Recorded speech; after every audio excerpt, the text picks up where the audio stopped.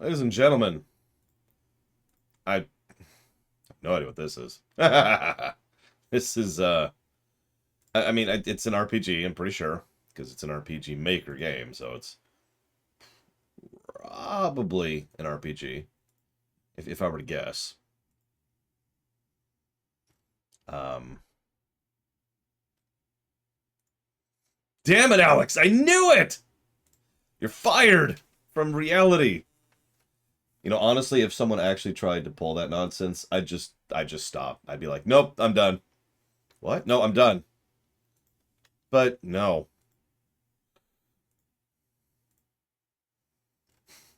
I donated money for it. That's nice. You lied to me. It would also be my fault, though, if I didn't do my due diligence. Like, if you donate for, what's that dating, oh god, I can't even think of the name of it now. It's one Shadow Machine keeps joking about. If you donated for that and I accepted it, that's kind of on me. No, Doki Doki is its own thing. There's nothing romantic about that. I suppose that depends on your view. Anyways, but yes, before we go any further, this is supposed to be a pretty short game, which means I only have thanks to give a few people, but I do want to say shoutouts and thank you to Theodore Caesar Mosby, Sacred King, Death Eagle 007, still clean, M. Canehurst, and of course, the majority shareholder who also put put this game on the blocks to begin with, Alex Korbianiki. Thank you, all of you, very much, as always. Much obliged. Much appreciate. Now let's get rid of this. That's a good question, French philosopher. I should probably get the question block up so your question's actually logged, but I saw your questions, so that's cool. So the rule has been for months at this point that we only do lore weeks when we have something to lore week about. In other words, we're not just going to make up news in order to do lore week because we're not Fox. So, in other words, there hasn't been anything I consider newsworthy in several weeks, actually months at this point. So we haven't really been doing lore week. Now, if something lore week worthy happens, like this week, we will go ahead and do a lore week because there will be a lore week this coming Saturday. Otherwise, all lore week times will be consumed by stream time, aka game stream time. So, don't worry. On the plus side, we'll be talking about a bunch of game announcements. So far, I haven't seen anything noteworthy, but you know how it is. So, let's see how this works. Now, it might launch into full screen mode, which will suck if it does. Nope, yep, it did, it did. So I can barely see what I'm doing here. So we gotta do... There we go. Now, the funny thing is this sucks for a completely different reason. No, French philosopher. Between the toxicity and the time consumption, it's just, no, absolutely not. Now, maybe if I ever get to the point where, you know, I have a life, sure. So, after I conquer the world, cool. I'm going to turn this down a little bit. Capcom was not mentioned yesterday. Mega Man was not mentioned yesterday at all. Some of this just down a bit. There we go. That's maybe up from that. So, this might be interesting. Let me see here. Ironically, I don't have anything the right size. So, the screen that I'm going to be playing with is about this big on my screen. In physically, like, it's right there. Near as I can tell, I can't change that. I actually tried this yesterday. My options are this or full screen, and there's obviously issues with full screen. So we'll see how this works out today. We're going to rearrange a few things. Put this over here. Let's see if it actually acknowledges my controller, too. That's going to be another question mark. Get this up, get this up. There we go. On the plus side, French philosopher, if we ever get to the point where I can do hors d'oeuvres again, you won't have to fund them, I'll just do them. Okay. That's not great, but okay, whatever. Oh, Jesus. Oh, that's bad. Oh, that's bad. We might have to play this with mouse and keyboard.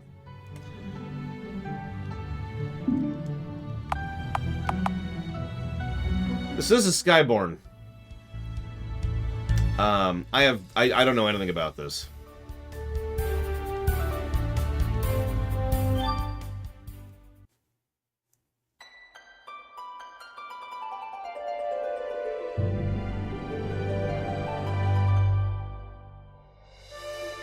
Okay, this isn't gonna work.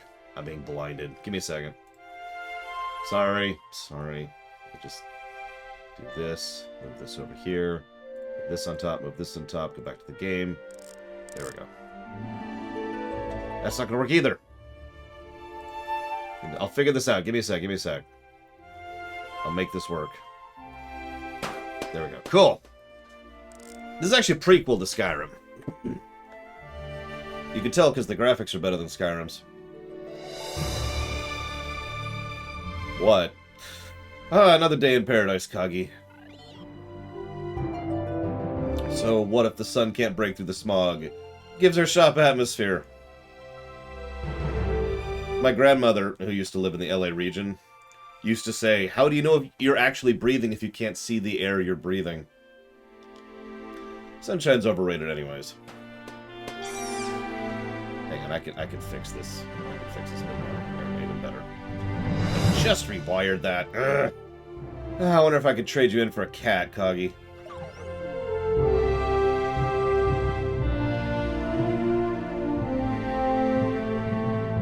Everything okay in here, Claret? Nothing I can't handle, just a little pest problem. Okay, we got an important client coming in soon, so you might want to clean things up. You see a mess in here? I keep my workspace clean, unlike some people I know. I wasn't talking about your workspace. Your clothes are covered in engine grease. I'm not paid to look clean. Well, let's say I didn't warn you. And we need the thing up and running by tomorrow, so get to it. Who cares if... What client cares if their mechanic is clean? A stupid one. Back in when I was the overnight IT person, I've mentioned this a couple of times, the executive, who was a moron I've complained about many times, often used to insist that the people that the engineers would interact with, such as myself, would have to adhere to a certain level of cleanliness and professionalism, right? Now, you're probably thinking, what's the issue with that? I don't mean, like, you know, not being a slob. I mean there was a dress code. For anybody who doesn't understand why that's so stupid, the people I would deal with, which is the actual engineers and programmers, aka the other company's IT department, don't give a crap. In fact, they respond more positively if you look like an IT person. I actually had a discussion with them about this once, and basically managed to make my point enough to not have to wear the uniform every night. So I didn't. What client cares if their mechanic is clean? Yeah, exactly, Crazy Norse. Now where'd I leave my rivet gun? Alright, it's over there to the left by the front desk. Interesting. Oh, that's awful. So I'm not going to ding the game for this. I might stop using the controller. That is terrible. So this is me using the D-pad. And this is me using the analog. Notice that it's full quad-directional movement. In fact, there is no diagonal. It's hard to explain exactly how stiff this is. You know what? Hang on. Let's just walk away from the controller right now. Let's do this over here. Okay, so WASD does nothing. That's cool. It's very cool.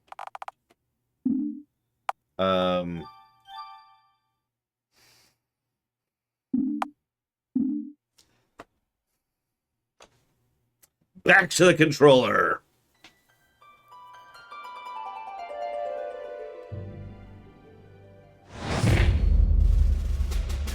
Oh, I think it's the evil people.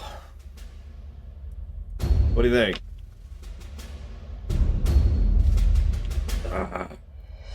Don't worry, we won't have dice controls in this game, or probably the next, like, 3. In fact, when will we get back to... Someone type in exclamation mark next really quick for me.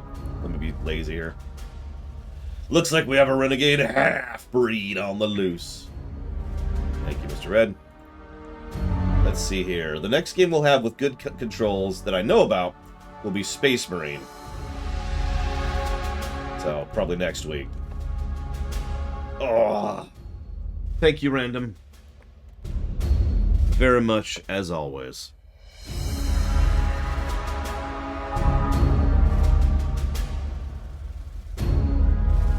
I will put that towards Mother 3. Yeah, Space Marine, you gotta say it right. Space Marine. I'm actually looking forward to that run. This is wrong. I'm gonna move this over here. That's what I'm doing. Let me go! I'm not a half-breed. I've been through processing already. Lay off. Doesn't have any wings, sir. Some halvesies are late bloomers. Besides, there's more than one way to prove he's not human. What's going on here? We got a report of a free half-breed in this part of town. You know the law. You're harassing my employee in my shop. Oh, take it easy, lady. I think you should leave. Back off, ma'am. Let's not make this official. Get out, get out, get out! I can't actually tell what she's doing there. Typical dirt stomper. You're lucky you got the client you do, else you and I would have some words. Keep your nose clean, human. Corwin, you okay? I'm fine. Thanks, Claret. Makes them think they could treat people that way. Probably something about their wings, their magic, and the fact that they won the war. Little clunky exposition. I'm sorry, Corwin. I don't know why the Skyborn prefects are coming in here. They never took notice of us before. It's okay. Some of them came in the other day. Same routine. Nothing new. They beat you up daily? Have you told Jake? Really, it's not a big deal. Please. Bruises build character. What a mess, Coggy. Oh, well. Need to fix this airship anyhow. Whoever flies it must have the world's worst pilot. The navigation core is completely shot. We're all out, but I should be able to pick up a new one in the city. Oh, I'll be fine. Besides, if I run into trouble, I know how to use rivet gun. Just need to grab those before I head out.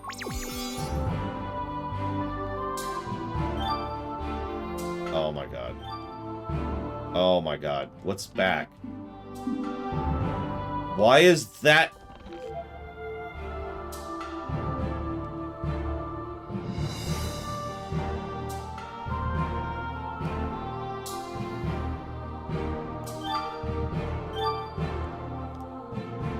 There's no rebinding. Okay. Let me explain why this is stupid. This is funny because I literally just talked about this yesterday within a completely unrelated game. This is the menu button, and this is the cancel button. Now you're probably thinking, what's the issue here, Lore? It's the same button.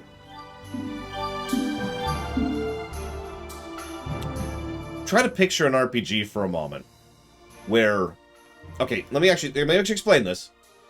In the overwhelming majority of games, there are two universal concepts when it comes to controls. Confirm and back, right? So, confirm is, you go further down in the menu. Yes, I want this. Yes, I want to access the inventory. Yes, I want to equip this. Back is exactly what it sounds like. I want to back out of the equipment menu, back out of the menu in general, etc., right? Confirm, back. Now, Mega Man Legends screwed this up too in a different way, but making menu and back the same button is ridiculous.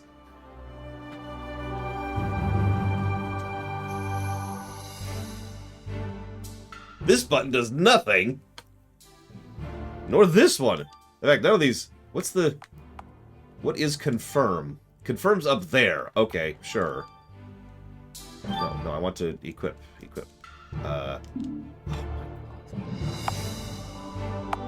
No rebinding.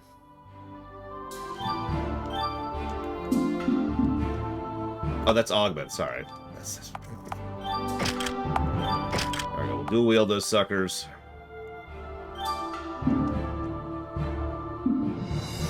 Well, so I'm now in the equip screen, right? So this is me hitting the menu button, which goes back and back. It is definitely the back button.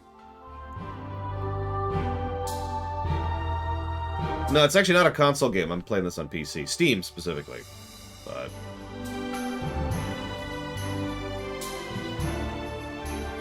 music's nice. Is this new music or prepackaged? Does anybody know? Why don't you take the rest of the day off, Corwin? I would if I were you. I'll be fine. It's you I'm worried about. Jake seems rather nervous about this new client. Wow, neither of these buttons do anything in dialogue. Must be a big deal. Back to the menu. That's it. That makes sense. Like, okay, this is an interesting precedence. Now, we've kind of already touched on this before because we covered a game called Head-On. Now, Head-On is built in the Doom engine. We've actually also covered a game built in Skyrim while we're on the subject. So, never mind, we've already established this precedence. And that precedence is whether or not we give a game pluses or minuses for the engine the game we're covering is built in. And the answer to that is yes. We both dinged and positived... what was the name of that game? The Oblivion... the Skyrim mod we played. We dinged and positived that game, Enderal, thank you, for the fact that it was built in Skyrim. And we dinged and positived Head-On for the fact that it was built in Doom. So, I feel bad about this, but we already have precedents set, and this is the game. So we have to ding and positive this for being an RPG Maker game. If you're wondering why I keep going into the menu and backing out, I'm not really trying to. Oh my god, I just did it a third time in a row. What I'm trying to do is interact with. And so naturally I hit this interact button, which does nothing. Then I hit this interact button, and I'm like, oh shoot, I should back out of this screen. But that's not the back button. The menu button's the back button. Oh my god.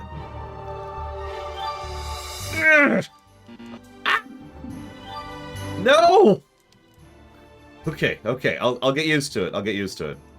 By the way, I should probably mention, now this is more my fault than the game's fault, but still, the interaction button is triangle.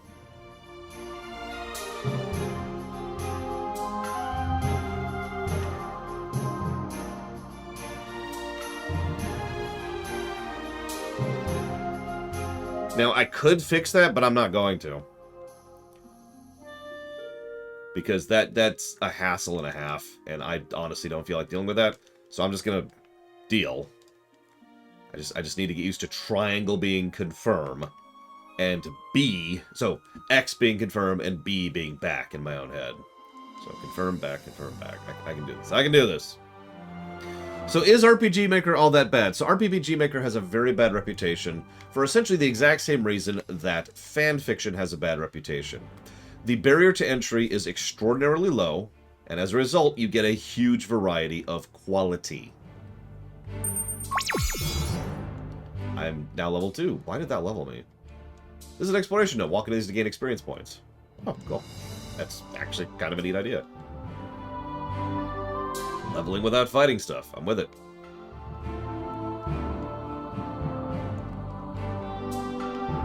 Getting an archer ending so far. Oh my god. So north is the Spencer, that's probably us. South is the Industrial District. Southeast is Blackstone Industries. So, I think that's a bug.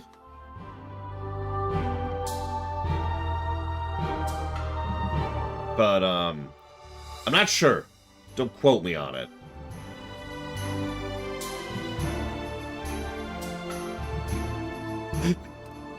Bug runner!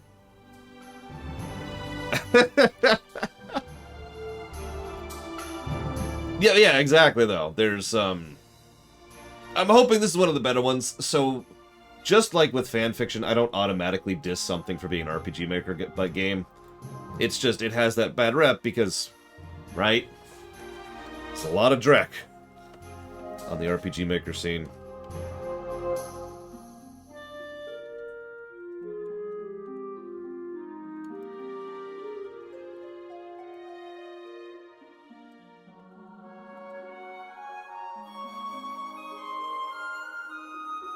Yeah, exactly, Roman Cure. There's some good stuff.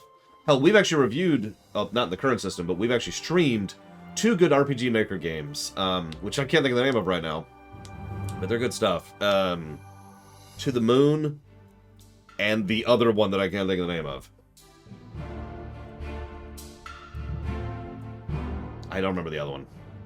It's the same series, it's the same franchise.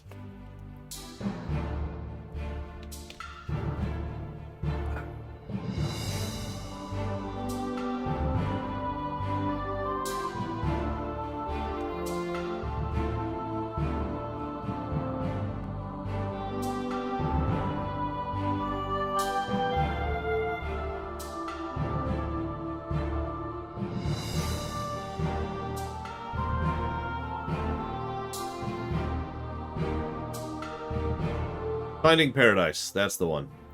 Finding Paradise and To the Moon. I forget which one's first and which one's second, but we've played both of them on camera. Good stuff, good stuff.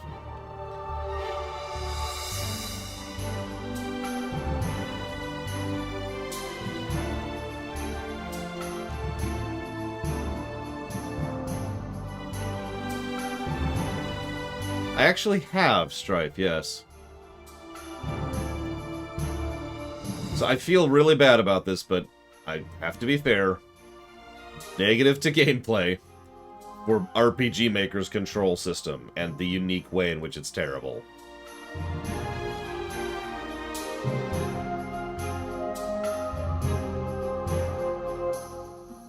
Thank you, Justin. Always. Much appreciate, much obliged. Thank you. I'll put that towards Star Trek Online. And I'll put Vigilance towards Star Trek Online. I'll put everything towards Star Trek Online.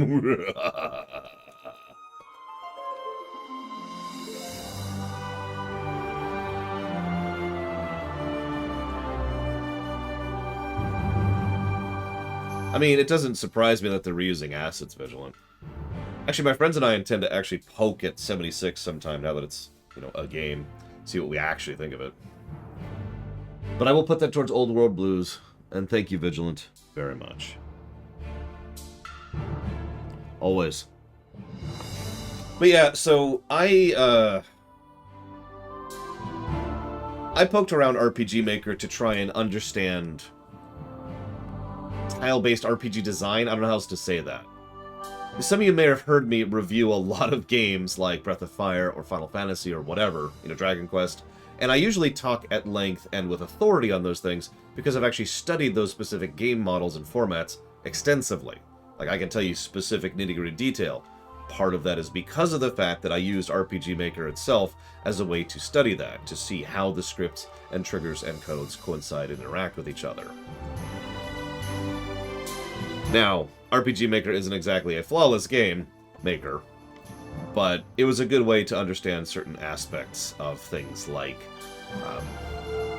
tile triggers, for example, or how certain stats are calculated, or how stats are calculated in general. You know, which and how many calculations happen when an attack happens, etc., etc. Anyways.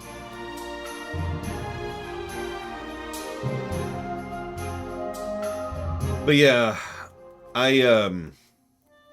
several people have asked me the question, Lore, why haven't you made an RPG Maker game before? Now, that's not said as an insult or an attack. The idea is, most people tend to think that I'm more on the story side than the gameplay side. They're wrong, of course. But the point is, I could make a functional game with a good story with RPG Maker. Why haven't you? And the answer really boils down to, I don't want to. I don't want to make a game that scores well on the story axis and has crap gameplay. I want to make a good game. And I can't, so I haven't even bothered. Also time, but, you know, whatever. Little Clarence Spencer came out of her cave. What brings you to town? Surely it must be about work, work, work? You betcha. Just picking up a few things for a ship in very bad shape. Oh yeah, this kind of stuff takes forever. Look at the screen you're looking at right now. How long do you think this screen took to make? Just this one screen. Just setting it up. Putting that NPC there, setting the trigger on them, giving the text for them, mapping out the actual walkable terrain, mapping out the non-walkable terrain, because you have to manually set that too, deciding which buildings should be where, which tiles should be used where, etc., etc., etc. This took a while. I'm almost guaranteed to give a brickwork positive to this game, because, and a doodad positive as well, because this is some really good mapping. I'm actually impressed. Not that whoever made this game will ever see this video, but if you ever do, just walking around is actually pretty impressive. I am surprised. Stuff like this is why I tend to bang on so much about things like doodad utilization and environment mapping and hub design and overall design and so forth and so on. So no, Lord Harrowmont, because that's like saying, Final Fantasy 1 or even Final Fantasy 6, for example, or Dragon Quest can't have good gameplay. There is a possibility to have good, typical turn-based RPG gameplay. It's a lot trickier to do. There's work, a lot of work that goes into it. There's also a whole lot of plugins people have designed over the years that you can plug into RPG Maker to give you access to new kinds of scripts and new kinds of functionality. Well, Clarence Spencer, you're looking rustic. How's the repair shop business faring these days? I'm doing quite well, Astrid. Day's good enough. Day's work really cleanses the soul. It's what us rustic people do to pass the time. Good to hear. Well, then I imagine you're here for widgets or whatever it is you people do. My uncle over there behind the counter would be pleased to assist you. Here's another fun one. This is something I learned relatively early on, but in order to make someone interactable across a counter like that, you have to actually set two interaction areas. One for the actual person, and then one for the counter. So this counter right here actually has an interactable tile on it. At least it used to. Innocence is correcting me. I am extremely wrong. Don't listen to anything I ever say. Long time no speak, Harold. I need a navigation core for an Osprey Mk2 yacht. Please tell me you guys have one sitting around. Osprey nav core. Yep, right here. Don't sell these much. They run about 40 bits. I'll let go one for 30 for Spencer's lovely girl. Thanks. Who says good looks don't get you anywhere?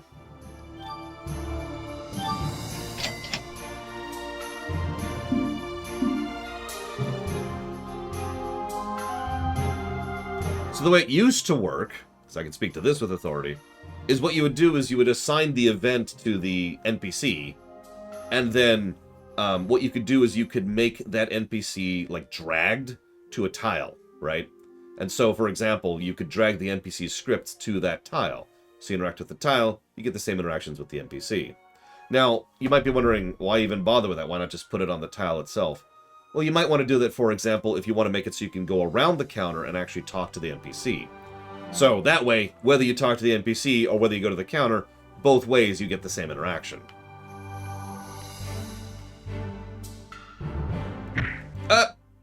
Okay.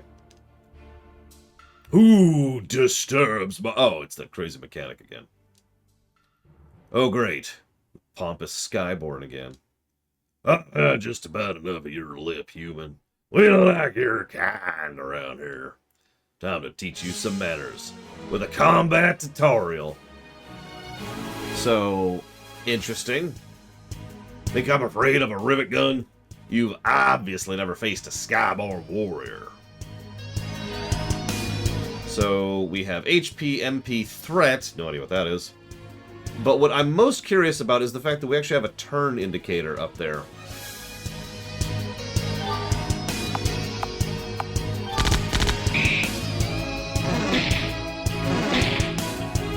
I like a good turn indicator. I'm not sure that qualifies as a good turn indicator, but it is color-coded, and that's nice. We'll see what it's like when we get an actual party.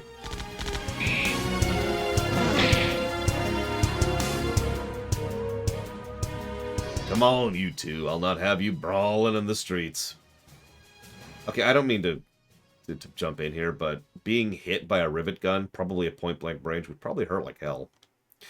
Leave the human to its work. Surely we have more important things to do. As you wish, sir. Human! Keeping my eye on you. What are you, Papyrus? Human. Yeah, you better fly away. Alright, time to finish the airship job. Talk to this little girl. Nope. And go finish the airship job.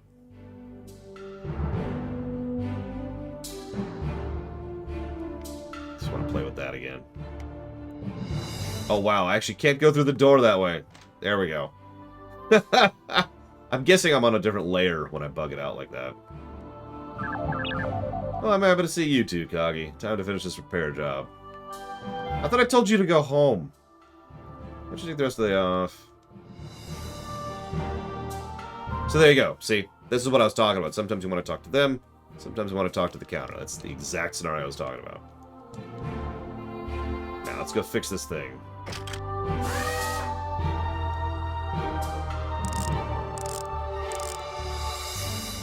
Claret, I'd like to introduce you to Sullivan Chesterford. Mr. Chesterford, this is my younger sister Claret. She's a main mechanic here at the Spencer Dry Dock and Repair. Howdy, howdy.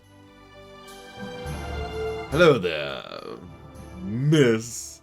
Sparkle in the teeth. Hi. Since when do I have to deal with clients? Well, Mr. Chesterford wanted to see how repairs are coming along on his airship. His airship? Oh, you're the owner. Yeah, it's been making an odd clanking sound lately. I assume you'll be able to repair it?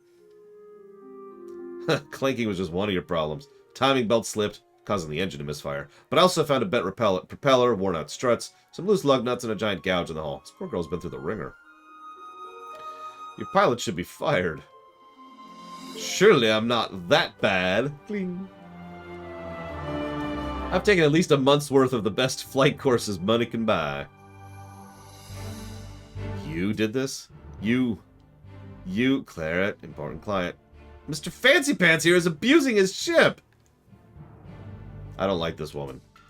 This model isn't even... How old is she? This model isn't even a year old, and look at the condition it's in. Anyway, Mr. Chesterford, let's go discuss that business contract far, far away from this idiot who is trying desperately to screw up everything. And that's why Jake doesn't let you run front desk. I mean, that's the truth, right? Some people shouldn't be face. I don't mean that in any way as an insult. Everyone has different skills and different subsets. Some people are very, very good at fixing things, and those people tend sometimes have no social skills whatsoever. Real quick, praise to the game. It's hard to... in fact, I didn't notice it until just now. You notice there's a little, like, art, kind of pencil sketched looking background you can see in the windows. I didn't realize those were windows at first. I thought they were paintings. Give me a break. The screen's this big. But, it looks cool. I like it. I can't stand it when people don't take care of their machines. Besides, that guy was such a tool, I could have fixed the airship using him. I hope he's not too offended. Chesterfords are the wealthiest circles. They even accepted in the Skyborn Society. We could really use their business. Oh, don't worry. When he sees how smoothly his ship runs after I'm through with her, he'll be back. Assuming he doesn't crash my ship into the Celestial Palace or something. Ugh.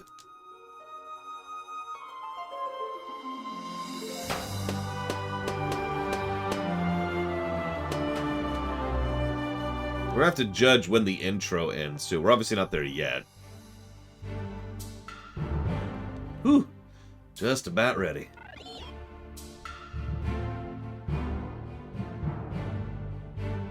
Thanks again. Your ship should be ready tomorrow afternoon. A pleasure, Mr. Spencer. I'm glad we were able to reach an agreement. I'll look forward to a fresh slew of insults on the morrow from your oh-so-charming sister. Farewell.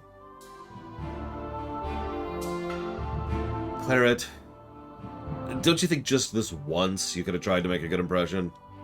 Sorry, Jake. That guy just got on my nerves. He's rich, powerful, and every time I look at him, I feel... No, I'm joking. I mean, think about it.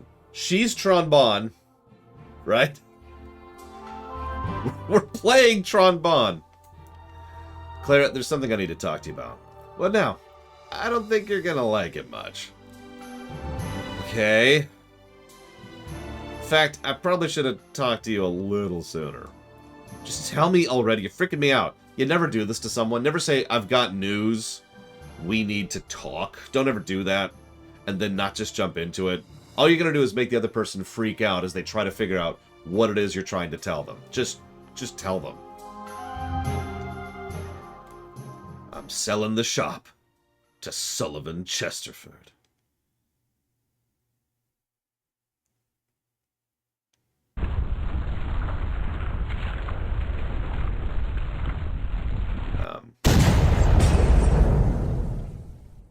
Okay, the mouse.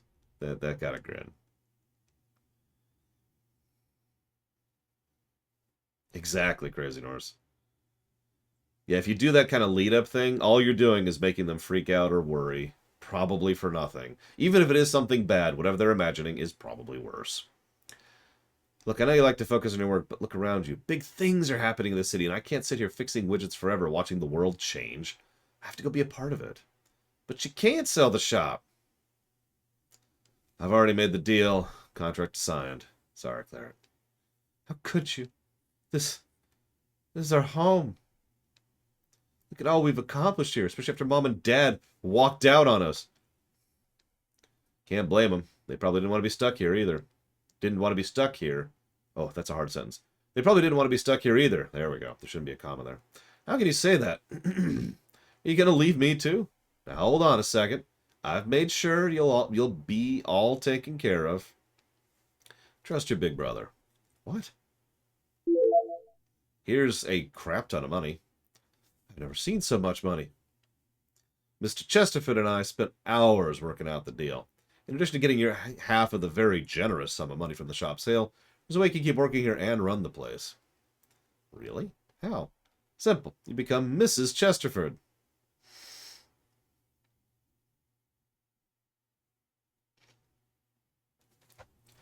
Check, please. I'm done. I'm done. Yep. No. No. No. No. No. No.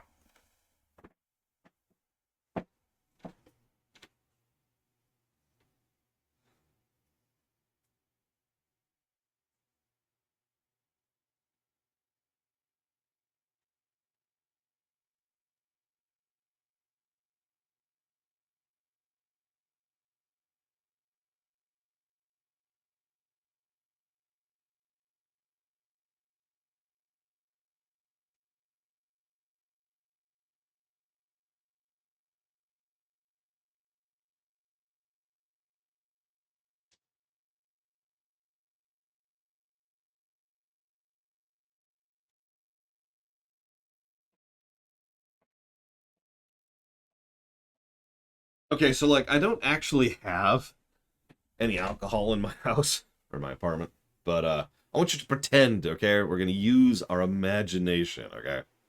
Okay.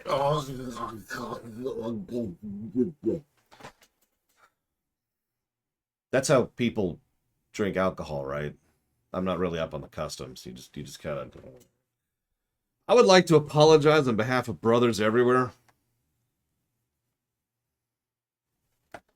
for this waste of flesh that I'm gonna beat the living snot out of. Okay. That's... you have to... What she said. We talked about it, took some haggling, but he's already agreed. You sold me as part of the shop. Okay, I know humans are second-hand citizens, but seriously? Whoa, whoa, no. I meant I had to haggle it to get him to take you. That doesn't make it better! That actually makes it worse! Oh my god. That's right, let's go ahead and marry the guy. And then he's gonna have a suspicious mojito accident.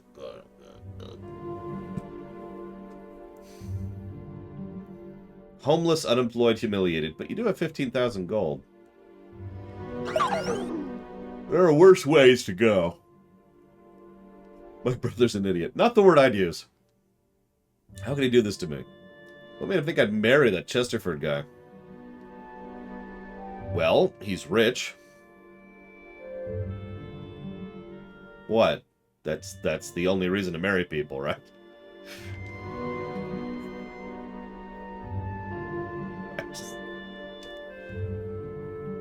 Oh my god. He's rich and well-connected, you're right. What more could you want? I mean, you just met today. Isn't that enough? Guess there's only one thing to... Please don't steal the airship. She's gonna steal the airship.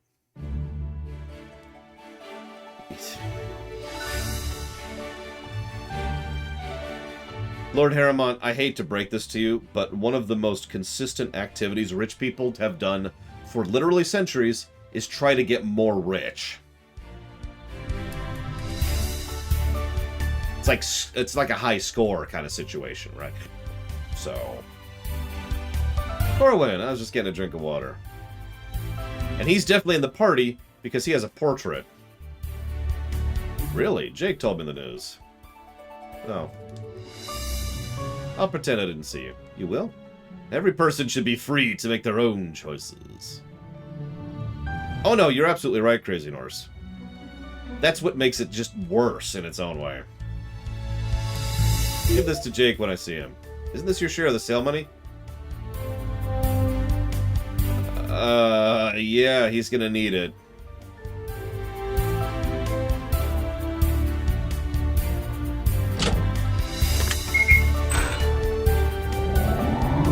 Never mind about the money thing.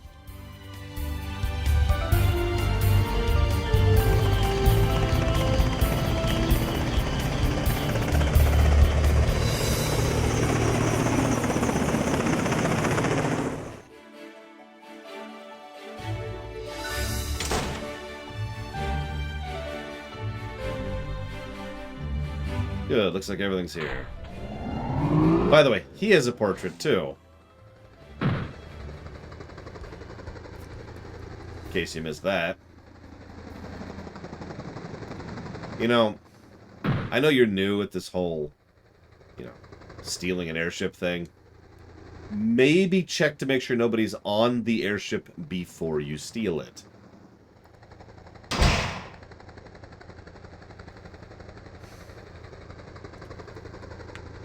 You! What are you doing here? Shop closed hours ago. It's my ship. What are you doing flying it?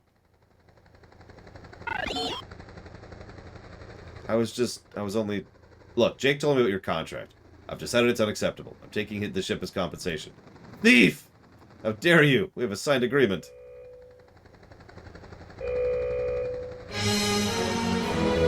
Stormrook Sky Patrol drones.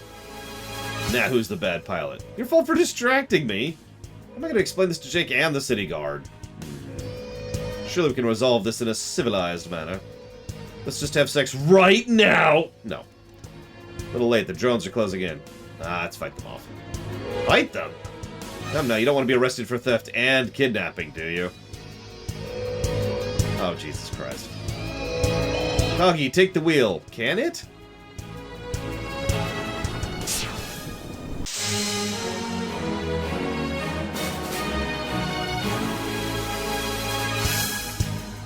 So now we're explaining threat. You draw attention by dealing damage. If that gets too high, defend while I draw threat away. Okay.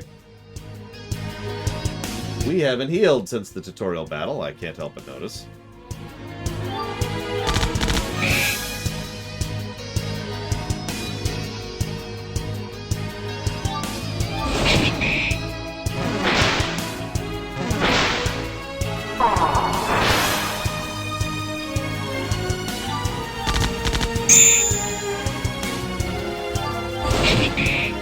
I wish that HP bar would just stay there instead of fading away like it does.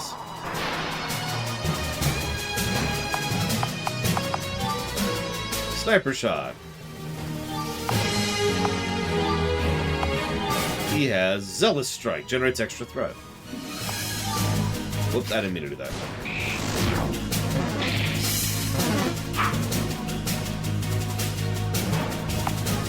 really didn't mean to do that.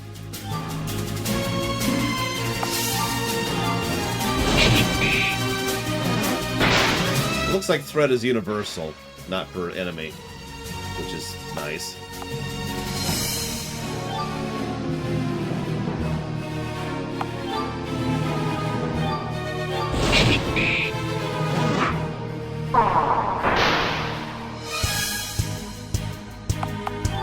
Keep holding back because she's at 2 health.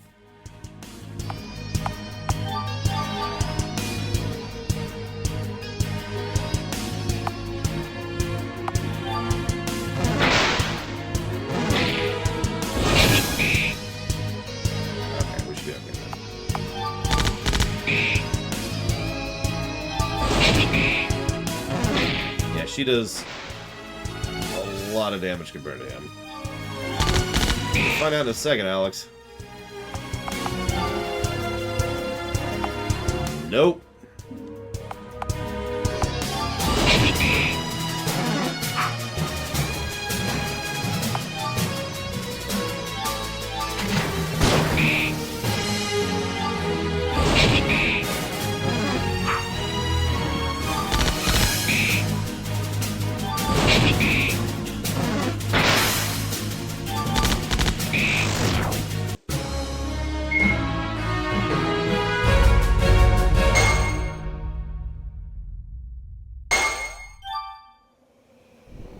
She gains expose and he gained taunt. You're a dab hand with those rivet guns. Thanks. Why are you helping me all of a sudden? Never helps to antagonize your kidnapper and all that. I haven't kidnapped anybody. That's wonderful news. You'll return my ship in person back to the dock then. No way am I going back. I'll have to dump you somewhere else. Or are you my new chauffeur? We gotta discuss your wages. Look here, Sullyford. We both want you off this boat. I'll let you off wherever you want, but I'm keeping the ship. You've left a bunch of money with Jake to pay for it. Well, if that's the case, let's make this legal, shall we? Fly me to Uptown. We could go to the airship registry office and record the sale. You do that? Why not? I can always buy another. I guess you can, huh? Sounds like a deal. Meanwhile, in the Uptown airship docks. He betrays us immediately. Surely you've been to Uptown before. I came here once with Jake and Corbin when I needed parts, but I didn't see much. Oh, fear not, I am a directional genius. Just headed to town. The registry will be west next to the square. We have a quest journal? We do.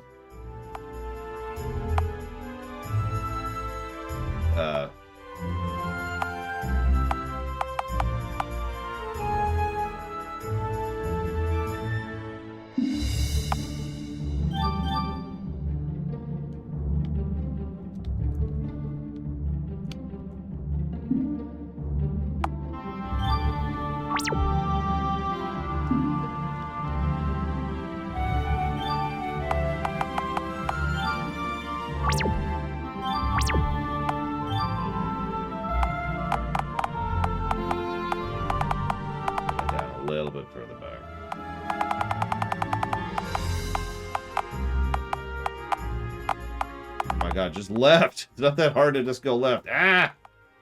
There. Okay. Okay. Oh, God. All right.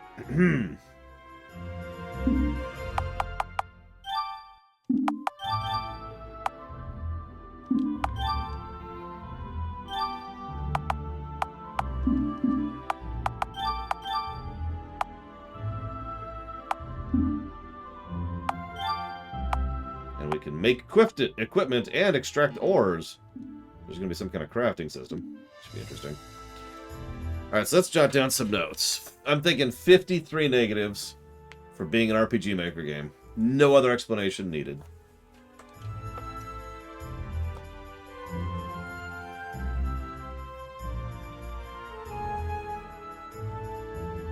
$53 negatives for the brother. Yes. 53 negatives for being the worst brother ever.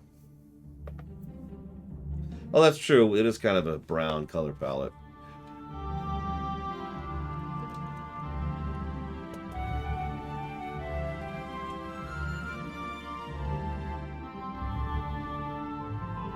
I'm not sure I agree with that, Mr. Red. Especially since brother's actually a cousin.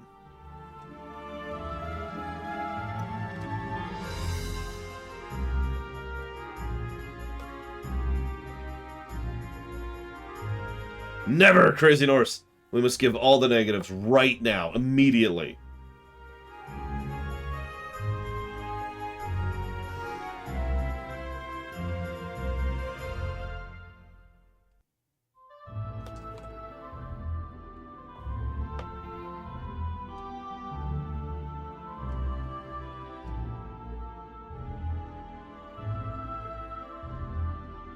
Excuse me, evil cop. Can't wait to get a promotion, get out of the stinking town. You and me both, buddy. Hi, Dream Whisperer. Uptown Doc is not responsible for lost or stolen goods. Yeah. Alright, I'll leap off to my death. Wah!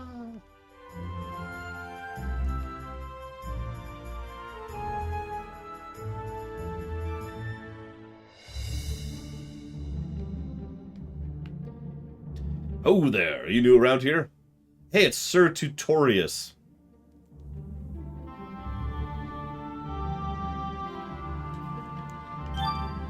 Youngster like you might need a bit of guidance before heading out into the world. Inside the inn is my school, Sir Tutorius's adventure school. We shall be your guide if you need us. Uptown's a bit more ritzy than the rest of the city, huh? Except for the Skyborn area, of course. Frickin' Skyborn. No loitering or littering. Don't touch anything.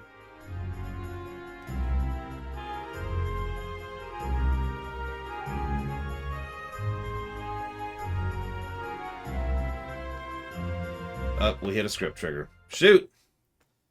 Guards milling about again. Could it be that red specter? Ugh, why don't the guards catch him already? Bloody hell. What is it? What's going on? The red specter. He's something of a local menace. What's he do? Petty crime, usually. Vandalize public property. Harass the prefects alike. He's been getting bold of late, though. Why don't the guards catch him? Oh, they're trying. So far, none of...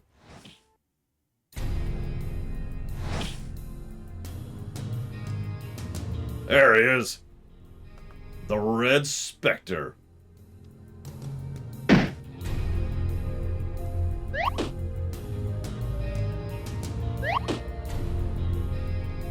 Run, you fool. Goodness, they're right on your tail. I'm really into this. Yeah, big fan. He's so stylish. Jump! Get out of there! No, Sullivan's just a fan. Ow. No!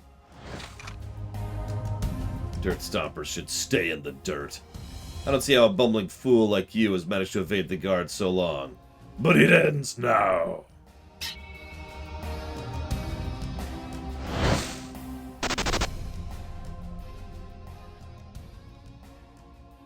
Bumbling fools for bumbling guards. Sure do like criminals, huh? You inept brigands have a sort of charm, I suppose. Yeah, you're rich and bored, I get it. I am not a criminal! You were trying to steal an airship. And doing a really bad job of it, I feel like adding.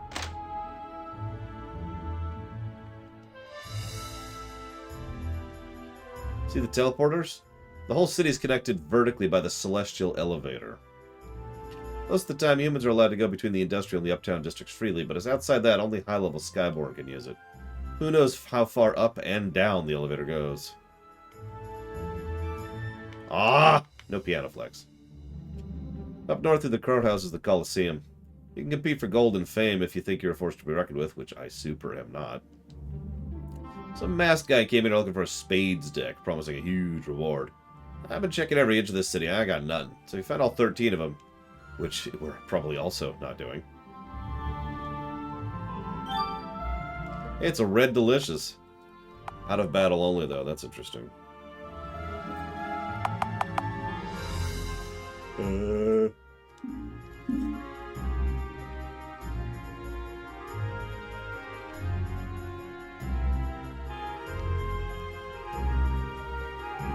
In battle, the enemy will be out to beat you, but you can do something about it. There's something called threat. Each person...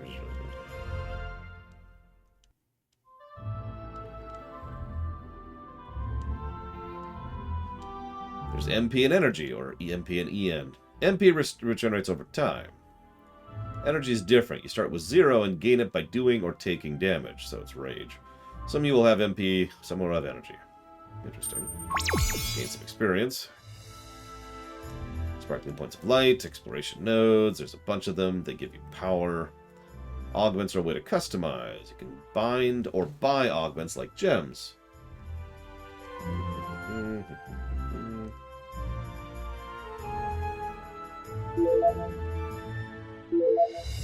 Thanks. Yeah, this guy's name is Sir Augmentius, by the way. This guy's name was Sir Exploratus.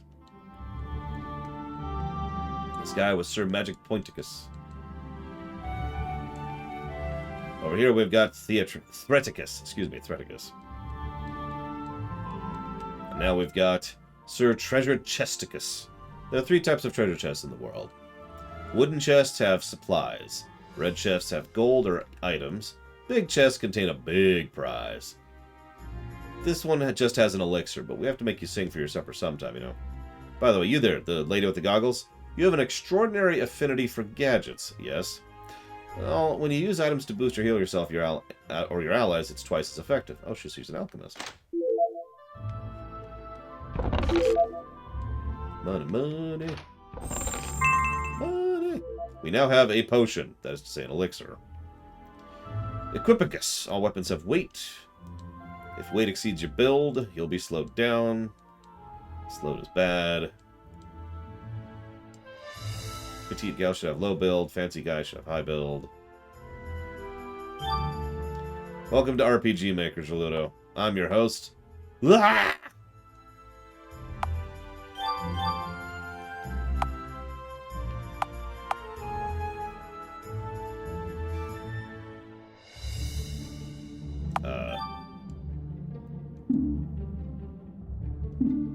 What? Oh, there it is. Why isn't that in the equip menu?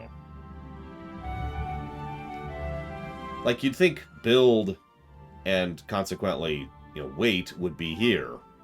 So I could see the difference it makes. But instead I have to go down to status to see that he has a build of 18. His current weight is 7. Sure, build is 7. Cute. Do weapons have weight? That's a good question. Oh my god, I don't know.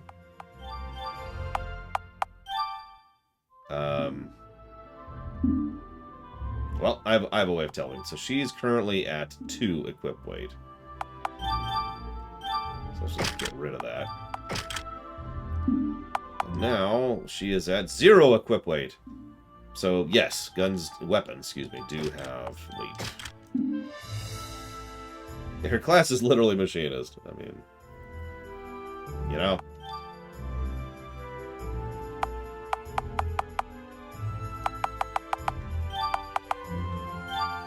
I would like to add the ruby augment. Which does, you can see the weight here. Adds a suffix, apparently. Where's the speed? There it is.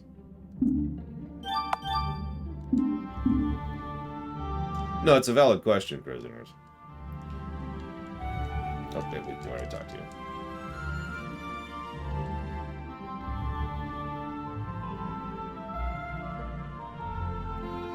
Battle's too easy? Too hard? Change the options.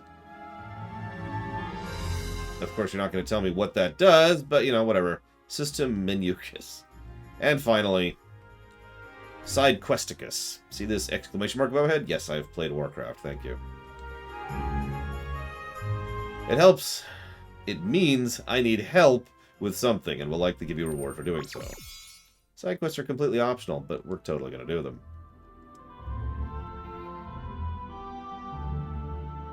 That's a good question. I don't think you can remove augments, though. Let's find out. We could destroy the augment, but I don't think that removes the augment. If you know what I mean.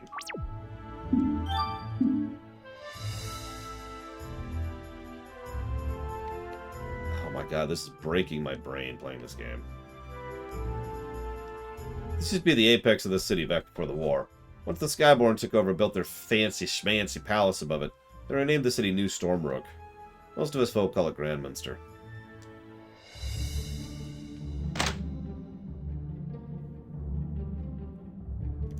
Yeah, it's the FF6 thing, Alex. Or 4. Good, sir. Record this bill of sale for us, if you would. So hang on. Give me a second here.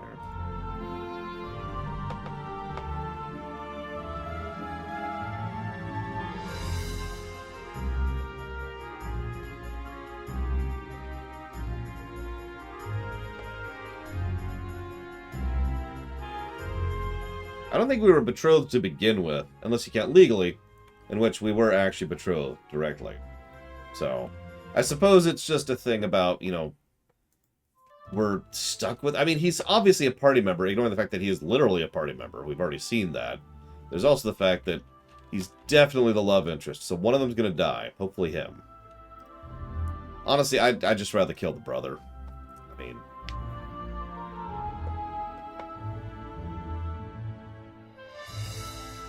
Oh yeah, I was going to ask, what did the difficulty settings do in this? Do we know? Specifically? Yeah, we'll have Sully kill the brother. That's a great idea.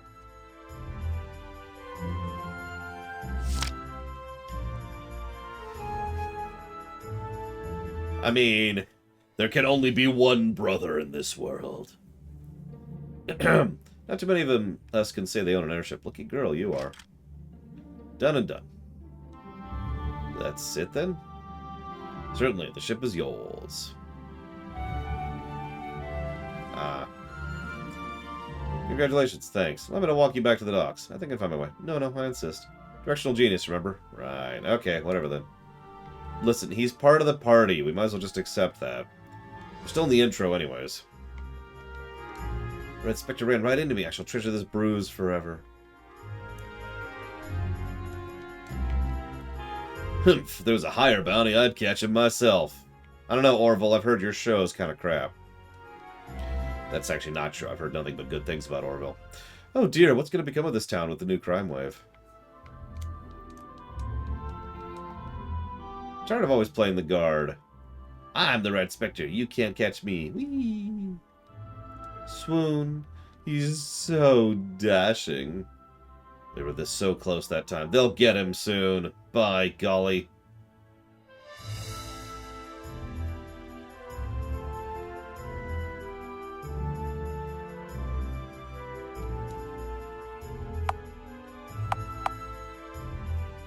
I have a lot of money right now.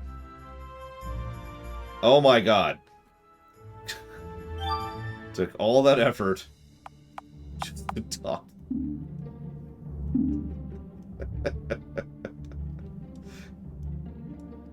Listen, you know the rules, Mr. Reloaded. When someone like that shows up, the best thing you can do is completely ignore them. Thank you for the sub, Mr. Reloaded, as always. Actually, no, I didn't. As you can see, the Iron Rapier of Strength is augmented right there. You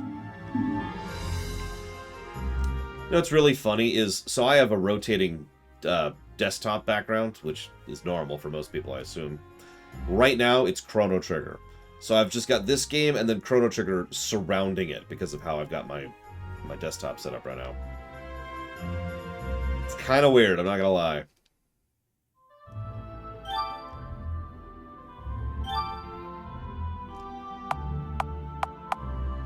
Depends on at which point in time, Mr. Red.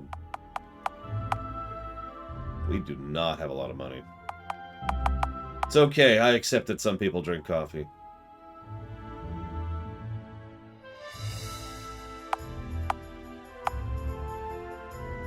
God, that's hard to read.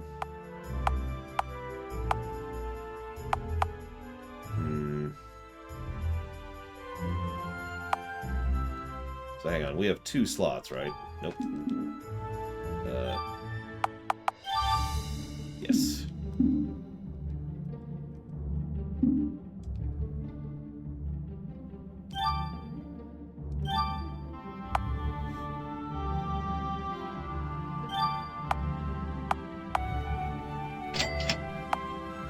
Gonna have to be really careful in menus for how easy that was to buy 11 things.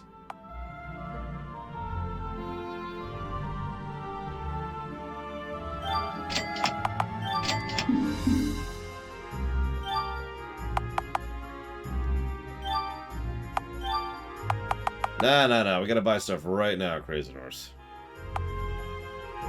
It's very important.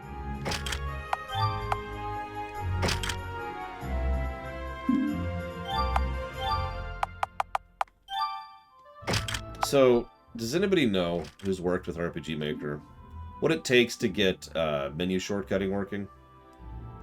Like FF6 or FF7, for example. Things haven't changed for us much up here since the war. Now, if you go down to the slums, that's a different story.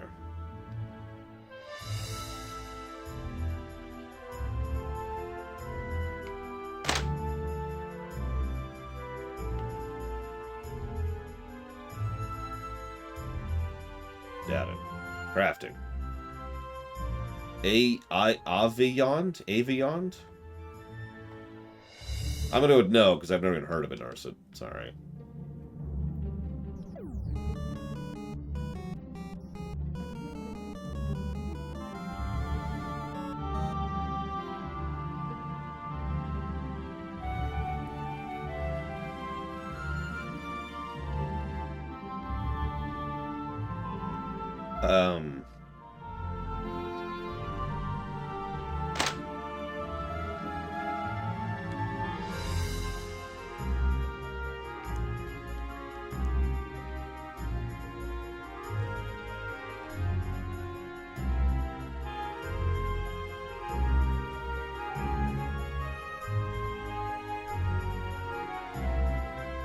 Please tell me you don't want to put all of that towards Okami.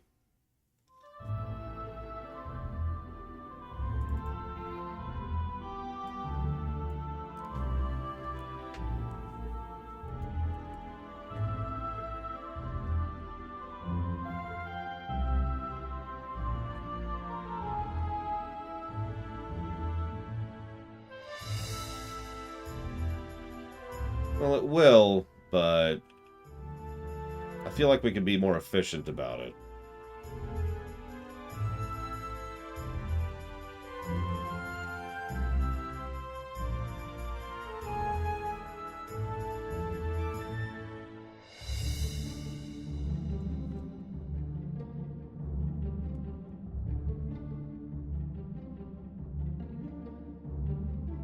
Actually, no, Melkor. But I think that is the second largest donation I've ever gotten in one bundle.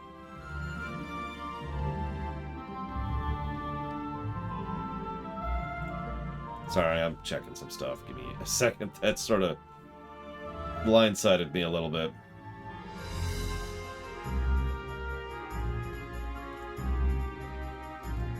Too much, Alex. Too much.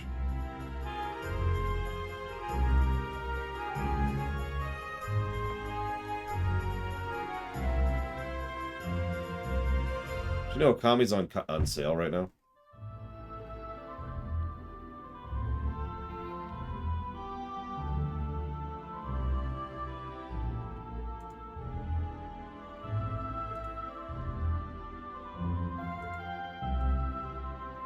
Alright, okay. So here's the deal, Eclectic. Because life exists, I can't put that towards Okami right now. I can't put it towards anything right now. I can't put it towards anything for 30 days, okay? That's how that works. I can't change that. That's out of my hands. That's banks. That's economic reality, okay? So, you want what I can do, and I was planning to do this anyways, I just haven't yet because it's not a priority for me. I have a list, you didn't hear this, I have a list of games that need to be pushed up for various reasons, either because someone's been funding them for a while, or because they're getting close, or because, you know, they've been sitting there in the books for a while, or whatever, right? You know, I've got customer support games to push. Now, Okami wasn't on that list, because Okami's actually decently, you know, doing well in its own right. But if you want, I could just add Okami to that list, which means a lot of dealer's choice, This is going to get reallocated to that, which means more interest, which means less money required. Now, the caveat here is that would mean that, obviously, all of that money does not need to go towards Okami. So, is there anything else you would like that to go towards, other than whatever Alex said? Paradise Killer.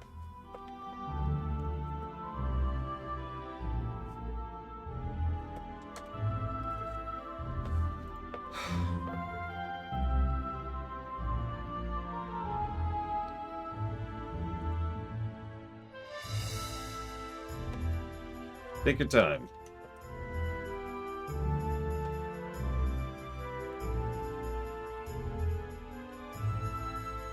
I have a special section of my notes that I keep for large donations like this because it's happened enough. I like to be standardized.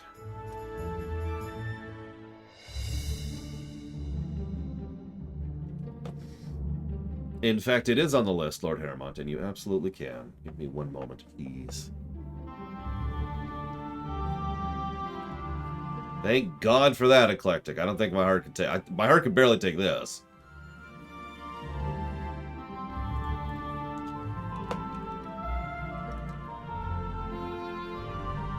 Violet, by the way, Lord Harrimont. So first of all, thank you, Lord Harrimont, for being a part of my show.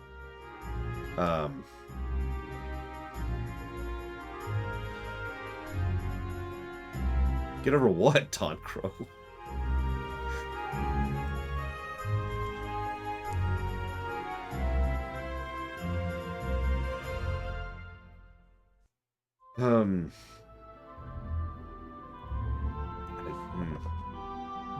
So, thank you, Alex.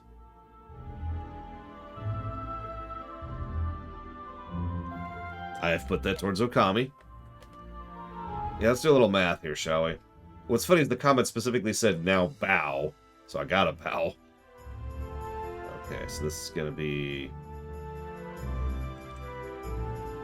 6 minutes and 40 seconds. So I need a song that's 6 minutes and 40 seconds long. Give me a second here. I don't want to listen to that song. That song sucks. That should work.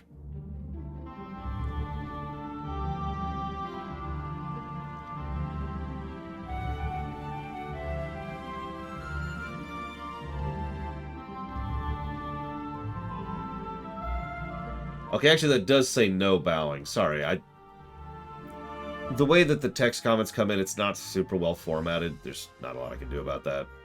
It likes to just chunk it into one giant paragraph. So it looked a lot like, I did give you advance warning, lore. Now bow! Okami HD.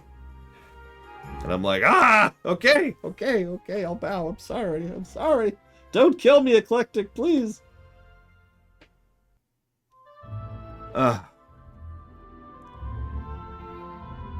Thank you, Eclectic.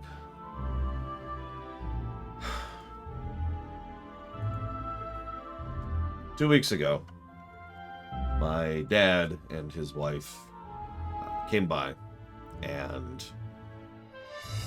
one of the things that both of them like to do is they like to, I think I've mentioned this before, they like to insist that I become more, and I'm going to put this as nicely as I can, greedy and miserly in my show.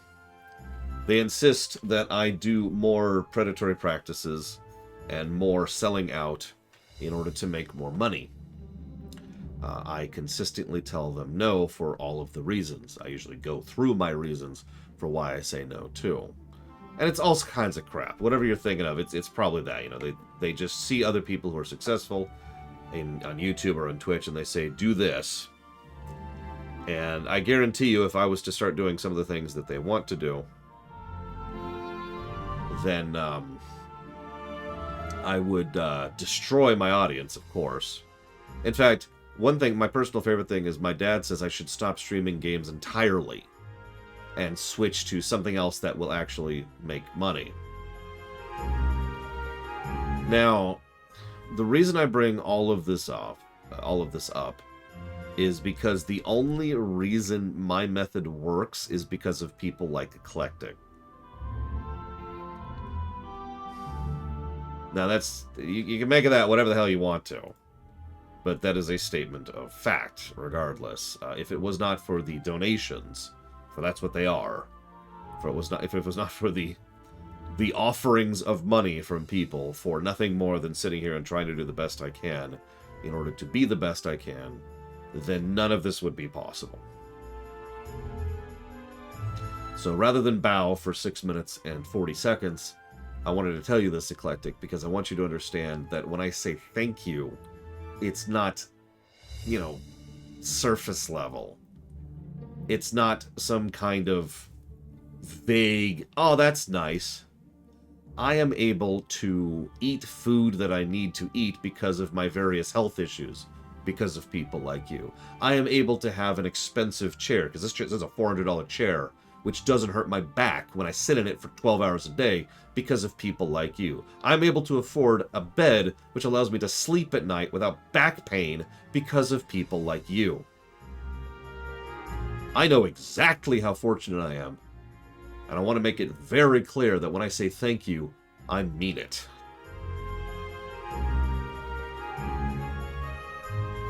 Thank you.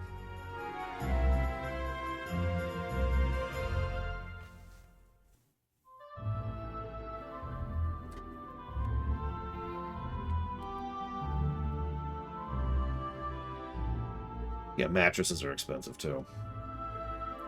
Kind of frustrating, really.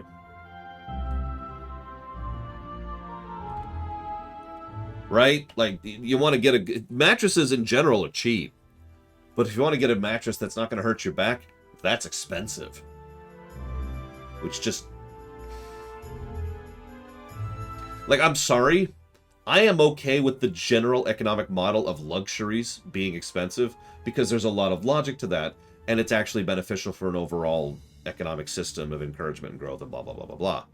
There's a lot of reasons for luxuries to be expensive. A good mattress shouldn't be a luxury. That's where you sleep. Do you have any idea? Of course you do. You know exactly how much that costs you in terms of your life, in terms of your comfort, in terms of your pain to have a bad mattress.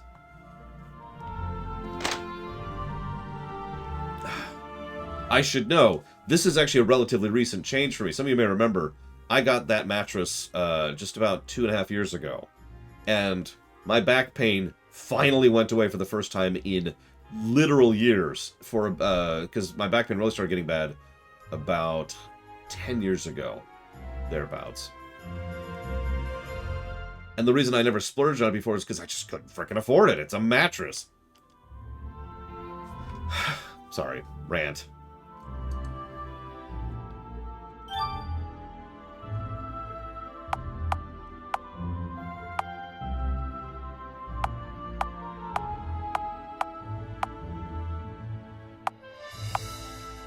Why is the nail gun the exact same damage, but just heavier by quintuple?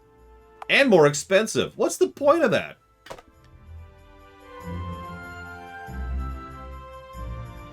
The frame being expensive doesn't bother me quite as much, Loner. Oh, it's an AoE. Okay, yeah, I see it, I see it. I didn't even see that. Yeah, I'll take this.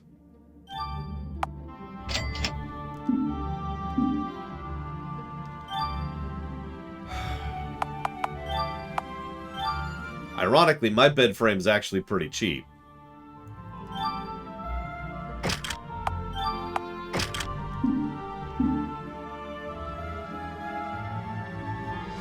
Oh wow, an Oceans. That explains that. Thank you for... Excuse me, thank you for checking.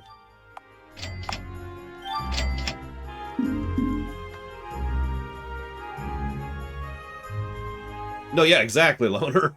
That's... My bed frame is like a wire mesh thing that stands up off the ground. Which works for me because I use it for extra storage, and I prefer to sleep off the ground anyways. That's it. It's like a $90 frame. The mattress is a lot more than $90.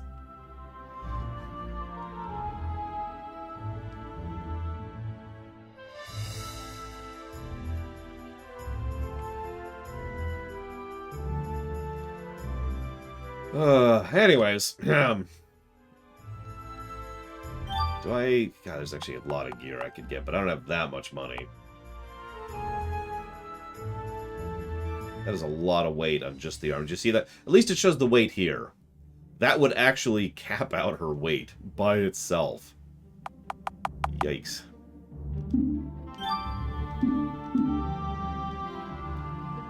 Okay, I think that's enough for a shopping trip for now. So we can't afford jack else. If only we had that 15 grand, huh? Maybe we should take that instead of the airship. I'm just saying. Fight our way to victory. See, what she should have done, taken the gold, bought the gear, killed the guards, and then just steal the airship. All the bloody messes. Something wrong? My dear, I'm afraid I must apologize. What for? Abysmal timing. Guards, guards, help! You trying to toy with this human? Watch your tongue. That's Chesterford's kid. Fine, is there a problem, boy? Arrest this woman! What? She's a thief and a kidnapper. Throw her into prison. Who was joking earlier saying that the intro would end after the prison section or the escape sequence? Let me go, that ship's mine. I got the deed right here. We had a deal. You liar.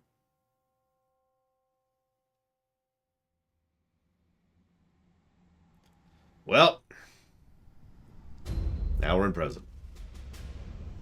That overdressed, lily-livered bastard. Hope he chokes on his cravat.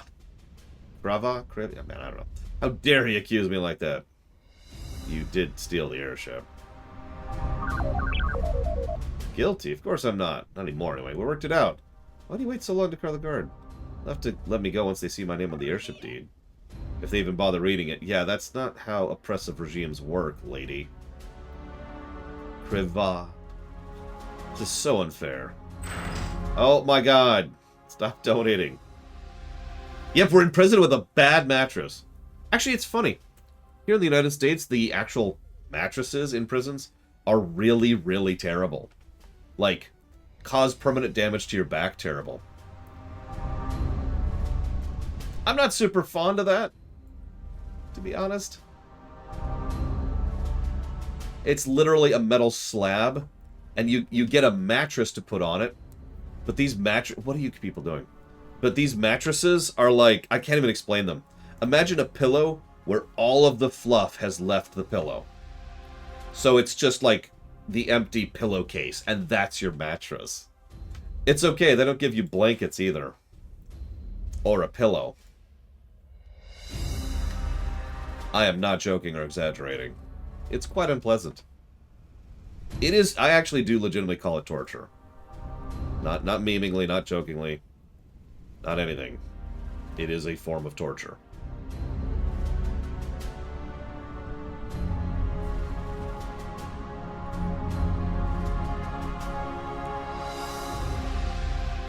That is, of course, here in the States. I don't know how it is in other countries. What are you people doing? Yeah, they're very easy to clean and disinfect. That's what the whole point is. That is also true here in the States, Lord Harrimont. They do that in Washington, specifically. The state, not the place. Okay, so hang on. So first, thank you, SciCloud. That means a lot to me, really. As I mentioned earlier, I'd like to think I've done my due diligence in proving that I mean it. Thank you.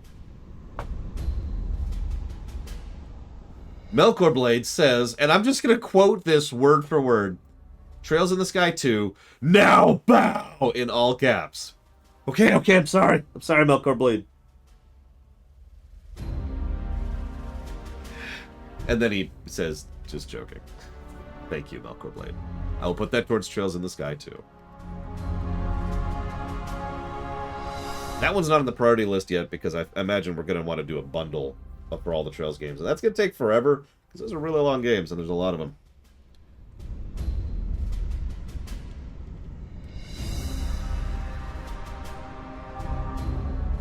And thank you, Mega Man 8990.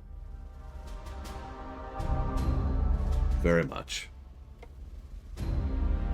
We'll put that towards the Metroid block, and thank you for your comments as well. Now, Dream Whisper.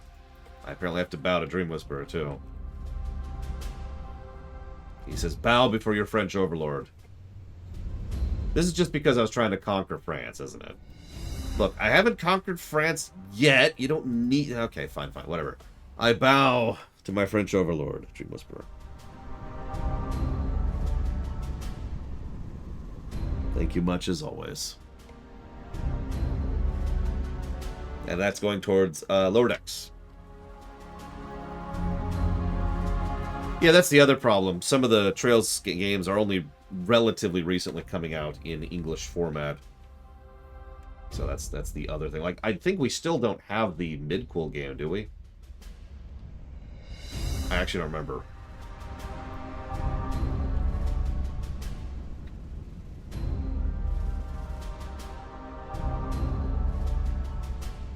And thank you, Geludo.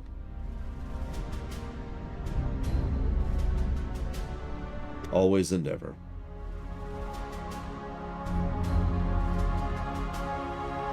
I will put that towards Fallout 2. Okay, so it hasn't come out yet. That's what I thought. I don't remember which one, DJT. That's a problem. I get the numbers confused. But, like, there's Trails in the Sky 1, which I know we've played on stream, so I know that's out in English. And there's, like, 3, which is out in English, but 2 isn't, or something like that.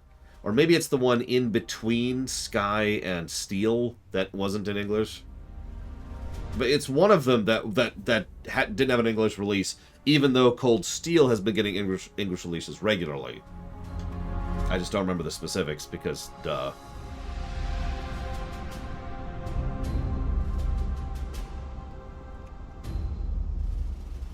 I also need to write down everything that Eclectic Oak just jotted down, so you gotta give me a minute here.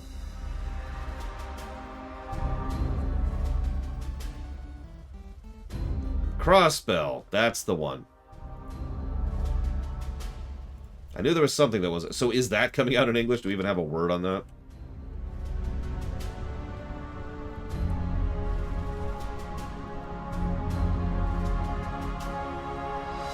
Okay, I gotta be real. I was not ready for this level of donation bombing here. And it's still coming. Why is it still coming? You ever see that episode of TOS? The Trouble with Tribbles? There's this bit where Kirk is there and Tribbles are just periodically just falling. That's me right now. There's just Tribbles falling on my face periodically. Yeah, the vent scene. That's just, I'm just sitting there like, huh? Thank you, Alex. Very, very much. Again. At least we got a good song for this scene. I will put that towards Pokemon Violet, Pokemon Arceus, Paradise Killer. I'm still playing catch-up, so give me a second here. Listen, there is no worse fate, Cashel. You have no idea. By the way, just to say this out loud, for Eclectic, I got down Satisfactory, Grand Theft Auto 5. Fossil Fighters, Starfield, Skyrim, Space Marine 2, Factorio, God of War 4, scroll forward a little bit, Undertale, Jedi Fallen Order, Plague Tale 2, Stargate, SG-1, Streaminations, Gravity Falls, Streaminations, Fallout 76, excuse me, Fallout 4, and Tyranny. And then Evo, who says, bow or die!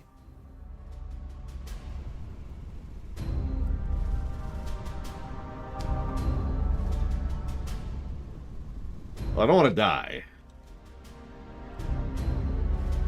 Maybe I could, like, come up with some other way. I've got it. I've got it. Instead of a bow, I'll... No, that doesn't work. Instead of a bow, I'll take tons of alcohol. There we go. Perfect. And that's going towards Undertale. Thank you, Evo. Oh my god.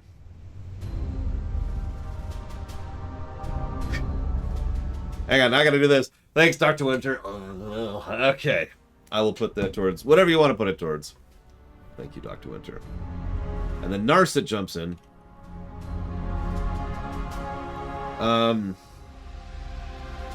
So I'm assuming that's the other RPG Maker game, Narset, just to track that.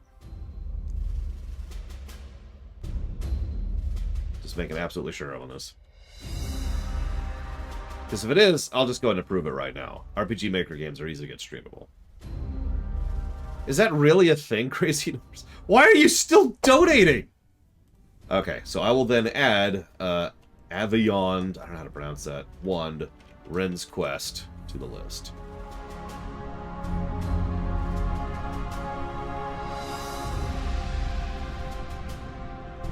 What's actually really funny is I was doing some accounting and budgeting. So I can tell you this now, because I'm not fishing for donations now. I can prove that. When I woke up this morning, I was doing finance stuff. And this last month has actually been one of my least profitable months in recent memory. I am down quite a bit. Was down quite a bit. And that's just whatever, you know, it's just budget, that's just life, figure out where to cut funding, and yada, yada, yada. I'm very efficient with my budget, so I wasn't super worried about it. It was just interesting. Thank you, Blade Torball. I will put that towards Strangers of Paradise. Or Stranger of Paradise? I forget if it's pluralized or not. French Philosopher says, is there something up at the list? Yes. So, as of this right moment in right time, I lack the feasible capacity. By the way, I did get that for Darkest Dungeon, Dr. Winter. I lack the feasible capacity to update the list. So rather than leave the list unupdated and completely out of date, I just took it down entirely. The sheet is up to date, if you want to check that. Although not as of today. Yeah, and then the Eclectic attacked. Jesus Christ.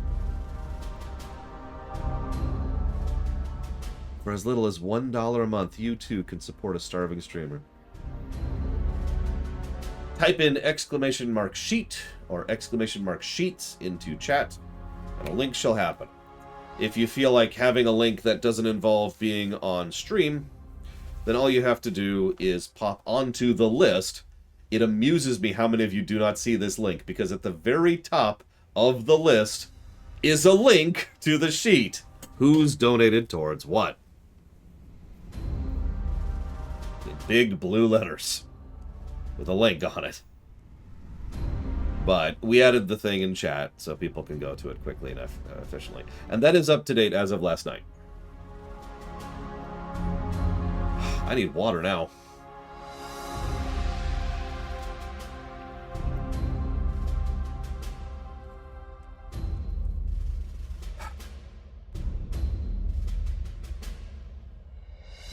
See, if I was an idiot, I'd be like, all right, I'm going to blow a bunch of money tonight. No. I'm going to be thankful for this and quietly scroll it away to make up for the loss. Also, someone asked me an interesting question. Are summer holidays better or worse than the rest of the year? Usually I make more money during the summer than the rest of the year. So, that's just historically speaking. Let's see. Claret Spencer, charged with theft and kidnapping. Oh, I need a date. What's the date today? 14th, looks like. Yep, okay. July. You. Sorry. Charged with theft and kidnapping. I'm not guilty. I mean, you say that. I demand a trial. That's okay. Trial. That's hilarious. Did you hear that? Yes, I did, sir. Riveting. You want to get out of here, human? You're going to tell me what I want to know. Where's the location of the rebel hideout? The what? Who's the leader of the rebel movement? How would I know? Give me names then. Who's involved? I don't know. She's obviously been trained to resist interrogation. Sir, she may not be involved at all. The report says she was accused by one Sullivan Chesterford. The spoiled Chesterford brat? I see. What a bother. You take this one, Dashian. I have real criminals to deal with.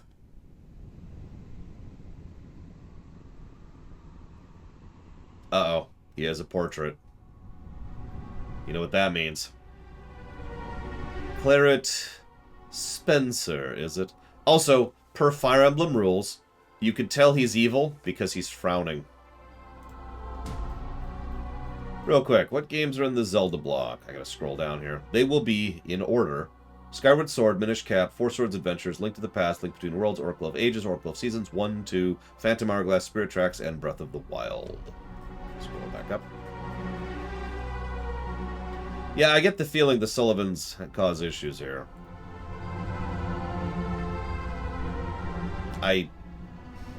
Could someone please tell Trihexia that I have verbally confirmed that that donation is going towards Darkest Dungeon? Because I know Trihexia has intermittent connection issues and probably hasn't heard me say that twice now.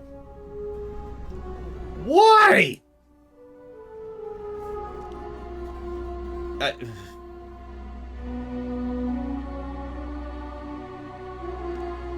I have done a rumination on almost every Zelda game, but I have streamed very little, actually. And I haven't reviewed anything except for Ocarina and Majora. Oh my god, Gashel! Oh, ow, ow, ow. One of these days I'm not going to be an idiot. Someday. I'm actually going to remember to put sunscreen on my head, my bald head, when I go out to work in the sun for 5 hours at a time.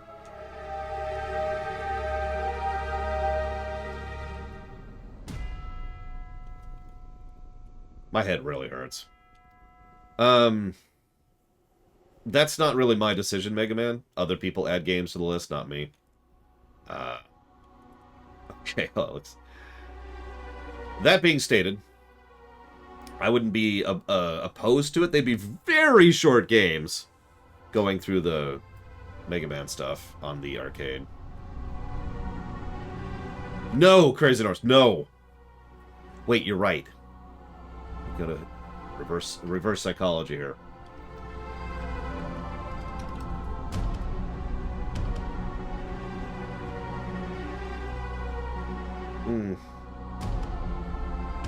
It just hurts for me. It also means I can't shave for a couple of days. You ever shave when you have a sunburn?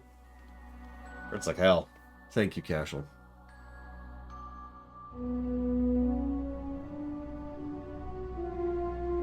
I will jot that down for Dragon Quest VII, as well as Lacrimosa. That is to say, Ys 8.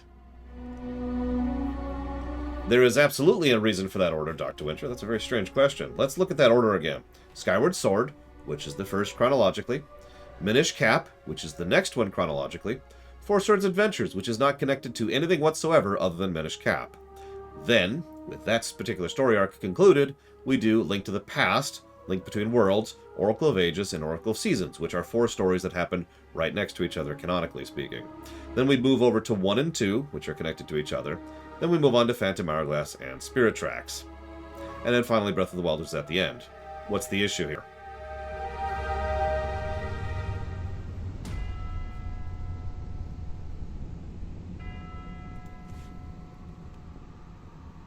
Oh, right. Yeah, no, release order. Nah, screw all that mess. Alright. Because it'll be kind of a bit of a Zelda lore run, but mostly a Zelda review run.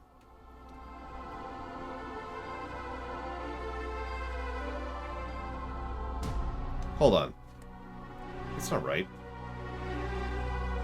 By the way, I think based on his eyebrows and this song, this guy might be a villain. I don't know, does anybody else get that vibe? It's random. That isn't right. Oh! Right. That makes sense. Hang on, I have to add 3 games to this list.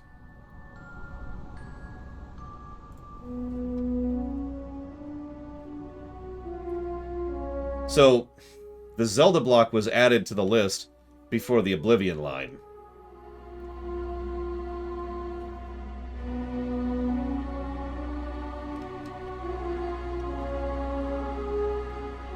Now, these have actually already been tabulated in the timing. I just forgot to update this exact list I was looking at. Because there will also be Wind Waker and Twilight Princess, as well as Awakening. I don't remember where Awakening happens. Awakening's right before Oracle, right? I think? Pretty sure. Whatever, it's in that bundle, one way or the other. That's true, Crazy Norse. That's a valid thing. I should probably actually beat the intro here. Oh, before I do that, let me type down even more stuff. I just want to slow this whole review to a crawl. That's the whole goal here.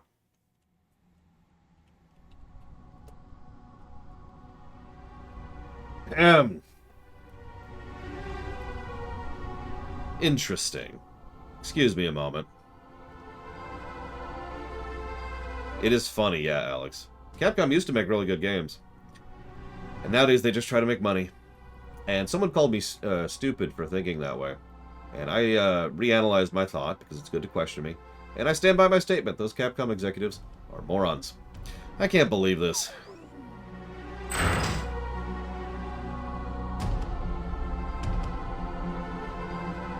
Jake! So you do know each other. Are you a prisoner? Claire, perhaps you weren't listening when I ordered you to remain silent. Might be a bad guy. Transfer this one to the fortress. I want him under maximum guard. What's your deal? My brother didn't do anything. I'm afraid that's not the case. He was discovered this morning attempting to conceal a half-breed. That's not what I wanted to discuss with you. You see, you're not the only one who wants to escape this prison. I've come up with a plan that will benefit us both. I don't need a plan. I'm not even guilty. Your brother is. Not to worry. I can help him. But I will do it only if you agree to work with me. What does he want? The warden wants to expose the rebel sleeper cells gathering in the city. Doing so would grant him great prestige among the upper echelons of my people. Unfortunately, that prestige will inexorably be mine. While he chases ghosts, I will focus my attention on a more practical problem, the Red Spectre. I already told you guys I'm not involved in anything like that. That was only my second time in Uptown. Just listen. I've studied his movements. I am certain the Red Spectre is not only affiliated with the rebels quite intimately, but is planning a jailbreak here. I will transfer you to a new cell. When the Red Spectre attempts the jailbreak, you should be able to escape with the rest of the prisoners he is after. From there it is simple. Let him take you to his hideout, discover his identity, and report back to me. If you succeed, you and your brother go free. Or you can refuse and your brother will die. Who knows how long you will rot in here. You don't leave me with a lot of choices. You understand, then. Come with me. Yeah, this is weirdly reasonable for a villain.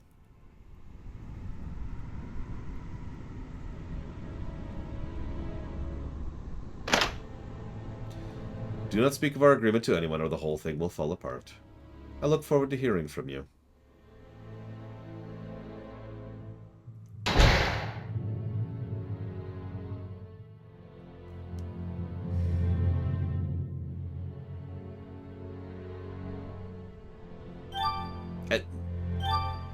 Ah! Sheesh, a pure-blooded human, I see. What awful things you do get thrown in here. There used to be more of us in here, but we keep disappearing. What's gonna happen to us? A human? What are you doing in here with us? Your kind got us in here. I could just get one shot at those Skyborn bastards. We used to have a whole crew in here, and I thought maybe we could team up and take them, but they've been plucking us away one by one. Hi, Corwin. Clear it! So they caught you, too. I don't think the Skyborn would throw a human in with us. A new low for them, I guess. Corwin, what's going on? Everyone I know is in jail now, it seems. You, me, and Jake, too. They said he was caught with a half-breed. Was that half-breed you? I'm sorry, Claret. I shouldn't have lied to you about it.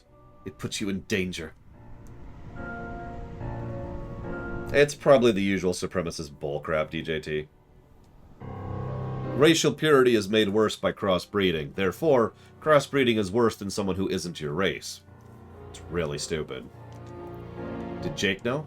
Yes. From the beginning. He was the one who found me, after all. A few years ago, you were hurt. You told me you'd been attacked on the streets. In a way, I suppose. I attacked myself. See how some of us have little half-wings? A half-breed in hiding will try to bind them up close to the body to cover them up. My method was a bit more extreme. Yeah, I hate X-Men 3. But one of the only good scenes in that entire film is right at the beginning, where there's the kid trying to use a razor knife to saw off his wings. It's a really messed up scene. Really well done, actually. Probably one of the only good scenes in that entire film. Not as awful as a half-breed is treated. You think it's bad being a human, looked down on by Skyborn? Far worse is living as a mix of two races that despise each other. Part of both, less than either. I don't know. I didn't know. Everyone, back away from the wall!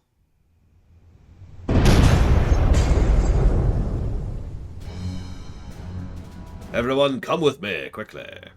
The guards would have heard that. You're no half-breed. Yeah, they just threw me in here. The Red Spectre! Prisoners have escaped! Sound the alarm!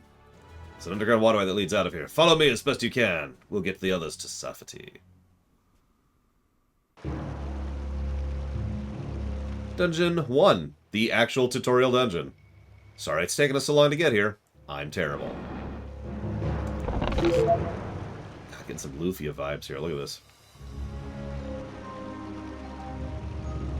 Or, no, this is more like... Illusion of Gaia is what this reminds me of, which is also wrong. Well.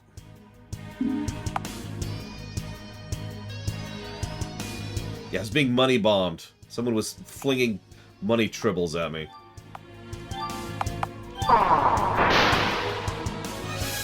Alright, what do you got? Nothing! Fuel.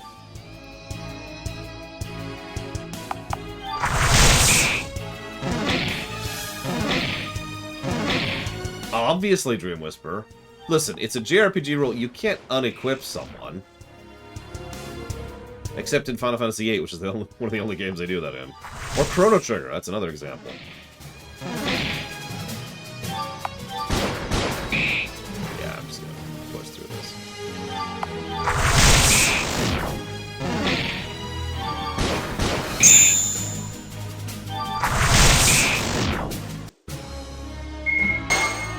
Yay, Corwin is now level 2! He is slightly less worthless. Corwin, you're bleeding! Oh, right. You instantly healed yourself. With magic? Yeah, not very useful, huh? What the? Healing sounds plenty useful. Yeah, the other half-breeds have been able to manage a fireball or something. Best I can do is curl up a ball, take a beating, and survive it. This doesn't get me caught.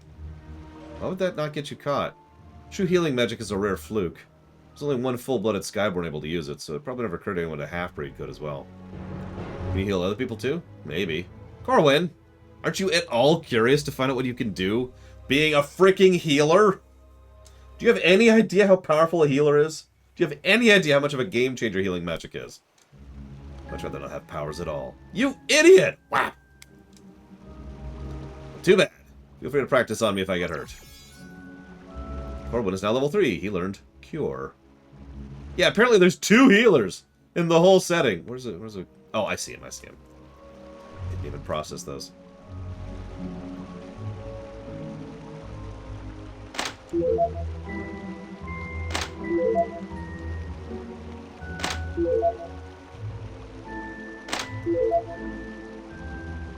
I mean, granted, he doesn't want to be open about using healing magic. That would be true in real life, too. Like, if you could suddenly cast Cure in real life, don't ever let anyone know you can do that. That would be awful. We've talked about this before. You gotta be circumspect about it.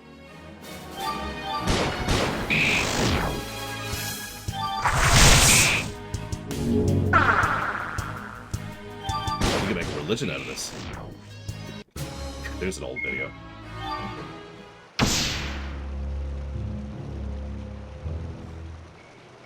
Exactly, Evo. If you ever magically gain the ability to heal people, don't let others know you can do it. Like, if I could do that, you would never find out. Oh, look at that. Looks like some iron ore. We should nab that stuff as soon as possible. I agree with Anosians. Yeah, it's actually it's the same thing. If you win the lottery, don't tell anyone. Or only tell the people you really trust.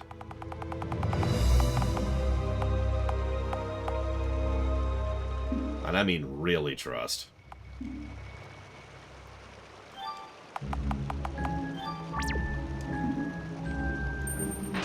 I actually have a list of people I would trust with the information that I won the lottery.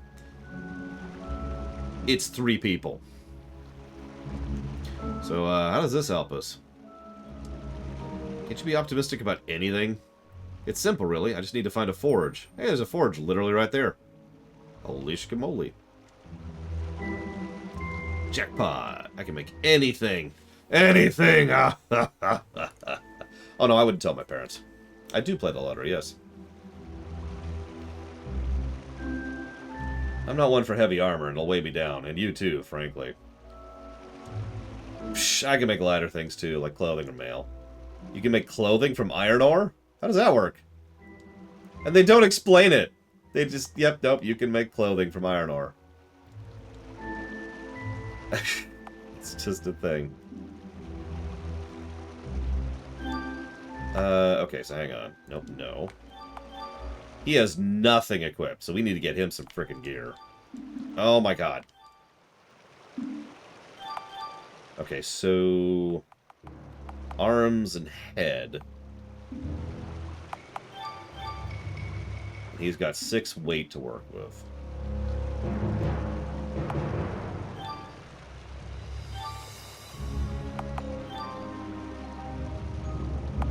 Obsidiana!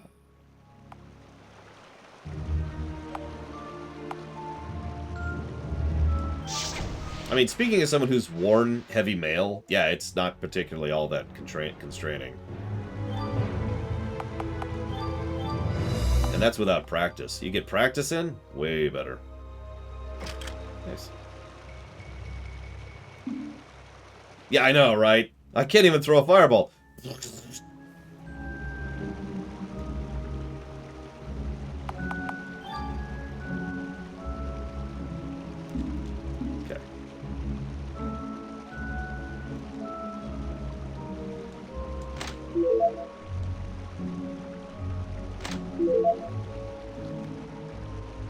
Yeah, I don't know if real-life armor ever had the Fire Emblem thing, where there's some ridiculously huge... like, you're not supposed to move at all, you're just covered in metal. But, to my knowledge, that's mostly a fiction thing, where you get the super mega heavy armor, and you can't move in it. See Elden Ring for a recent example of that. If you remember, the build I went for in Elden Ring was to increase my weight or whatever, to ludicrous degrees, so I could have medium weight, medium load while having extraordinarily high stagger defense.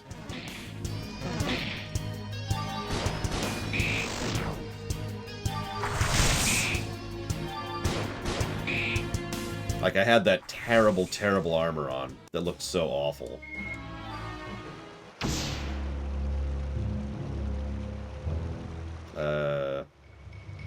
What about the chest? Like, I can't reach it yet. Yeah, I had to look so dumb. God, I hated that armor. Oh, I guess I can reach it. Never mind. Look, I'm gonna be real. If I miss something, it's because I'm watching a postage stamp on my screen right now. Okay, that is a slight exaggeration. But I gotta be real. That is only a slight exaggeration.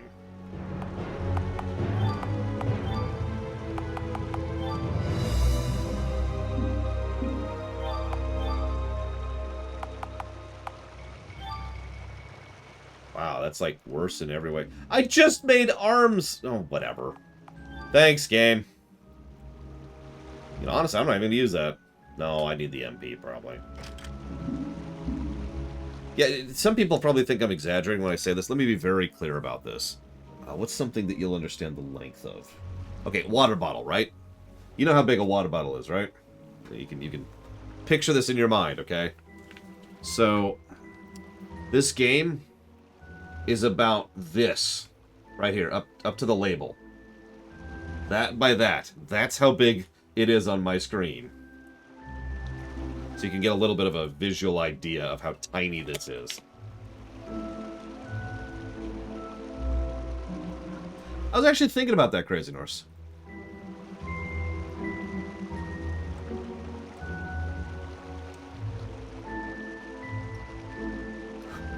jot that down as a potential. I actually have several potential ideas here. If I'm being honest, the screen size thing and the total lack of ability to set a resolution should probably be a negative. Yeah, it's that or full screen, which has its own issues. Did I write down music? I did write down music. Yay. Do these respawn? That's an interesting question. Can they respawn? Is that a thing? What platform is this? PC! Steam, specifically.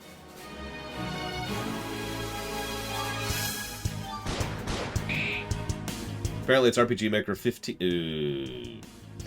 VX? What the hell is VX?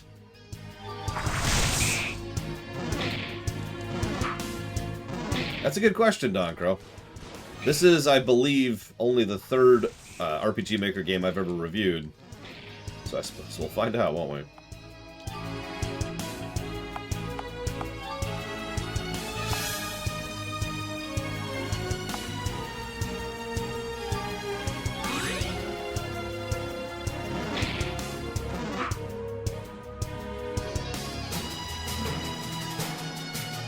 Yeah, random battles isn't a negative. DJT is correct. It's how they're used.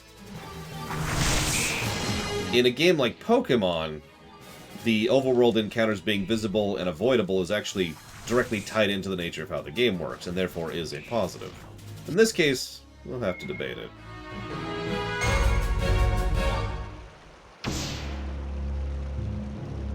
But I will jot it down as a potential.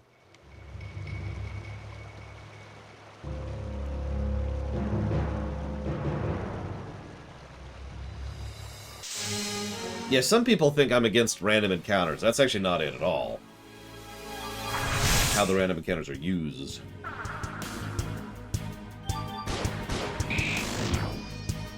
I actually had a vague idea for an RPG once where you never leveled up, but... So there were no levels. There was no progression. But you would have access to a huge number of tools at the beginning. But you can only equip certain numbers of those tools. And the idea would be encounter design would be how you decide how you play your character. I abandoned the idea because it's probably a terrible idea, but it's still bouncing around my head if I ever want to do something with that.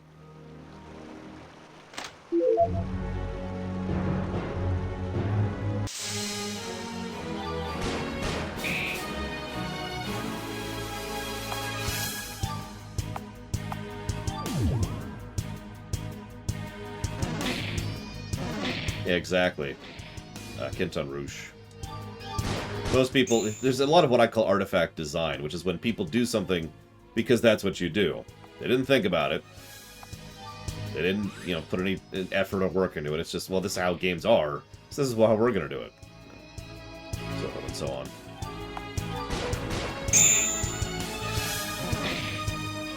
I don't know if I'd say all Crazy Norse, but let's just say that if we ever reviewed the Bravely Default series, those games are getting many gameplay positives for the options that exist, which are really, really good options.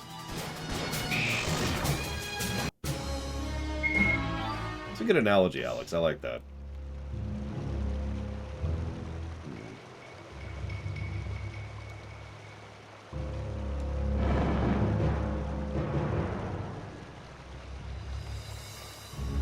No respawns. Interesting.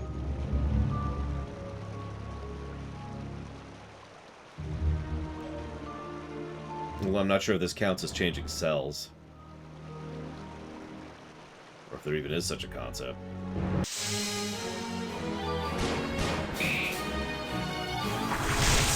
Yeah, I noticed healing generates very little threat, which is arguably a good thing, since you don't want your heal to have aggro, but at the same time, it means healing's a little bit more free. Here, watch this. Cure, and that generates him 3% threat, and that's it. Although I guess her attacks are only generating 4%, so that's whatever.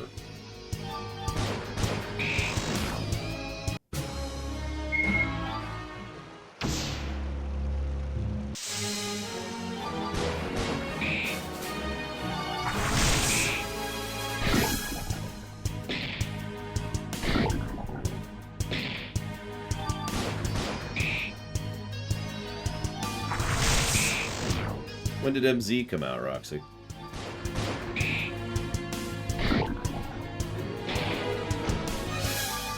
Now we get to see how this works. I was actually kind of doing this on purpose. We don't have a thing, but... this. So she doesn't get exp, as expected. Is she still down? She is.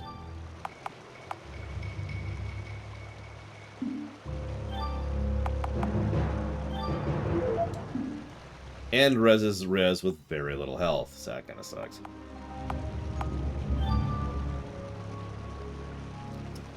I mean, 2 years ago wasn't too bad. Infinite, Gum Gum. Infinite. Not exaggerating, not joking.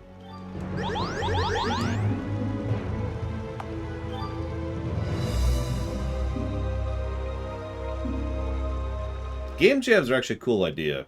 If anybody out there has any interest in game design, I honestly recommend getting involved in one of the game jams. Unfortunately, I don't have any more information for you on the top of my head, because I haven't entered any of those, but game jams are a great concept, really. Because the whole point is just, you know, you got, what, a week or a month, depending, and you just sit down, and you make a game, a concept game. There's usually some limitations, sometimes there's, you know, use this specific program, use this, whatever, but... It's just to get concepts out there, right? You're not really trying to make the next GTA 5. You're just trying to make a video game, right?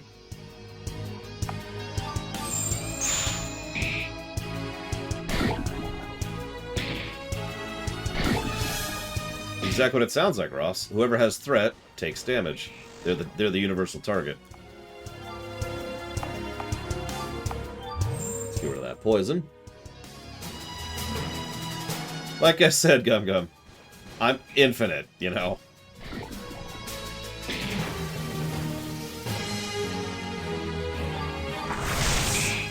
I actually took programming classes. Hated them. Had no idea what I was doing. Of course, I had an absolutely terrible teacher, so that's whatever.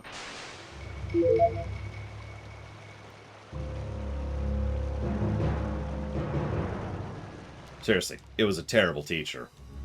This is one of those... I'm sure some of you have had teachers like this. Imagine a teacher where you walk into the class and they say, all right, do the lesson on page 38. And that's it. That's the full extent of the teaching they do.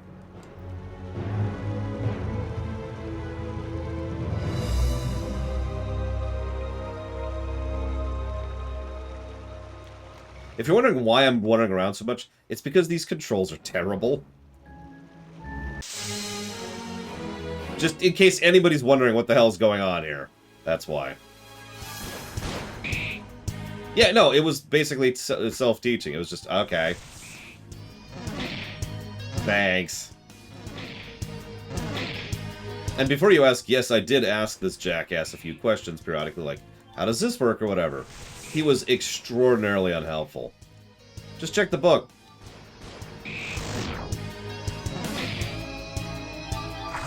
I should probably mention this was before Google existed. But I only mention that because I have a weird feeling that if this had been post-Google, his answer would have been, oh, just Google it.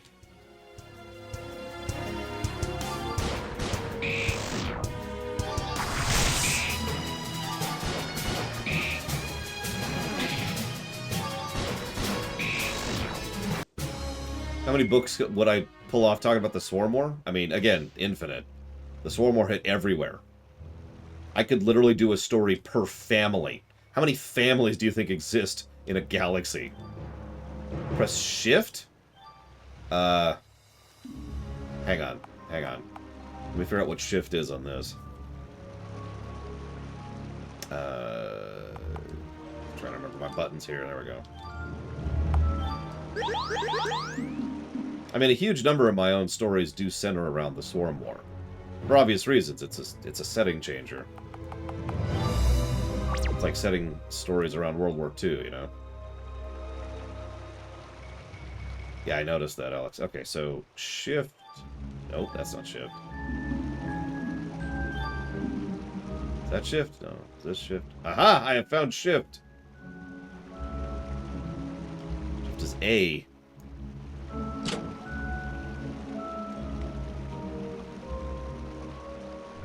We can walk. We have found walking speed.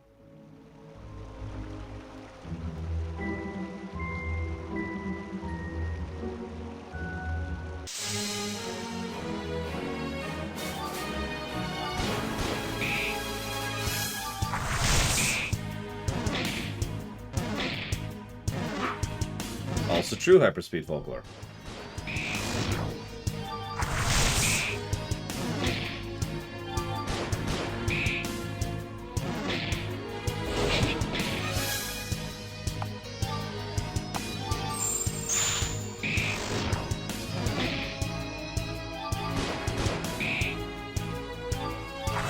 It's a good question, Alex. I don't know.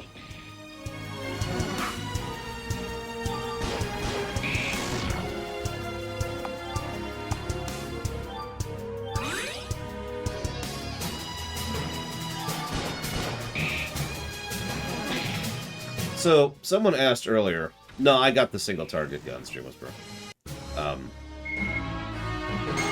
Someone asked earlier if I have any potential positives. I've actually reviewed quite a few RPGs of this variety, and there's several things that I already have in my mind that are potential positives. Unfortunately, none of them are here. Things like memory cursor, or shortcut keys, or quality of life features in targeting, or any of that stuff, basically. Like, it's not a negative for it to be not there, but I bring it up because it's not a positive if it's not there. You know what I mean? Here, I'll demonstrate. So I just did napalm. Cool. And I'll go ahead and heal her. So it's her turn. Well, actually, it's their turn. Then it's her turn, and it's defaulting to attack again. In fact, I bet... If I go over to skill... Okay, remember the skill thing, but not the attack thing. That's actually interesting.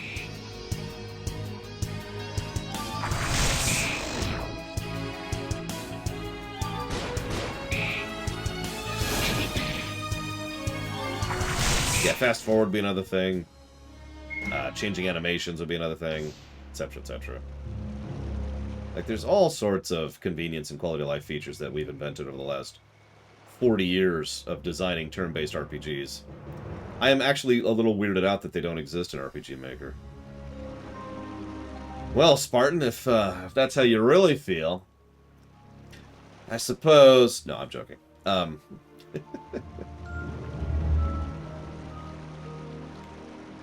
guess this is it. Hi, Spartan.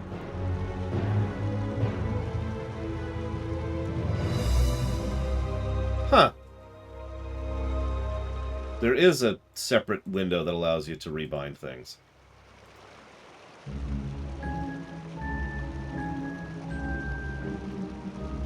Okay. So, hang on. I gotta figure out what button is what here. Yeah, there's only 8 buttons, but... And they're labeled extraordinarily weirdly. They're not, like, labeled confirmation. They're labeled button 1, button 2. So I gotta figure out what's what here. So that's... that. Which means that... Maybe? Hang on. So this would be... This? I'm just gonna try something here.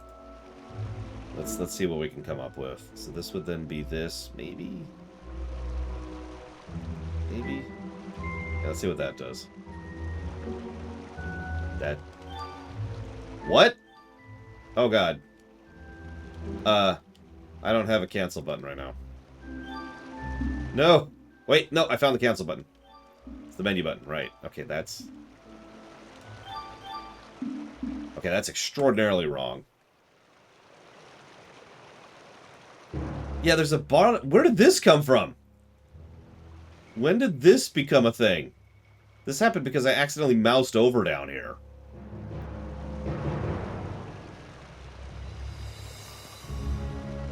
Okay, hang on.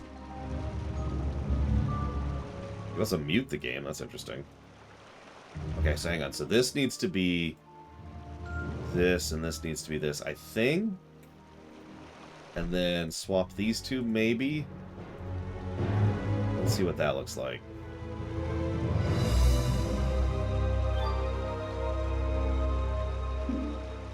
Nope, that's not right at all.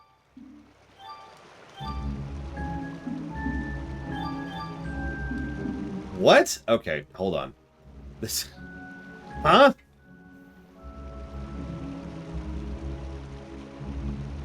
Okay, let's reset. Let's reset.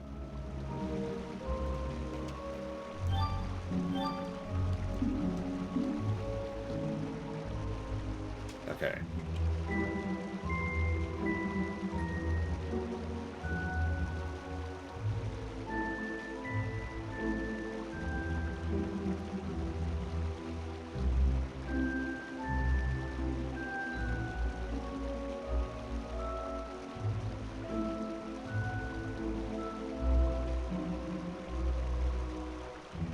Okay, so maybe...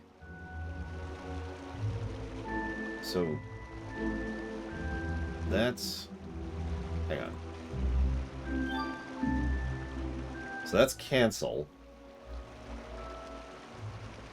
And that's confirm. So it needs to be B, I guess? I think?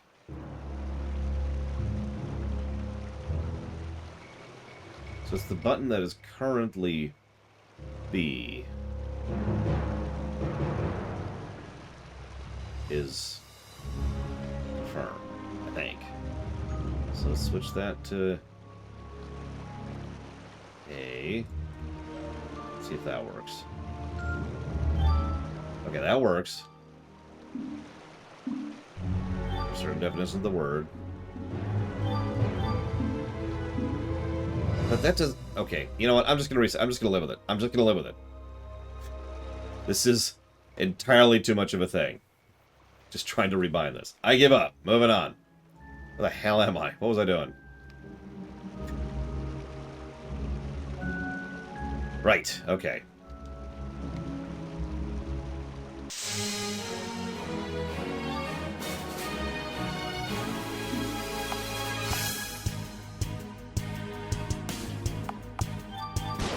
Yeah, I noticed the mouse has what I would call touchpad, which is kind of neat.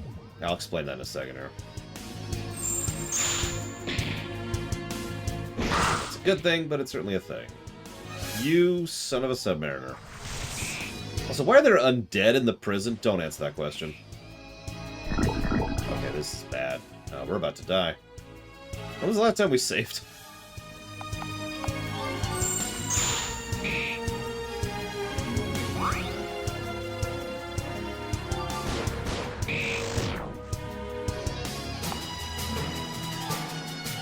Listen, Evo. It's fine. It's fine.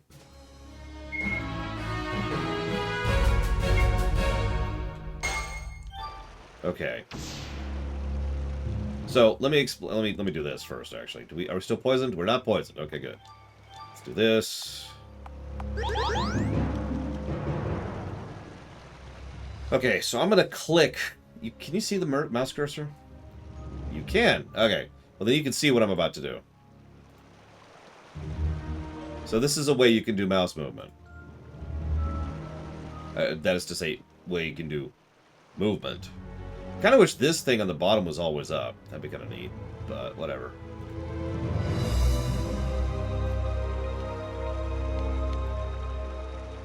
Excuse me.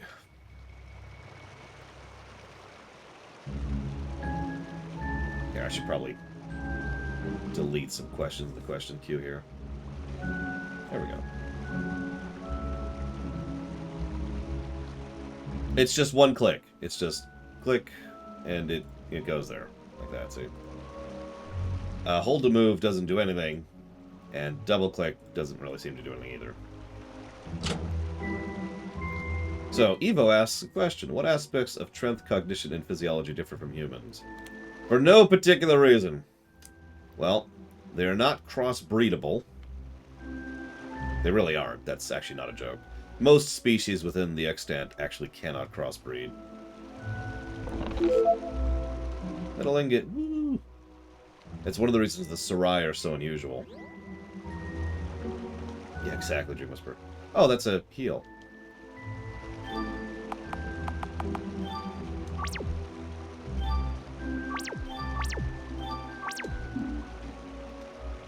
Well, I think it's relevant because it would also help to explain one of the reasons why the trend just died off, right?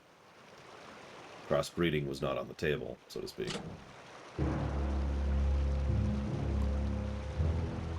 No, there's no O in sorry.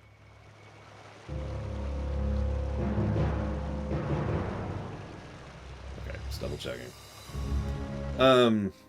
Yeah, I was just seeing the connection. Excuse me. No, I agree, Crazy Norse. Unless there's a specific reason you want to branch it out. Which admittedly we're doing in Star Trek, but that's a separate thing. Did I already? I did not.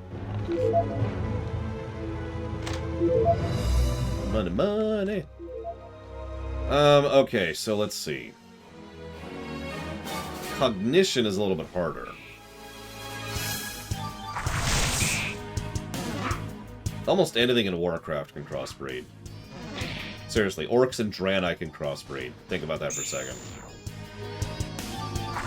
Orcs, which are a deformed version of an ogre,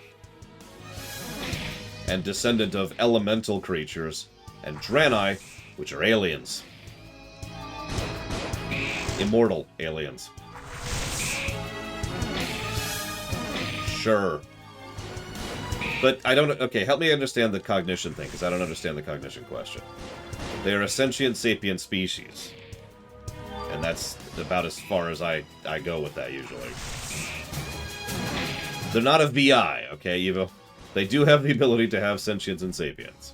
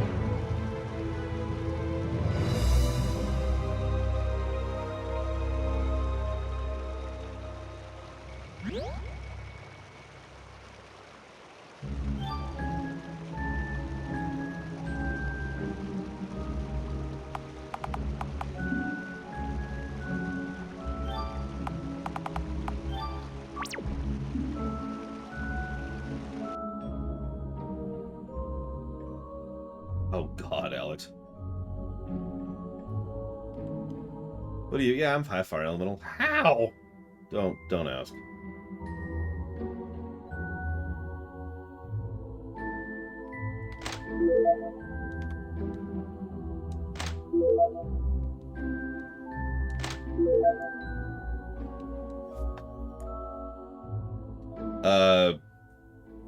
I don't know, Evo. I've never thought about it, and if I'm being completely honest, I probably never will. So, I'll let you decide.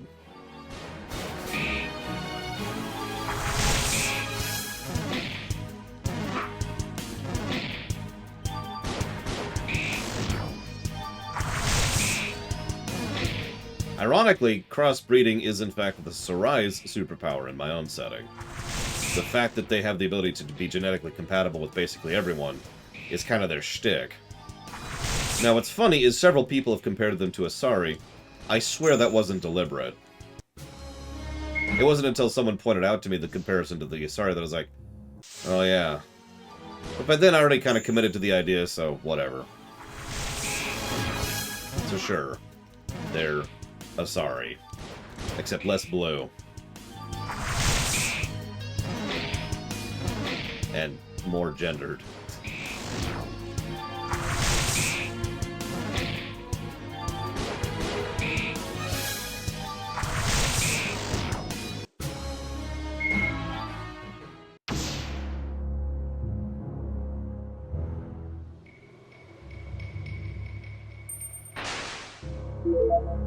They're tall, they're humanoid, they have, so their nerves are somewhat more dulled. Now this means... that's interesting.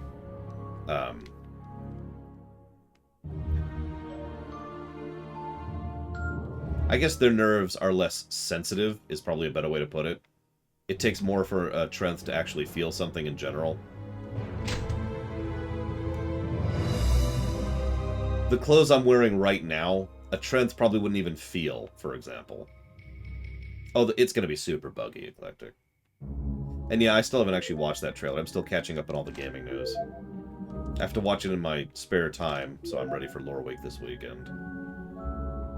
Oh no, they totally have pain, but what it takes to hurt a Trenth is ridiculous. It'd probably be more accurate that they don't have something like soft, for example.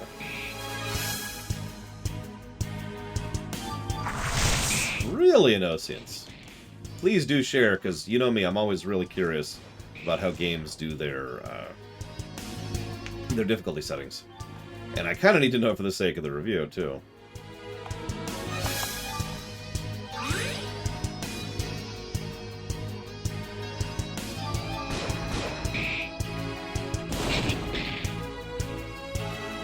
Oh my god, Alex.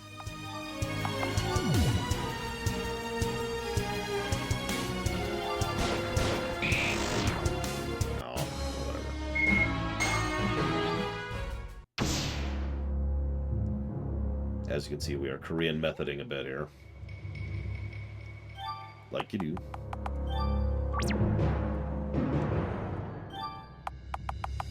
You know what's funny? Oh my god.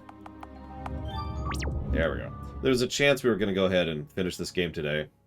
And then Eclectic torpedoed that. I should just mention this is a pretty short game, so... That's far enough, prisoners. Nasal cavities. Yes, they do. That damn vigilante may have freed the others, but you two aren't so lucky. Time to die. Well, first boss fight.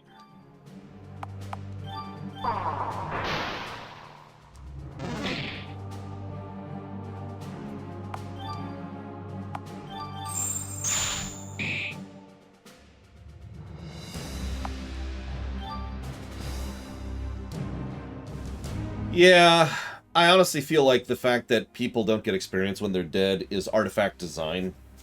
Like, there's a degree of logic to it, but the more I think about it and the more RPGs I analyze, the more I disagree with that as an idea.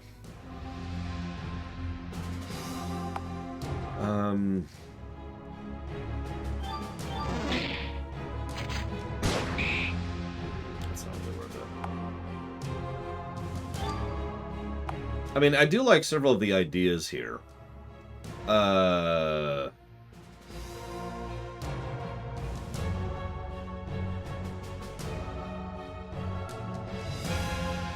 Counting the thumb 3, Evo. Like this, right here.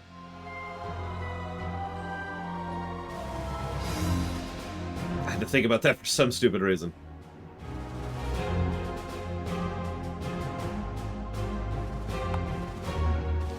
Wait. Let's go and get this up first. I don't know, Triaxia.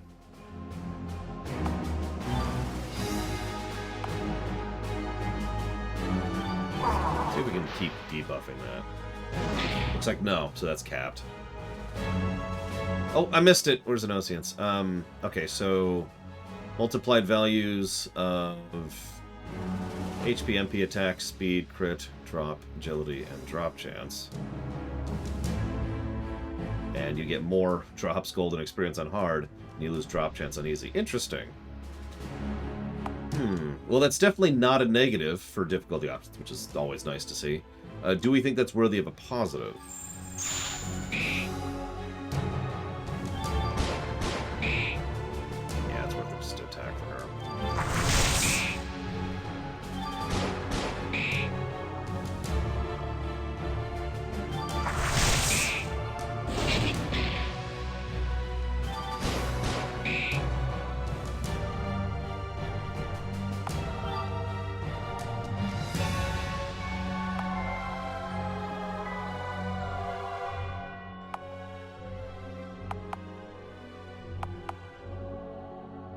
That's interesting in Oceans, but whatever, I suppose. To my knowledge, we do have no knowledge, like, nothing in the game tells me what the difficulty options to do. And Oceans happens to own RPG Maker and is pulling apart the game in order to look at it. Which I appreciate, by the way.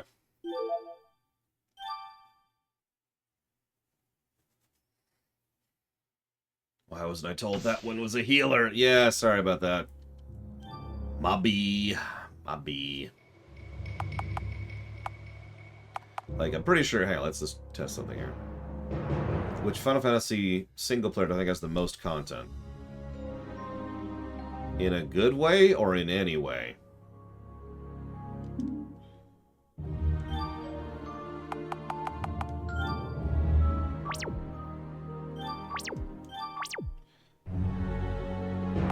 Yeah, I was gonna say, if we're talking in any way, it's FF10. No question.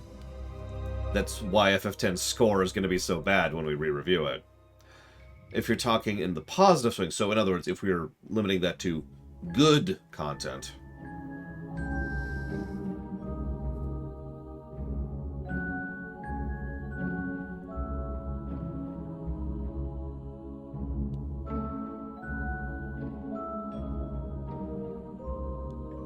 This is going to sound strange, but I'd probably lean towards 6 or 9. Not counting the MMOs, obviously. Because, duh. I was going to do something.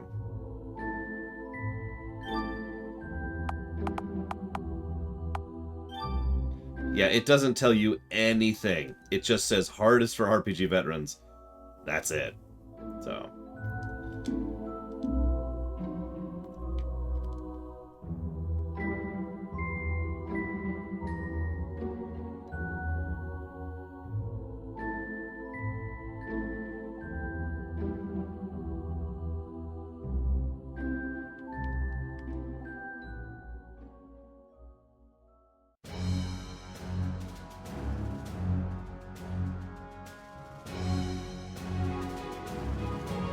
There are a lot of minigames in 7, that's true. But there's also a lot of minigames in 9, although most of them suck. I was admittedly not thinking about minigames. That would put 9 or 7 into question as well. 9 does have a lot of optional stuff to do. Ironically, so does 10-2, weirdly enough. Like, most of 10-2 is optional content. 10-2 also has New Game Plus, but I don't think we're counting that. Half-breeds, I'm here to offer you refuge from your Skyborn oppressors. Hundreds of mixed blood people have been taken by the Skyborn, never to be seen again. They spread their propaganda, making you into monsters in the public eye. Half-breeds may be the worst of the Skyborn's victims, but you are not alone. Humans, too, chafe under the burden of Skyborn rule. There are those among us, humans and half-breeds both, who have decided to rise up against them. We've built our headquarters here in this very city. We welcome all who have suffered under this regime. Let this rebellion be your refuge. If you so choose, I will lead you there. Thank you. It's going to be easier than I thought. Yeah, FF8 also has a weirdly large amount of optional story content. Like, honestly, probably too much, if we're being completely honest with ourselves.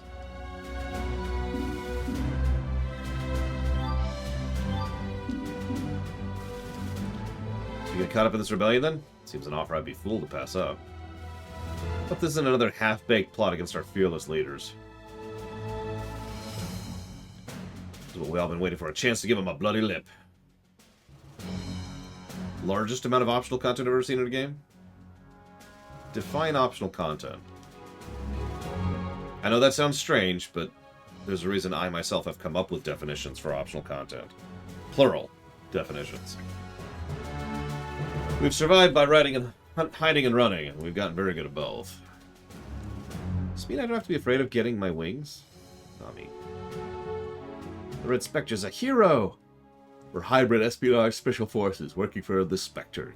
Usually former military police, us commandos. Come to join our cause? Yeah. Claret, it's fortunate you're here. You know me? Let's just say we have a mutual friend. I understand you have an airship docked in Uptown? Yes.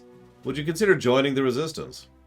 I normally don't recruit suddenly, but given your history, I wonder if you might be open to the idea. My history? What, the one tiny run-in with the law? Still, if this can help free Jake, my brother, who tried to sell me into matrimony without my warning or consent...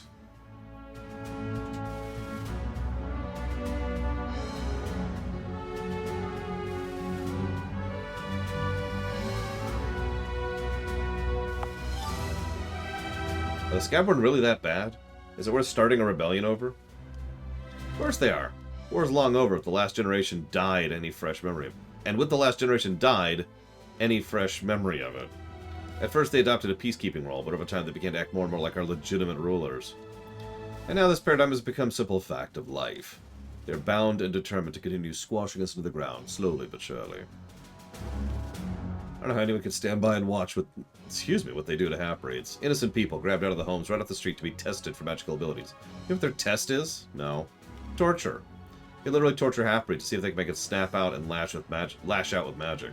The ones that don't are set free for a while, if they survive. That's horrible. I didn't realize. I have to do this anyway.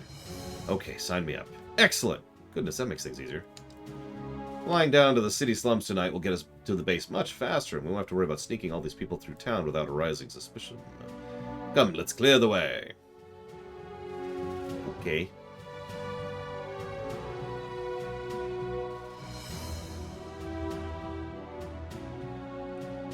Got it. Well, I'm supposed to go this way. Okay. Yeah, the brother doesn't even have a picture. Screw him. I'll stay ahead, make sure you remain undetected. Make sure you don't make any noise by rushing too fast. Got it. I'm just gonna skip over that little thing. Making no noise.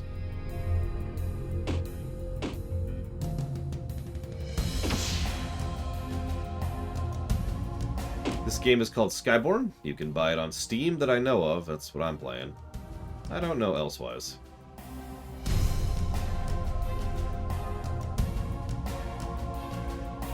Wait, people actually like Tetramaster Venetia Silver? Yeah, it's super cheap right now. Like, seriously, it's mega cheap right now.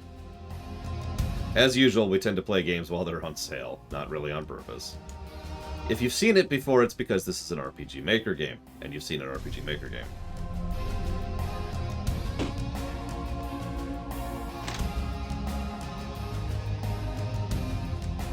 Yeah, we'll see what they do with the brother, but I wouldn't argue against you, DJT. Depending.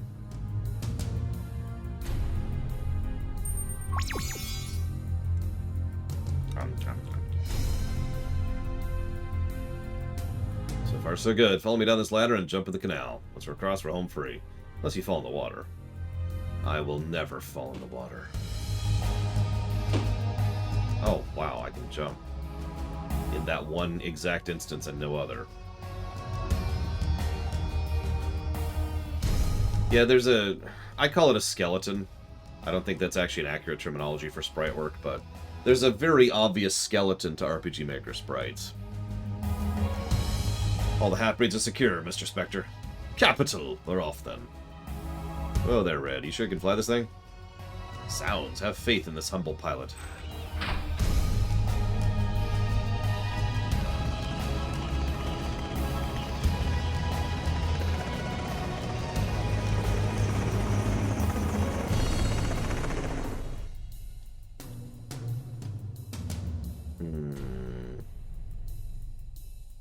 We'll have to go on foot from here. This is the slums.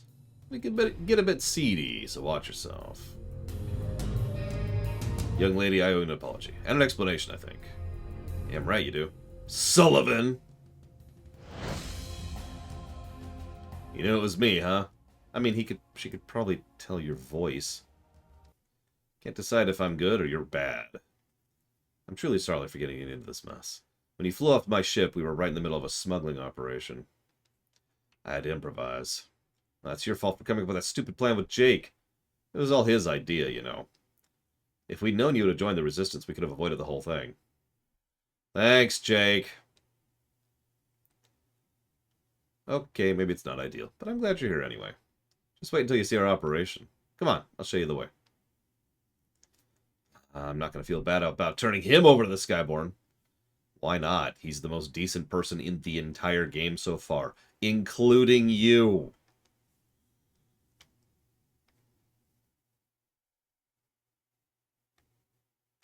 Like, I'm sorry, we're not playing a nice person.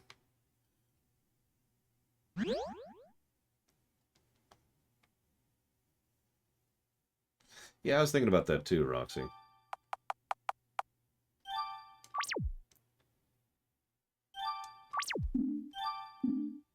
So far, yeah, Mr. Red.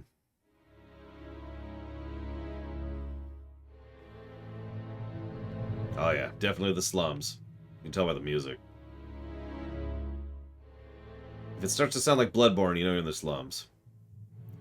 Yes, yes, not responsible for stolen goods, blah, blah, blah, blah, blah. Nice place.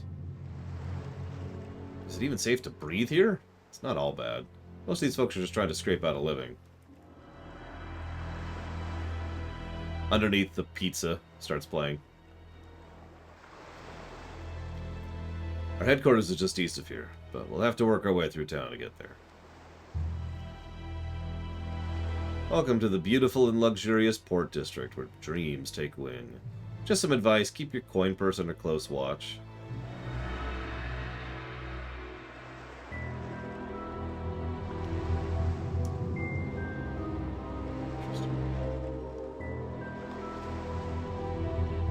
Smog's pretty thick down here, huh?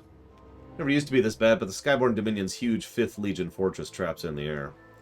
That, and we're surrounded by cliffs. So all the pollution from the industrial district ends up right here. That's a problem real-life cities are having in some cases. We're traders from the Western Kingdoms. Ever since the Skyborn Dominion took over here, the rest of human civilization's pretty much isolated itself. I wonder how long that'll last with the Dominion's ambitions growing by the minute. Hardly anyone trades with the city these days due to the Skyborn Dominion putting such heavy restrictions on traffic in and out of the city. That's why when we do manage to get here, we make a killing. That's not how that works. Although that is appropriately how tariffs are actually used, so props for that. Remember, tariffs do not exist to make money. They exist to be a tool of political doctrine. I wouldn't mind the work down here if it were for all the bleeding seagulls. Tell me about it. Baby-faced girl like you should stay down by the docks. The shantytown can get pretty tough. Baby-faced? I should probably buy another Phoenix Down since I used one.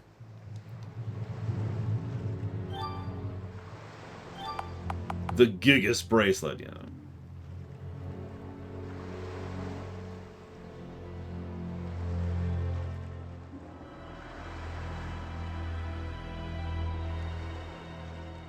Them fancy clothes will look good on me. I'm a girl. Okay, you know what I mean.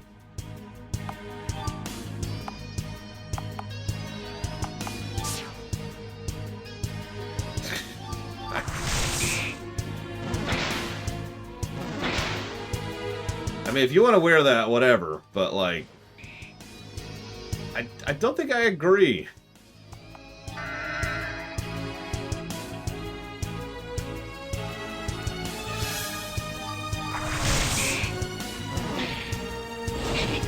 Possibly, Ross. I'm not actually sure about that. My familiarity with the economics of the States is both before and after that.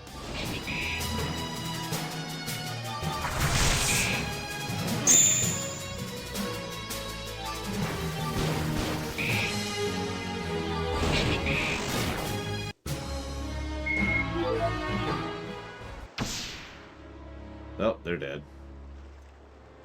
Yeah, you remember when the United States made a huge amount of money by taxing specific goods that were produced by the companies? Or, let me phrase that a little differently. Remember when the United States made a lot of its federal money by taxing companies?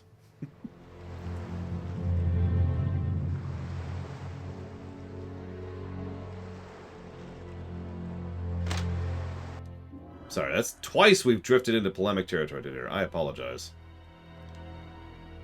Them Skyborns are taking everything for themselves these days. They already seized all the obsidian metal they can find. Can't buy the black stuff anywhere. You gotta mine it fresh. Hey, Lash, been on this high seas for a while, and the first pretty thing I see. What do you say, how about a kiss? Yeah, sure, no problem. BAM! There we go. Folks be flying everywhere these days. Me, I'll be a salty old sea salt for the rest of my salty days. What do we got here? Nothing.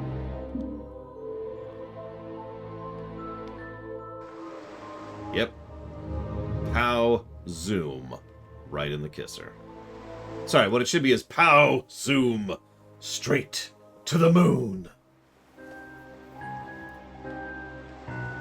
Mom says I get too dirty playing, but I can't help it.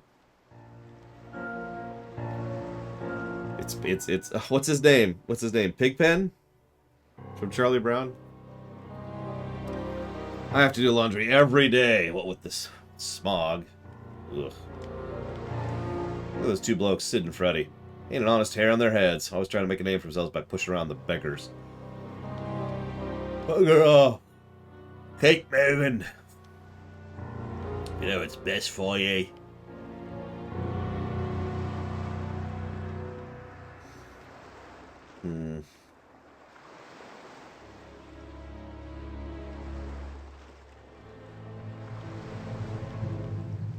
It's fine. It's just a non-stop series of toxins and pollutants poured into a part of the body that doesn't really have a good method of filtering it out.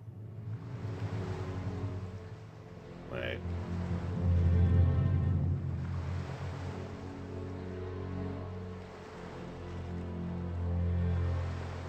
Okay, this is a nice song and all, but am I the only one who just has that FF7 song underneath the rotting pizza just running through my head right now?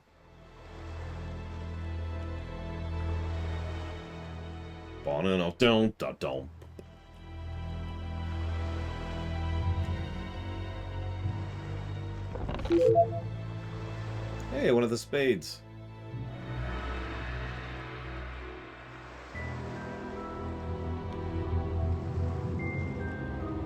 Oh my god, that's why there's so many swamps in Dark Souls. He wants to kill us by the very air we breathe.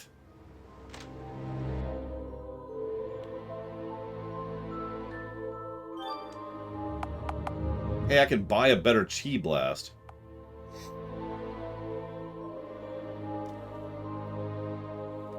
Question. How does any of that work?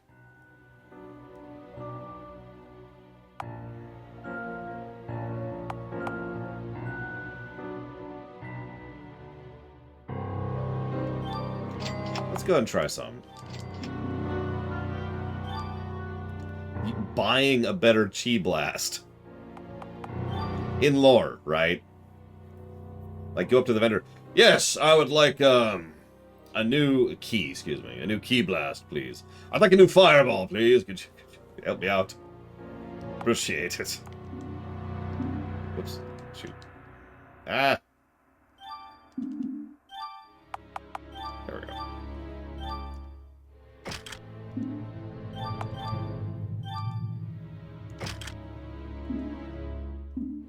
It's probably a tome or something. It's just...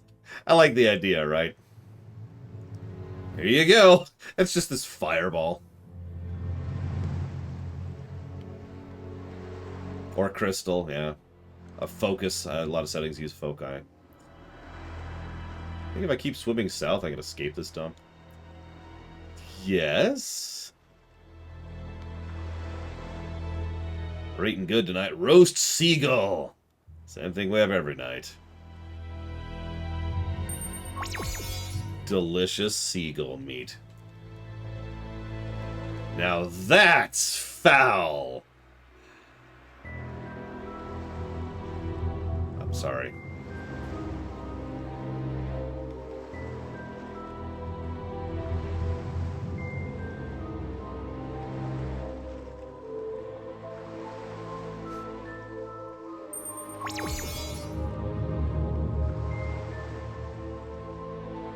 Only a truly skilled comedian can tell an anti-joke.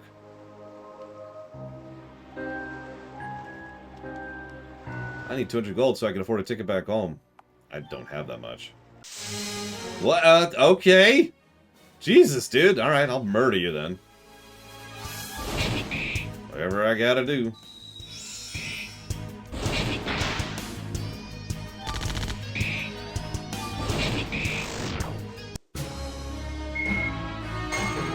Murder, murder. Enjoy the death. We're almost there. Our base is just up the road.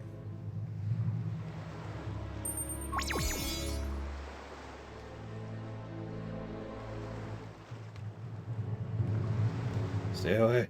Stay away! These rocks are mine! I steal a rock. Life's good. Look at these clouds, man. It's just... They're so high up there, but they're so far down. The entire city's sewage system ends up here. Lovely smell, isn't it? Oh, I don't even want to picture that. Remember the days when this place was doing better. Now it's just whatever work we could scrape together from the Port Authority. Stealing or bagging. Yes, you gain experience for the stuff there. It's a neat little feature. I actually like it. I feel like we've left the intro. We have fought our first boss, but I don't know. Sometimes a game's intro can be pretty long. I don't know. What are we thinking? Alex, you know this game inside and out. Perfectly. By memory.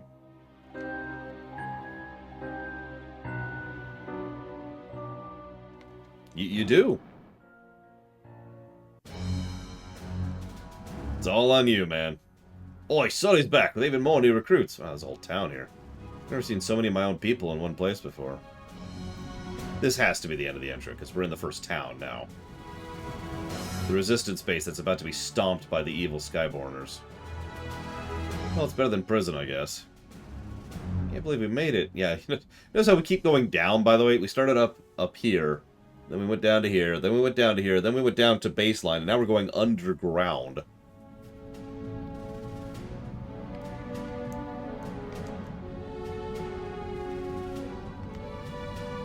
This place is incredible. Never thought the rebellion would be so robust. Excuse me. Oh, me too, Crazy Norse. Indoor plumbing, as I like to say. Because it's not just sewage. Imagine having access... Excuse me, imagine not having access to clean water. For drinking, bathing, or anything.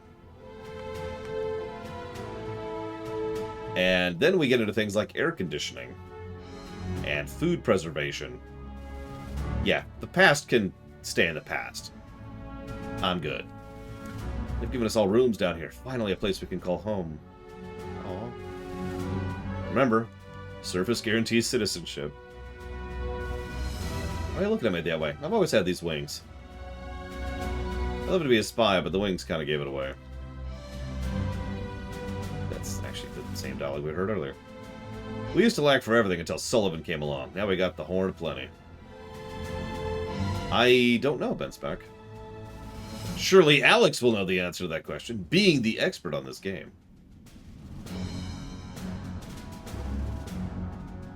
Oh, I know about, it's actually a fair amount about how food used to be preserved. It's honestly kind of fascinating, the various methods people have come up with over the years.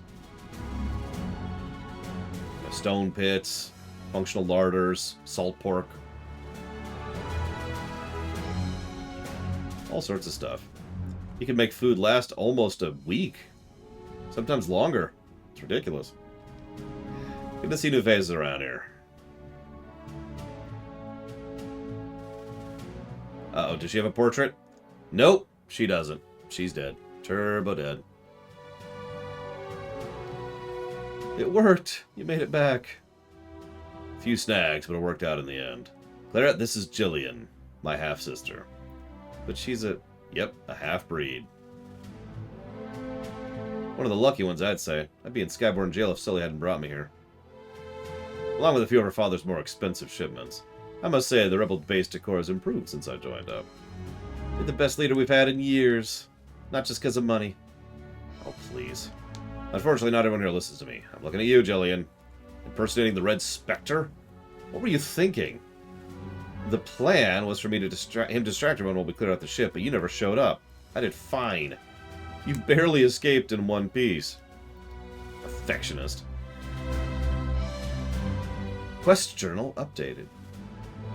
Exactly, Evo. It's a rule. We can tell exactly who's important, whether or not they have a portrait.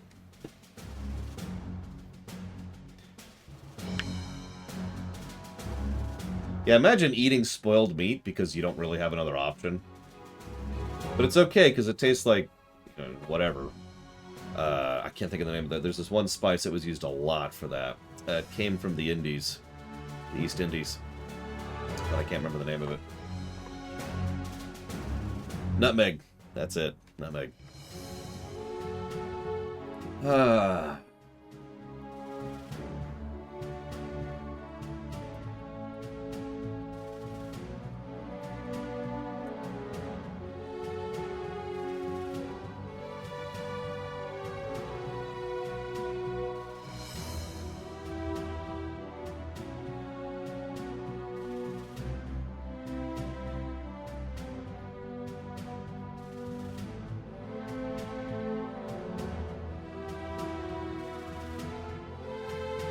Hi, Kay.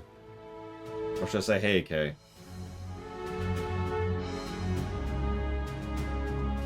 Yeah, you all think I'm a chainsaw rider. You should see Evo. She's like, yeah, so I kind of want to wipe out an entire species of people. And I'm like... And she's like, and I want them all to die screaming in horrible agony. And I'm like...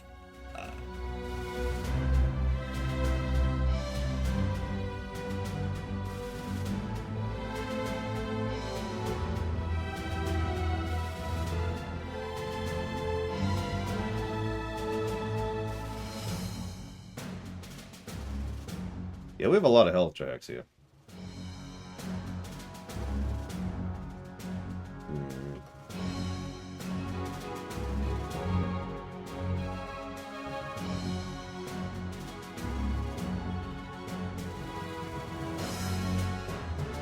I knew it! What is thy bidding, my master K?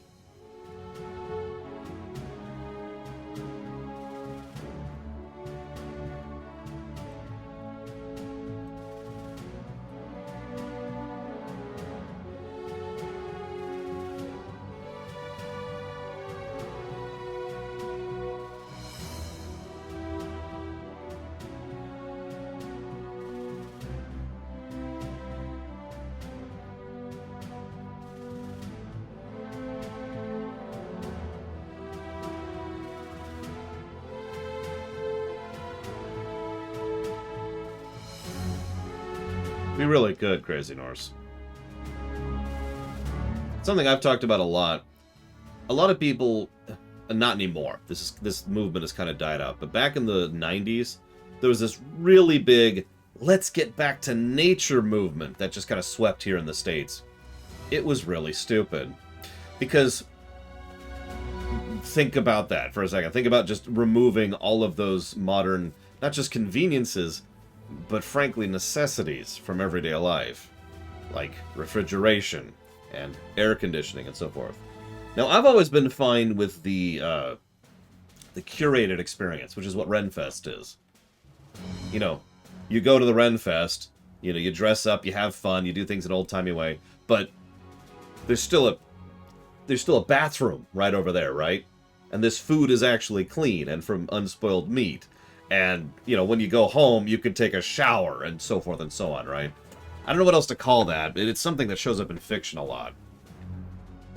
You know, the idea of, I wouldn't mind jumping into a holodeck of Fallout 3, but I would never actually want to be there, you know, that kind of a thing, right? Same concept.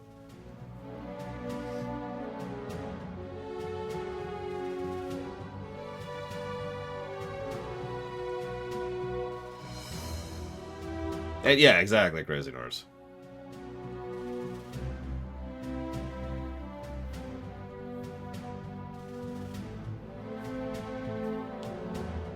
So, what you're saying, Gum Gum, is there a group of war criminals who want to make war as bad and horrible as possible. Got it. That's also true, Savacom. Savacom, by the way, just thinks I'm the worst editor ever. It's very saddening. I'm very sad about that. But that's okay. Because someday she will, you know, hopefully write another story. Actually, her last story, you should go read it. It's Survivors of Lost in Solitude, I think is the name of the story. It's a really good story. She did a good job with it. I'm very happy with it.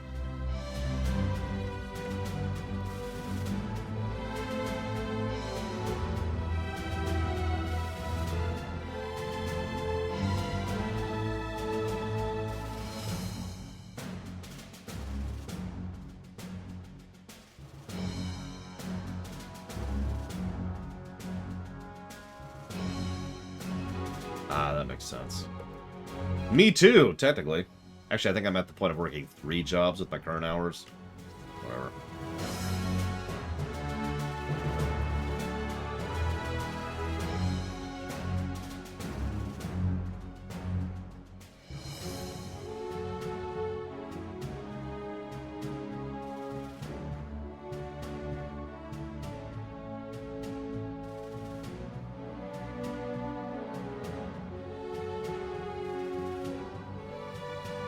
Really, Alex? Oh my god.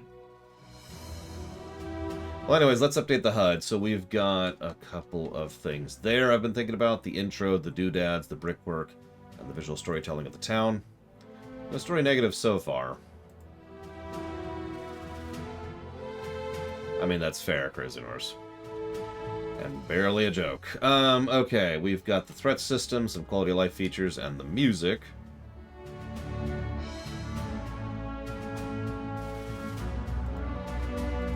And, of course, the control scheme problem and the resolution problem. Both of which are just RPG Maker issues, if we're talking about it, honestly. So that's where we're at right now.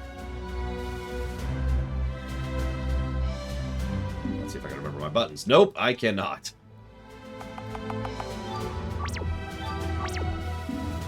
It's okay, Alex. It's okay. Just deep breaths. Deep breaths. Deep breaths. Next thing you'll tell me, you walk into, like, a camping trip and say, why is there a functional... I actually had a guy do that once. He was really pissed off that they had indoor plumbing. Actually, rather that they had plumbing at all at a campsite. Kind of, yeah, Venetia. Both of those are RPG Maker negatives that, honestly, there's not really a way around, or at least they haven't had a way around it. So... virtually any RPG Maker game I would review would get those same 2 negatives. So, did he fool you? Sullivan, I mean. Fool me how? He's an idiot in a funny outfit anyway you cut it. That's a resounding yes if I ever heard one. Sorry, I know he's your half-brother. He's just, he bothers me. I bet he does. He acts that way on purpose, silly. Deep down, he's actually a really thoughtful guy. Okay, then. There's something I think you should meet. Our senior quartermaster. Goes by Wax. He's in the basement. Okay.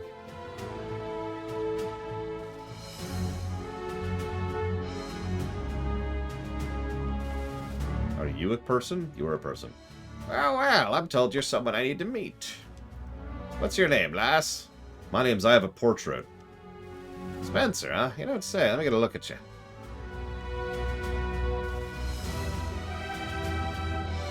Enjoying yourself, old man? Yep, you got your ma's eyes, your pa's scowl, that's for sure. Do you know my parents? Of course I did. Knew them right up till the day they passed away. So they are dead. Figures. Sad day it was, too. Mission was so bosh we were lucky any of us made it out. The only thing that went right was getting you and your brother to safety. Mission? My parents were just mechanics, and they abandoned us. Oh, skies, girl, didn't your folks tell you nothing? There are some of those who started this operation. Part of the original crew, like me. Back in the day, we had even more folk. Enough so we could actually take on them Skyborns. And we needed better gear to do it. Your folks engineered us all kind of gadgets to help us fight an edge. Didn't work out for us, though. A lot of good people died when the Skyborn discovered what was afoot. That can't have been my parents. They left us. Sorry, lass. They were good folk. Actually, I got some of their work stowed away if you have any interest in it.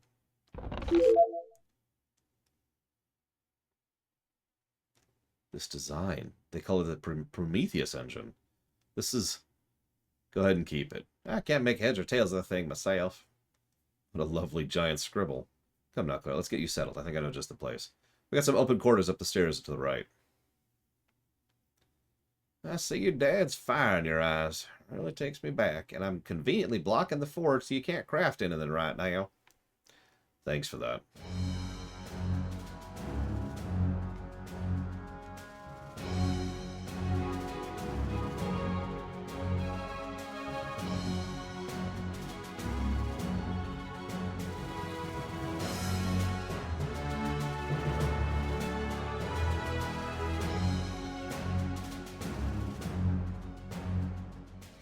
Hang on a second.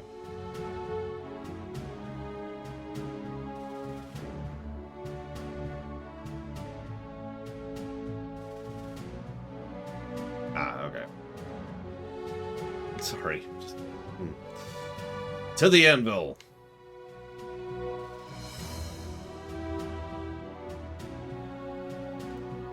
There it is. Sorry. Hey, I can make stuff. I mean, I'm pretty sure this... Like, doesn't RPG Maker live on MIDI? It used to. I don't know if it does anymore.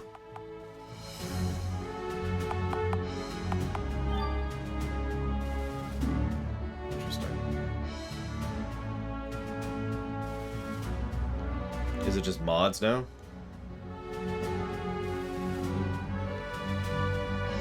Whatever they're called nowadays.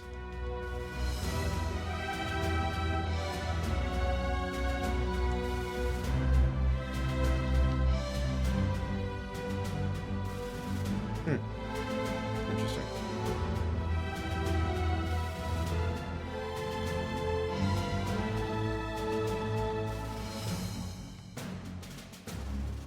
This is, in fact, an RPG Maker game.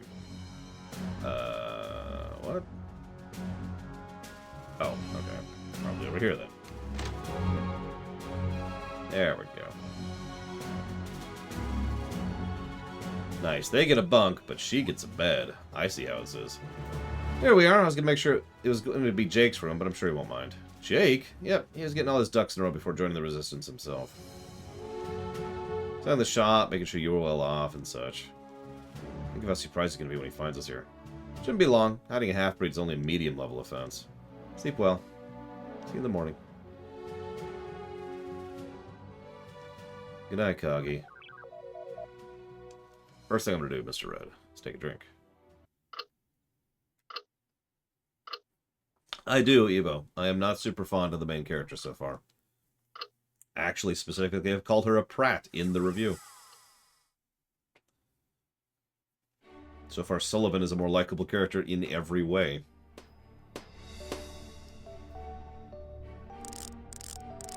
Interesting. I'm making something too. Claret, honey, have you been finger painting with the grease? We've talked about this. Daddy, what are you making? It's a special machine, Claret. I'm building it to protect you and Jake and your mom so that nothing bad can ever happen to you. How's it work? Claret, let your father concentrate. Why don't you go help Jake build his model? Okay. I can't. Luke! If we ever review Tales of the Abyss, Luke will probably eventually be a positive to story, but he will absolutely be a negative to story before we get to the point where he stops being an asshole. It's one of those things, right? Like, there's a reason, I'm not going to spoil in chat, but, you know, there is a reason he's a dick. There's a reason he acts the way he does. But it's so annoying. I actually know people who have put Tales from the Abyss down before they got to the point where he became a good character, because he's that irritating. Put that on backwards. You're too little to understand. I'm not. It's gonna break. Watch. Mom, Claire's breaking my stuff. Just put it back together with this piece. Without this piece, give it back. Never. Oh. Now look what you did. The gear snapped in two. Fighting in the workshop again. Claire broke my toy, and then she took a piece of it and broke that, too. I didn't mean to break it, but you don't need it. She's right, Jake. Your toy will be fine. You've done a great job. Thanks, Mom. Sorry, Jake. Very Breath of Fire music. Here's your gear back. It's okay, you can keep it. It's broken now anyways. Don't look so down, dear. I've got an idea for those gear pieces. There, I made us some new jewelry. One for you and one for me. Ah, they're so pretty. You see, Claret, even scraps can become something wonderful. Nothing is ever too broken to give up on.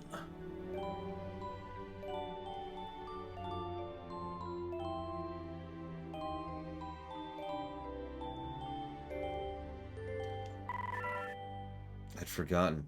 All this time I thought they just up and left us. Jake was always telling me they might be back someday. What if he even knows? He's He's going to have a lot to explain to do next time I see him. If I can get him out of jail. I have all the information that Dacian guy wanted, but... if it was just Sullivan, I'd turn him in, no problem. No questions asked. Horrible murder death. Engaged. Because we're a Pratt.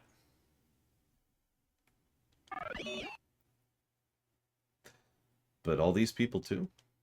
My parents died for this. And Jake was going to join, too. He wouldn't want me to sacrifice all this just to save him.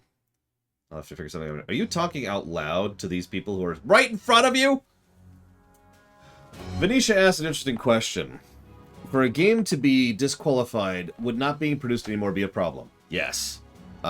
So it goes down the line of possibility, and then feasibility, and then, you know, all the other stuff that is required. So it has to be a game that I am possible. It is possible for me to run, play, and have a copy of.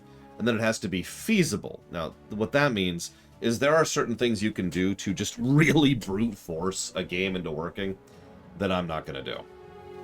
There are certain limits of feasibility that I don't accept. And then below that, it has to, you know, just follow common sense rules of being acceptable. And of course, I always have the executive veto to, for example, look at a game and say, no, I'm good. Good morning. Afternoon, more accurate. I trust you slept comfortably? How could you not? A shipment of Blackstone Phoenix Down mattresses somehow ended up down here by mistake. I was dreaming. My parents, you know that design Wax had? I think they must have been working on it right before they died. The scribbly thing? You should know how to read a blueprint. It's some kind of anti-magic armor defense thing. Anti-magic? Yeah, no kidding, Just. Do you think it meant to counter Skyborn battle magic? Probably. Damn, shame I never got completed. Thought something like that, we're sitting ducks if the Skyborn ever do find us down here. Yeah, about that, I think I may be able to finish the job. You do that? If Wax is right, my parents never abandoned Jake and me. They died protecting people they cared about. The least I can do is finish their work. Besides, I'm beginning to think they had the right idea all along. Where do we get the parts? Look at the blueprint. I've never heard of some of these materials before. My parents had a workshop outside the city. I remember the whole family flying there on weekends. It's been a while, but I'm pretty sure I can find it again. Just been avoiding detection. Alright, how do we get there? I'm not letting you go out there alone. There's so many ways to meet a quick end outside city walls. Oh, I know the workshop was in some desert. Ah, Caladori. Sound familiar? Yeah, that one. Desert to the east? That's a huge area to sweep. I'm sure I can find the right spot again if we just fly there. Yeah, do you think there's going to be an overworld, by the way? I've been wondering this whole time. It's already coming back to me. And then by some incredible miracle, we avoid being shot out of the sky the moment we leave the city. I'm not sure you know how difficult it is to escape the Skyborn army's eye. Humph, got a better idea? Of course I do. It's a passage in the coal mines we use to sometimes smuggle supplies in and out. We could travel that way, on foot. Works for me. What about you, Corwin? Sullivan's coming and so am I. I've got a portrait, by golly, and I'm going to use it. Thank you, my friend. It's going to be a long walk. We should stock up. Which I'm not going to do. I think it just changed the dialogue we got in return, Roxy, which is fine. Tales of Destiny, so I actually know that one. Excuse me. Has that ever been ported forwards? Yeah, good. It's actually funny. I was talking about studying RPG design earlier. Part of that is studying overworld design. And it's part of why I'm so harsh about some overworlds. Cough, cough, Final Fantasy II.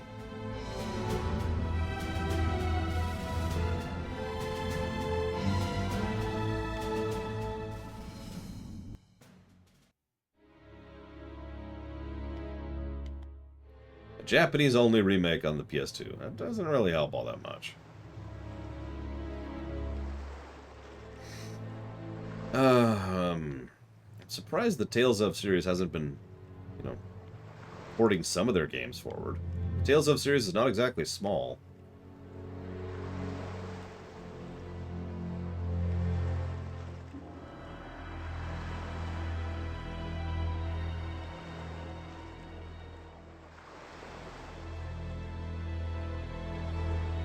I would say it was a neutral overworld, Alex, but yes, it wasn't bad.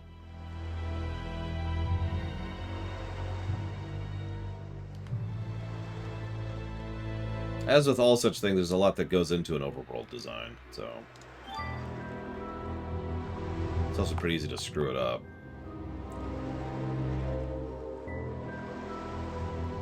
That's true. I didn't realize it was Bandai Namco, but if it is, then yeah, that explains everything.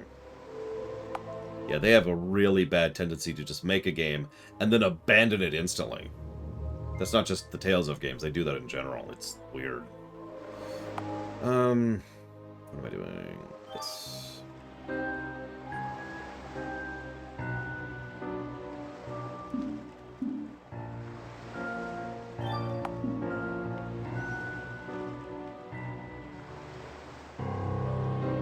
Get this. Okay. Time for our next dungeon. Ironically, most games that have an underworld, the underworld is just another expression of the overworld. I don't know if I see 4 as a good example of that.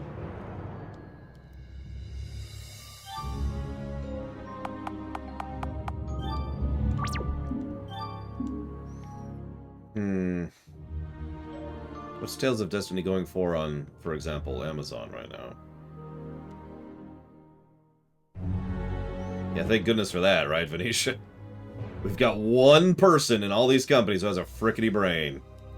Not Capcom, not Konami, not Bandai, not Square. Just there's that one creative business unit 3, and that's it! That's all we get! Even Nintendo makes bonkers decisions. Good games, bonkers decisions.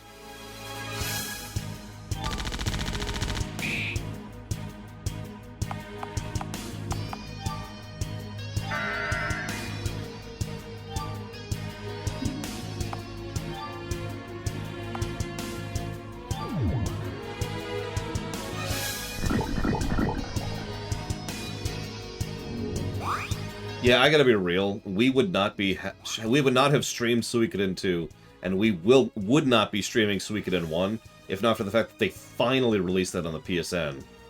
That's recent too. That's just a few years ago. They finally added that crap. God.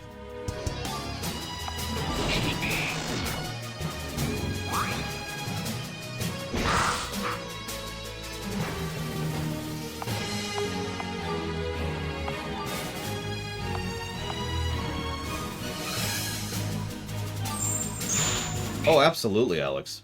I've actually thought about it. Not that I'm ever going to conquer the world, but yeah, you know, if I did, one of the things I would do is I would try to encourage companies. So one of the... Okay, let me walk this back a second. One of the biggest problems with ports and remasters is they're almost always done on the cheap. They don't spend time, effort, and money on it because the whole point is they want to spend very little money to make a quick buck back, right? And that's kind of the problem with that. Because then we get crap like the GTA remasters, or the God of War remasters we've seen recently, or whatever, right? We get crap ports and crap remasters. I would probably keep a company on retainer. Shh, they can't know, okay? I would probably keep a company on retainer whose entire job is to do a proper, lengthy job of doing a remaster or port of older games.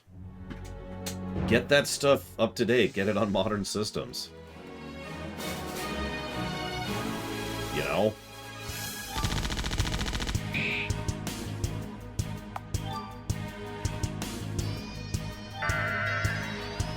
Blue Point? What have they done? I've probably seen some of their stuff, but I don't remember the name off the top of my head. The Necromancy Division. I love it! Just call it that.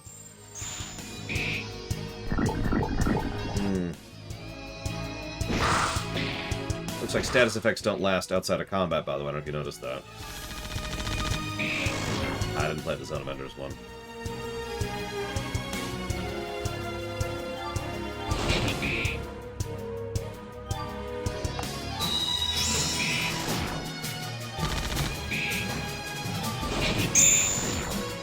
I definitely haven't played. Demon's Souls is the only Soulsborne game I haven't played now. Hey, those are eyeballs. What are these doing in here? Like, I'm just kind of curious, you know. It is on PS5, which of course I don't own.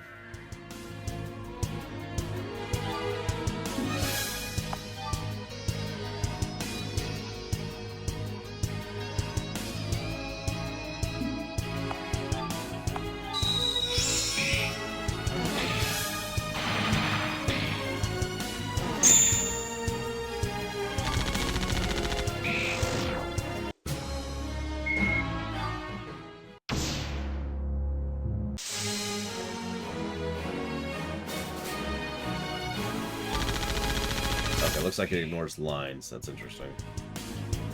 Oh, absolutely, Crazy Horse. No question. No question.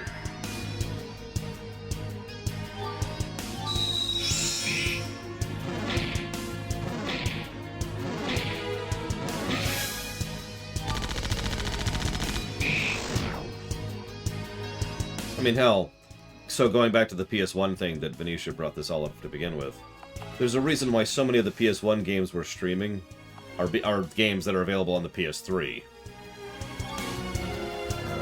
Let's do...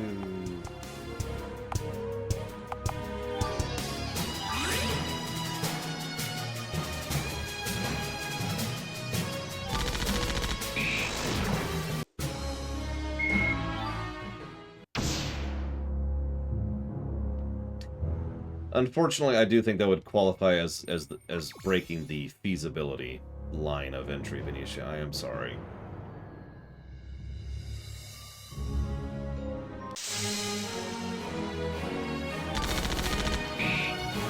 Possible, but feasible?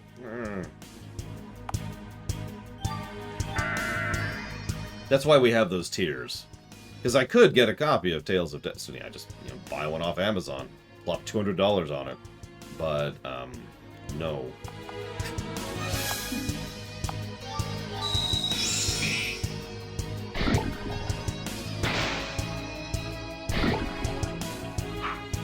Hell, I haven't even played Suikoden Tactics.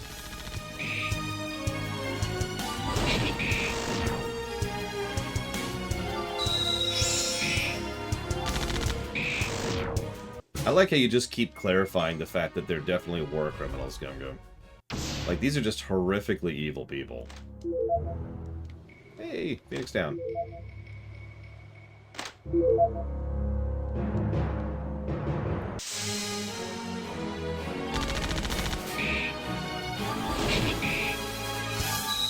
No, I'm with it. I'm with it. Be as horrifically evil as possible. Make sure everyone you fight never shows your people any mercy. That's the thing. This is true historically, too. If you decide to break the rules of warfare, then what happens is the people you're fighting will break them right back. And you will have created a mess.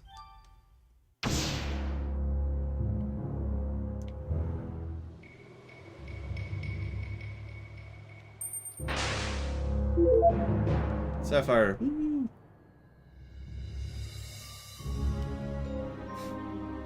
know, if you asked me what my favorite Suikoden game would be, for a while ago there I would say 5. What was that? Another monster? No need to worry while I'm here. And then I reviewed 5. That was actually kind of discouraging.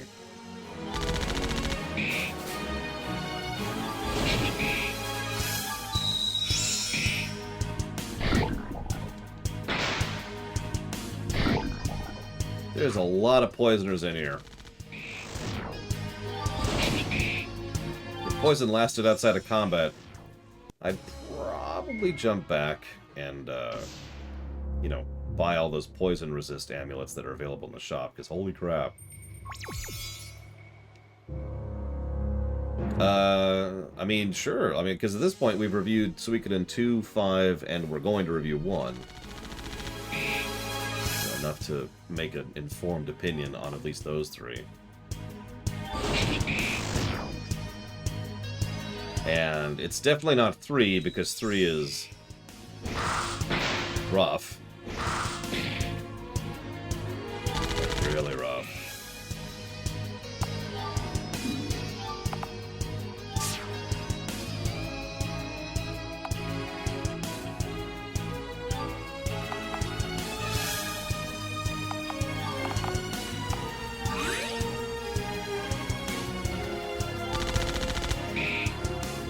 I don't think I'm going to ding the game for this, but the menu in this game, as in combat, actually kind of sucks.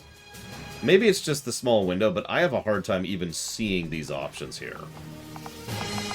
I know they're there, and that's how I'm navigating them, but it's not really visually distinct. Especially since it's just on the backdrop of the enemies. Also, the near total lack of information about where we're fighting and how. Like, I know this sounds like a mild thing to complain about, but why does RPG Maker not have a thing where you have a battle screen? FF1 on the NES had a battle screen. Dragon Quest on the NES had a battle screen. Now you're probably thinking, who cares? Well, it's part of the visibility thing. It's obviously a stylistic choice, and apparently the battle screen's the default. So it definitely is a stylistic choice, but it's a very strange one. Like, I don't mind seeing the area we're fighting in, it's all representative anyways. But it does kind of remove a little bit of immersion, and far more importantly, it also makes it much harder to tell what the hell I'm doing. While I'm at it, here's another thing I don't like about this game. Check this out. I'm gonna attack that guy, right? Who is this enemy I'm attacking? Doesn't say the name of the enemy. Doesn't say their current health, even though we know health bars are a thing, because there it is, right there. Pops up when you attack them. Doesn't say any status effects that may or may not be on the enemy. An absence of information. You know, I started this whole sentence with, I'm not going to ding this, but the more I'm talking this out loud, the more this feels like not good design. Because we have a category for this. It's called Info in Game.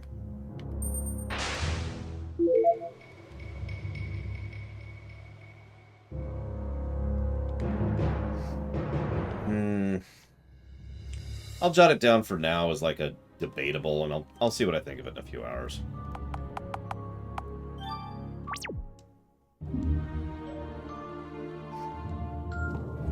So, let's see. No, the last game on the old system, I believe, was Mario Galaxy 2, Venetia. I can look it up if you want me to.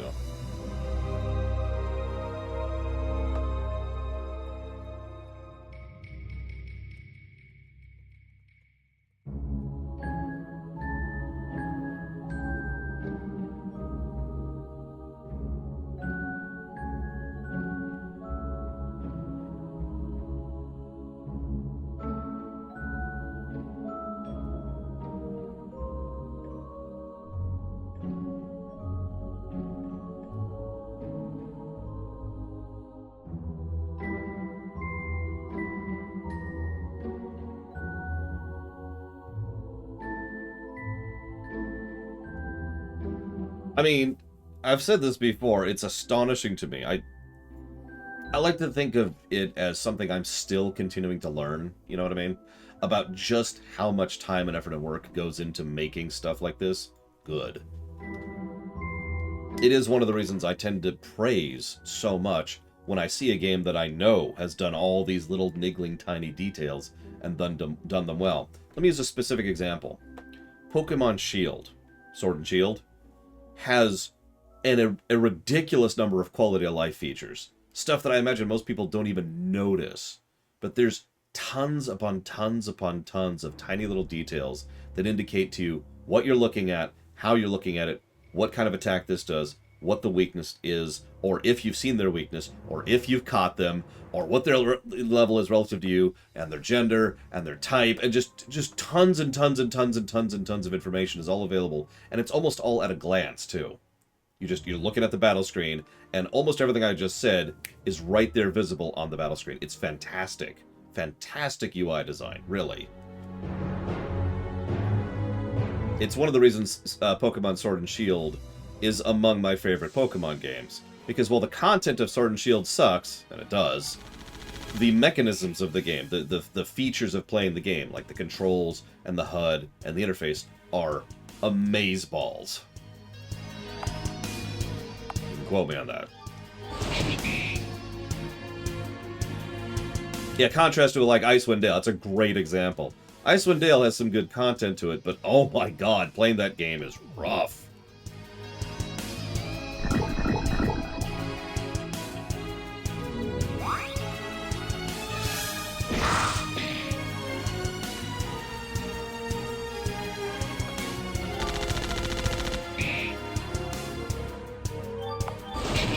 Anyways, sorry, just getting off topic there. I guess it's on topic. Like, just I mentioned this in my notes, but, like, that skeleton on the left there was buffed. Nothing indicates that. Nothing whatsoever indicates that, other than the fact that I saw him take the buff, and I happened to remember it. Yeah, that kind of stuff goes into HUD design. Agreed, Alex.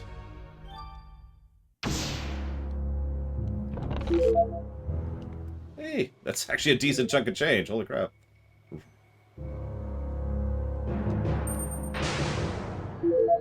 It's doubly weird because there are buff and debuff indicators on us. So we can see what we're buffed and debuffed with, but not the enemies. Even though that's relevant because debuffs are something we already have access to, and the enemy already has access to.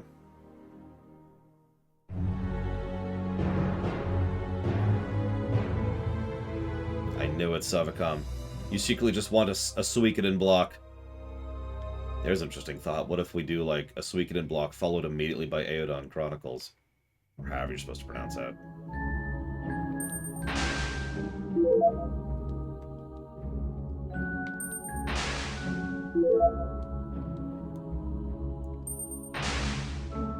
I agree, Kay.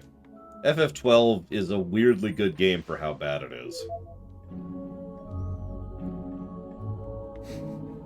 Because it is. There's a lot of really dumb, bad game design decisions in FF12. But then there's a lot of really good ones, too. FF12 also follows into the flaw? I don't know what to call it, that FF10 did. FF12 is dragged down by its optional content, in short. Because most of FF12's optional content honestly sucks.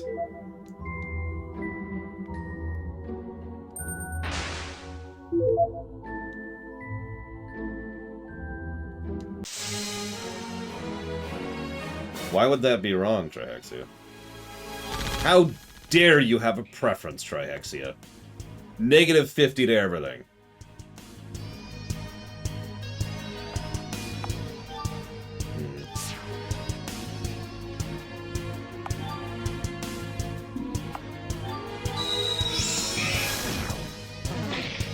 Now, I haven't reviewed the 13s, so I'm actually not sure how they would hold up. I actually really hope to review at least FF13-1 and really dig into that someday, because we never actually reviewed it. So I can't speak to that.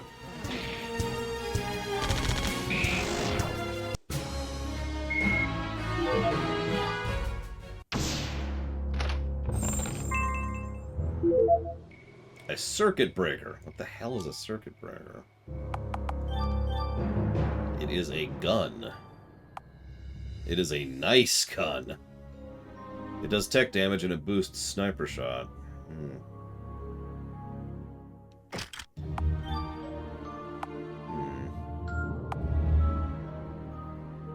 We'll see how that works out.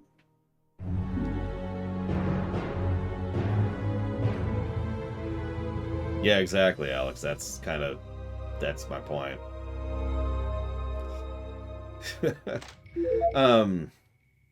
I mean, I do think FF13 has some very serious flaws to it, don't mistake me. I think its story pacing and story sequencing are actually bad. I think that its dungeon design isn't. I think that a lot of how they use the combat is an actual misuse. Like there's some good ideas in their combat system, but I feel like the way they use that combat system is awful. So, like, for example, the paradigm system would probably get a positive, and the nature of how you can build your team would probably get a positive. The fact that lightning dies isn't great, but what really makes the combat bad isn't the thing everybody talks about, which is the lightning dies thing. It's the fact that there's way too many encounters which are way too uninteresting. Frankly, most of FF13's combat is boring, because it's just break the enemy, and then kill them, and then break the enemy and then kill them. It's got a trash problem, in other words. Now, some of the boss battles get away from that, but not always. In short, encounter design is not a hallmark of that series, or that game, excuse me. So we just got robbed.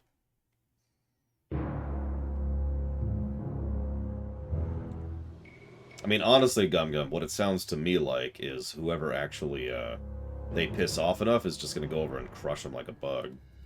Unless they can't, in which case it makes me wonder how they manage to survive. Unless they're just constantly dealing with rebellions, in which case, never mind.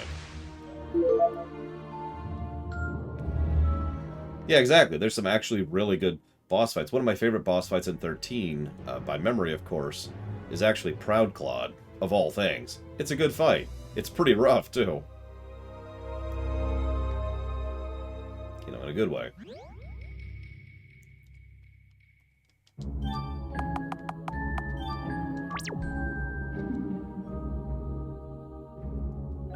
And yeah, the pacing... So, Pillager's Snow says FF13 has good pacing. I don't agree, but that's because I'm thinking on both axes. I think the gameplay pacing of FF13 is terrible. The story pacing? I have to think about that some more.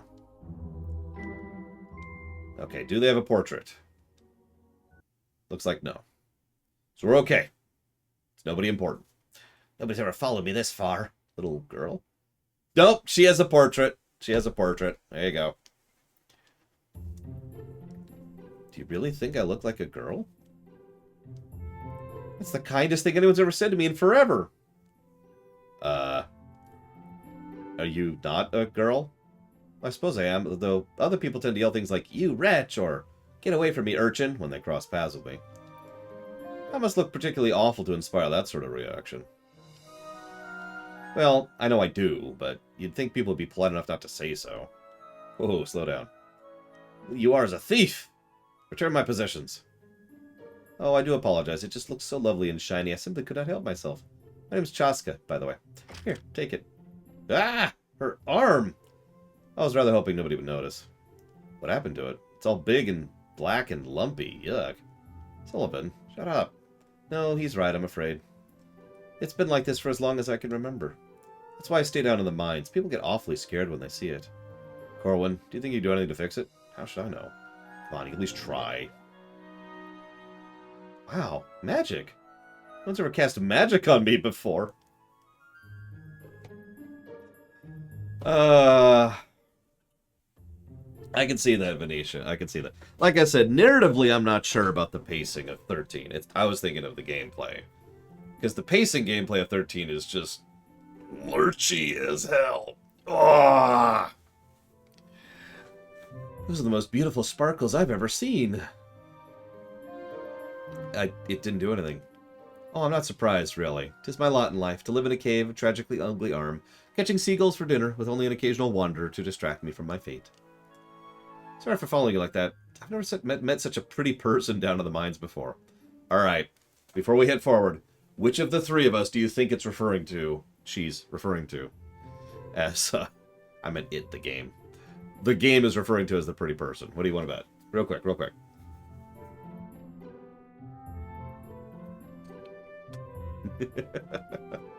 Me! I knew it! Knew it.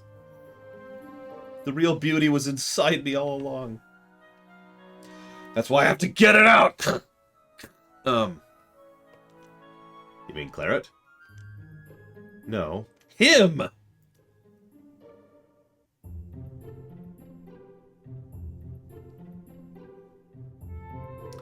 Can we back to the part where we're walking, please?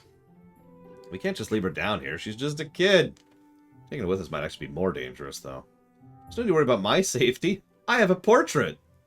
I'd love to see more of the surface. It'd be a dream come true. She's just going to slow us down. No, in fact, I might even be able to help you through the mines more quickly. You could consider me a local, after all. I wouldn't mind the extra help. Thank you. This is going to be great.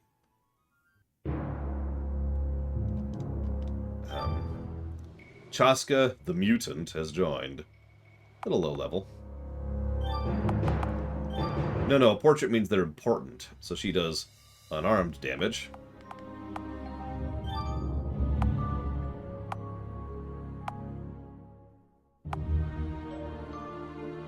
Hey, Luca.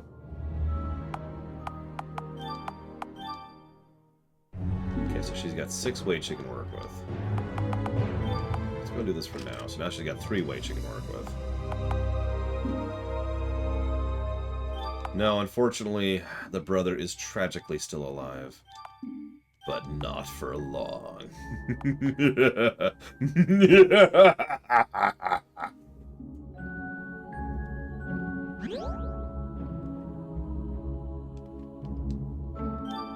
8, huh? We've already met 5 of them.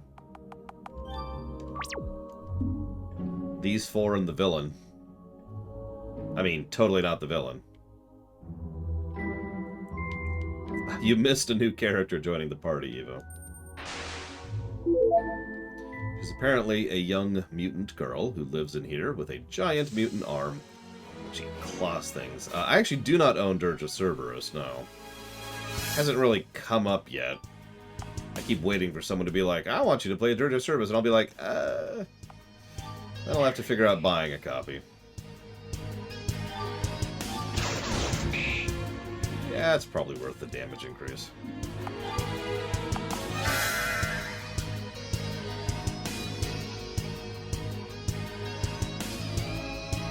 Oh, totally, DJT. Sorry, I missed Savacom's question. Is a game professional for RPG Maker deserving a review point? No. For the same reason that we don't give a game a positive for being really good for the time, or a game being really good based on the developer, or whatever. Doesn't matter. We just sort of eject all that kind of stuff. Interesting, it doesn't save targeting either.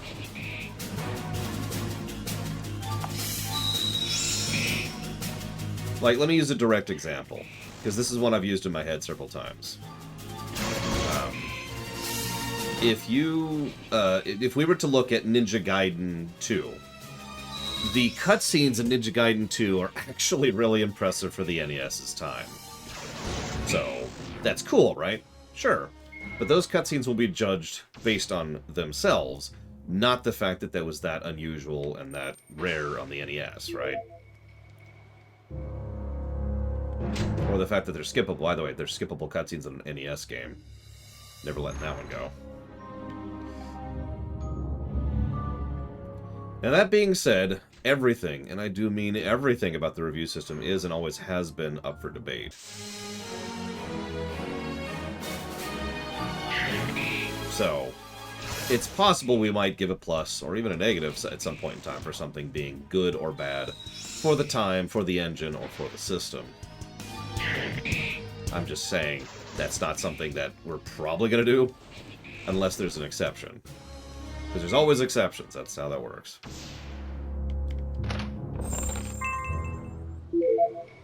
Stylish hat. Oh, I know who that's going to.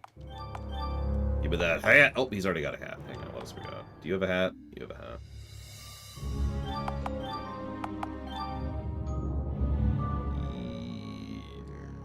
Hang on. Yeah, let's do that.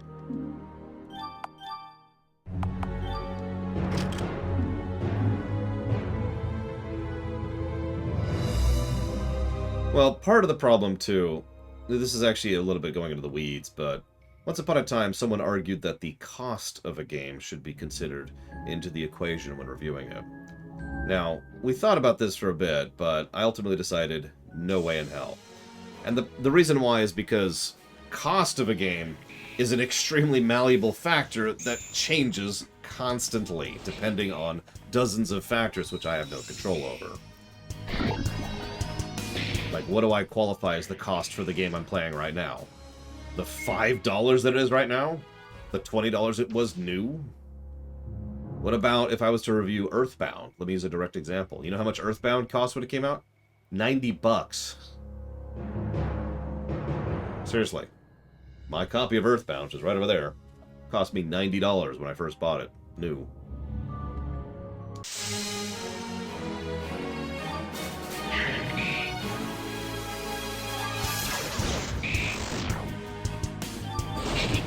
So, you get my point, right?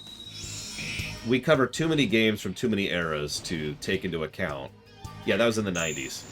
We take too many games from too many eras to take into account price. It's simply not really feasible to include price in the review score, so we don't.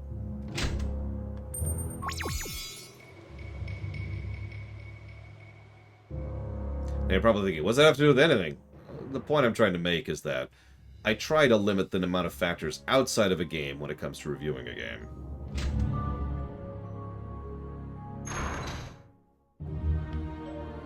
There are exceptions. There's always exceptions.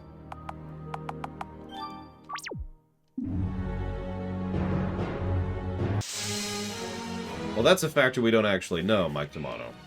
Because companies have a very long-standing habit of lying horrifically about the costs of making their games. Mostly because it benefits them to do so on every level.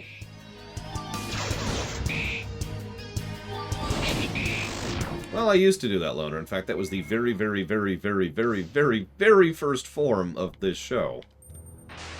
When it wasn't even a video, it was just a little blog.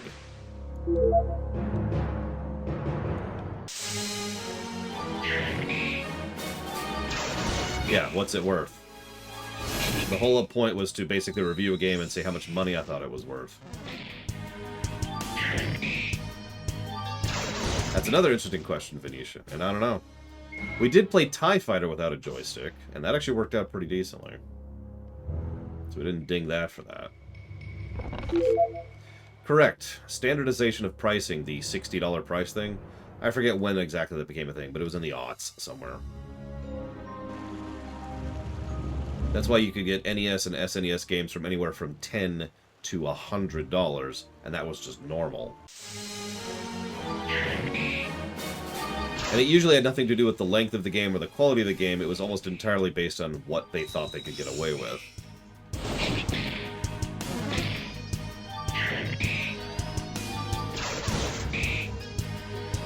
I should probably heal.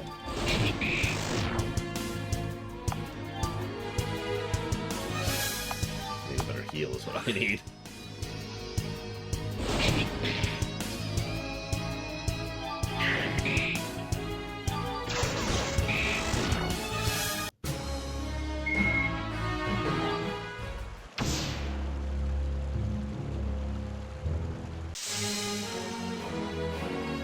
That's no. Bandit leader, I presume.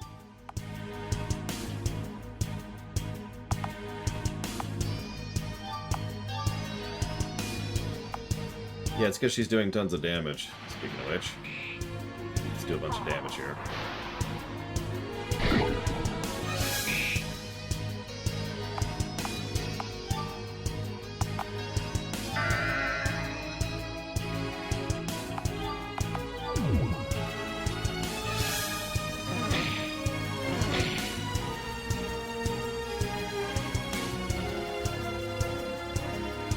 Oh, the companies have been pushing against the $60 line for years at this point.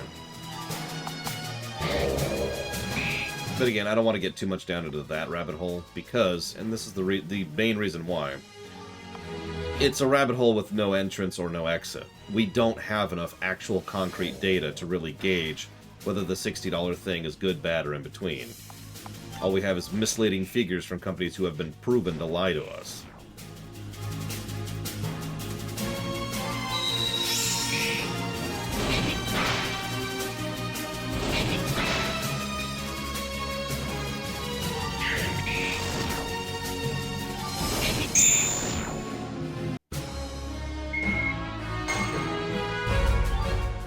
You know who they remind me of, Gum Gum? The more you talk about it, the more I realize this. The space pirates from Metroid.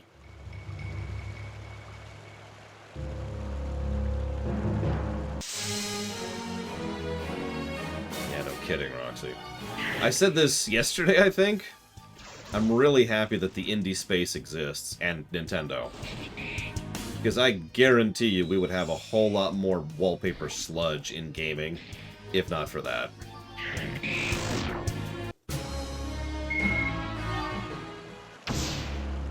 Honestly, I don't have a lot of interest in wallpaper sludge.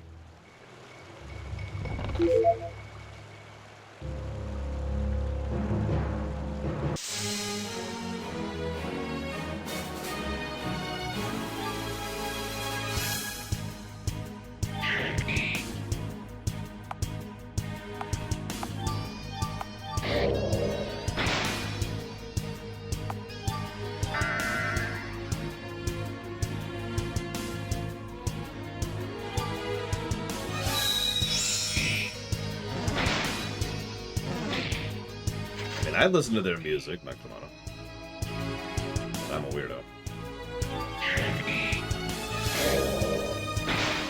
Yeah, AA games have been slowly going up in my own personal interest range.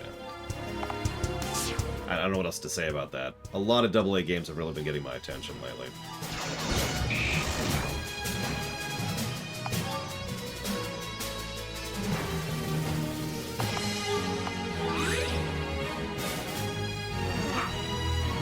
Examples of a AA game. Just about anything by Paradox.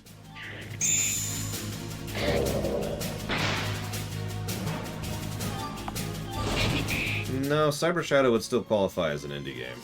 But Hitman would be a AA game. That's a good example.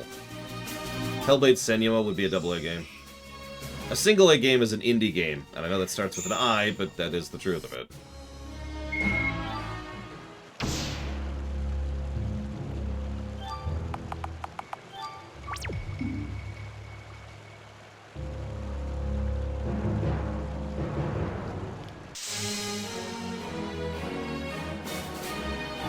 Yep, next block is the depression block. I'm actually going to call it that, unironically. Hopefully people will be okay with that, because Lord knows I probably won't.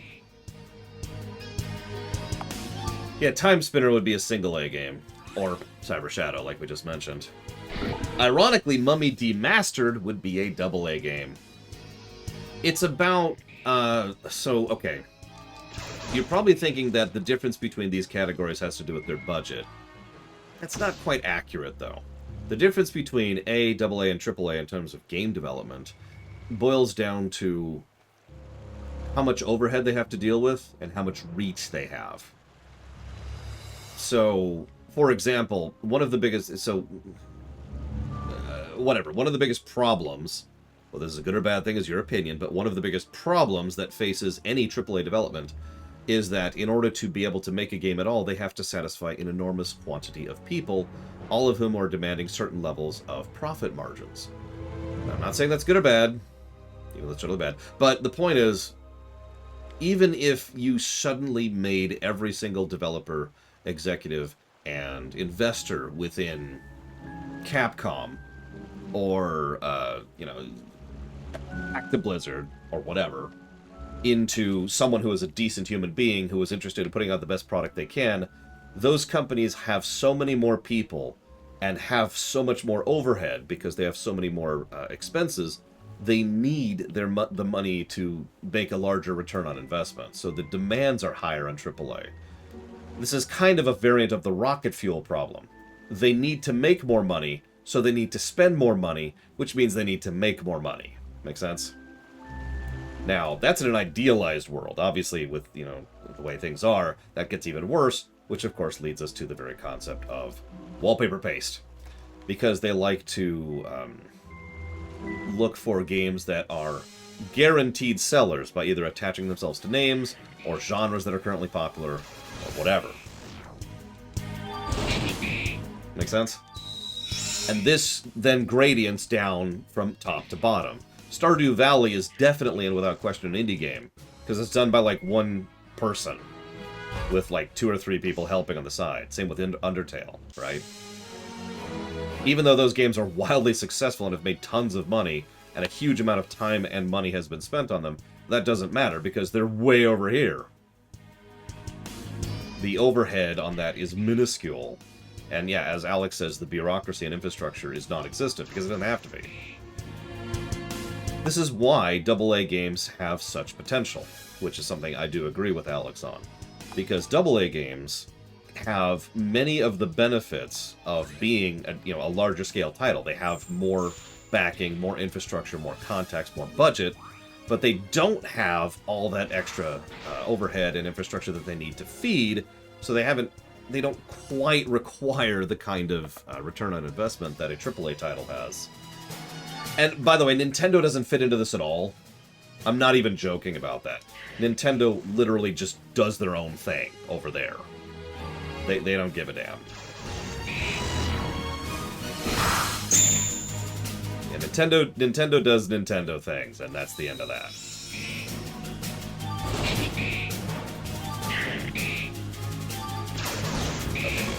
thought I figured that out right. Let's take a moment to heal, because holy crap, that hurt.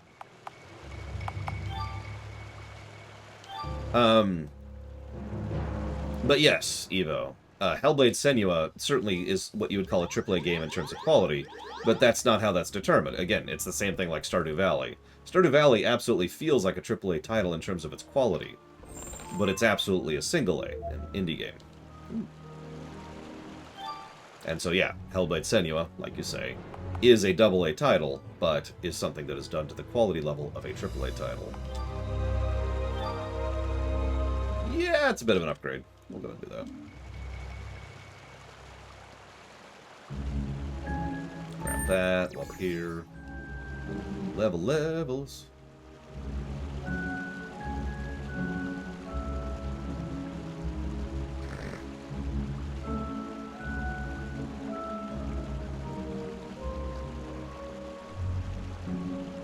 No, yeah, you're absolutely right, Kay.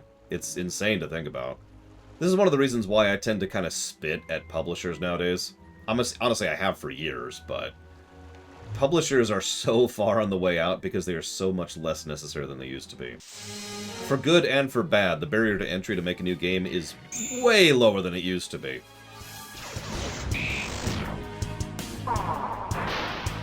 Honestly, I'd say the barrier to entry to making a game hasn't been lower since the Atari age.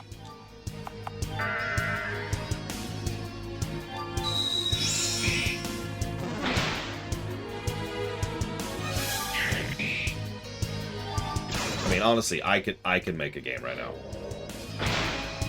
I could. I'm not gonna, because it would be crap.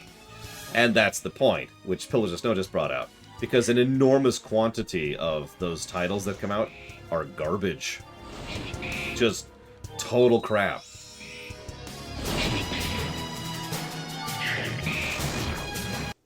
I mean, you can literally... There's a reason that asset flips exist, for God's sakes.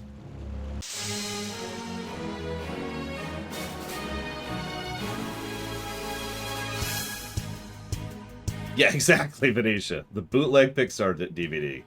That is exactly right.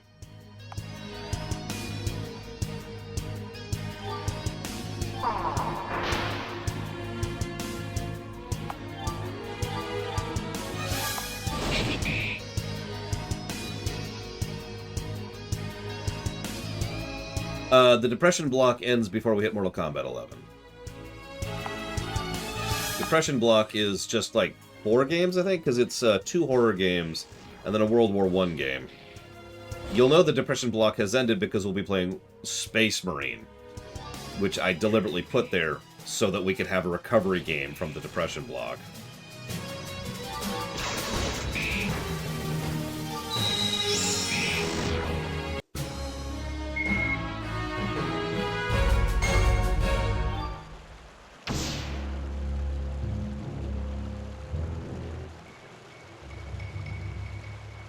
Blow the lion fly. That sounds terrible. Not sure if it's in a good way or a bad way, but it sounds absolutely terrible. Oh, please watch that, Oculus. Please do. Fresh reminder, I say this every now and again. I did a lore run on Ride to Hell Retribution. It is unironically one of the best lore runs I've ever done. If you haven't watched it, please go watch it. It was a lot of effort. Like actually... strenuously difficult to put together. But I am really proud of that run.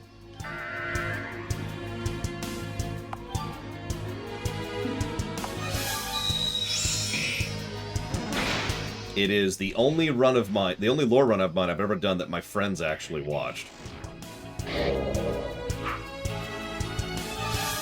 I did a room on Right to Hell Retribution? Question mark? I'd probably play that, Roxy, to be completely honest with you. Let's go right into that.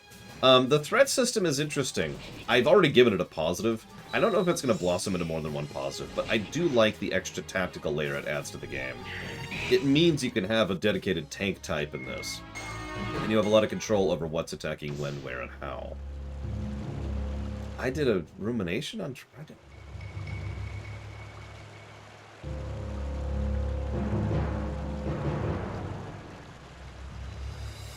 Hang on. I don't remember doing a rumination on Ride to Hell. Granted, I tend to forget some of the games I do ruminations on, because... duh.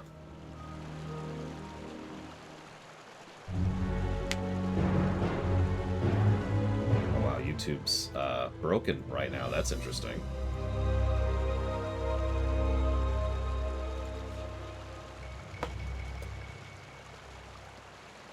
Okay, no. There's just the stream, which is not the lore run. I don't even know what this stream is. What is this?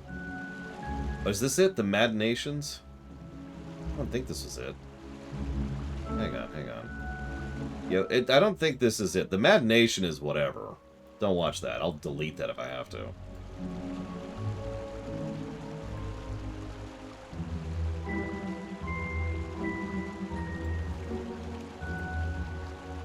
Yeah, there's the lore run. I'm gonna delist the Mad Nation.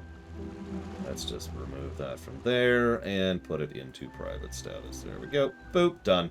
So, there's only one Ride to Hell thing for me on YouTube that you know of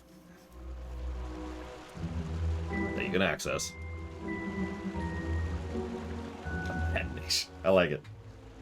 Where the hell was I? I was going this way, wasn't I? Yeah, let's heal up.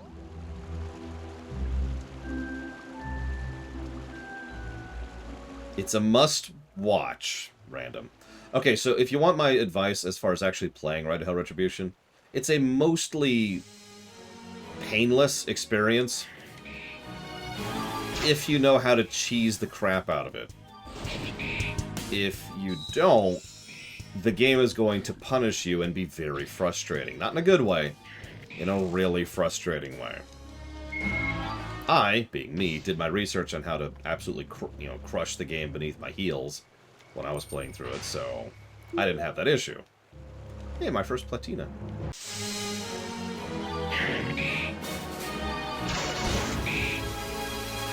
One of these days I need to codify that Lorium.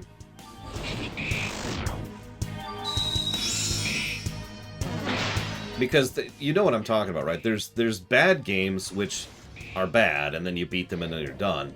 And then there's bad games which you're not sure you're ever going to beat because they're that terrible. They're either really, really irritating or really, really frustrating or really, really difficult for all the wrong reasons. Ride to Hell Retribution is a game I could guarantee I could beat. But there are some bad games which that is not true for.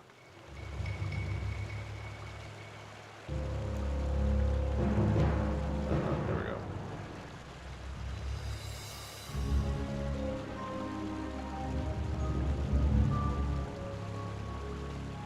Also, Savcom, you asked a question that I missed the context for. You said, could we fund for you to do it? Yeah, you're right. I couldn't beat Mega Man Legends because of just the blah, blah, blah. Hello? There you are, you monster. Filthy little thing, eating my eggs like a little weasel. Oh no, I'm truly sorry. I'm sure after I've devoured you and your friends, you'll feel better about yourself. Okay.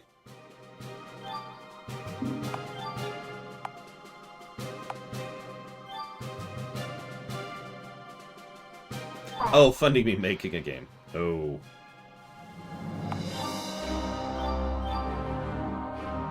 I mean, crowdfunding's a thing, but no.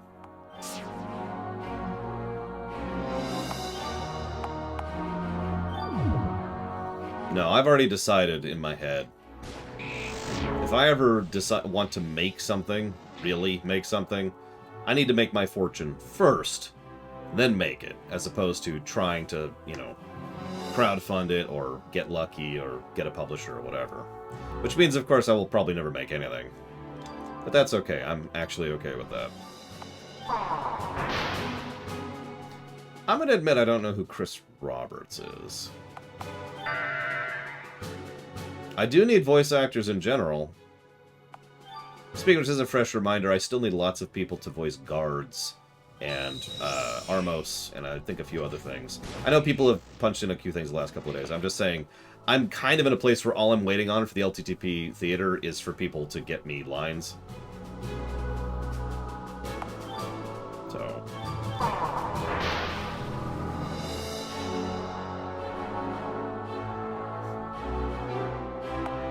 Well, I'm not very funny, Disco. That's the problem. We can stack that. Looks like no. Okay. Worth checking. Worth checking.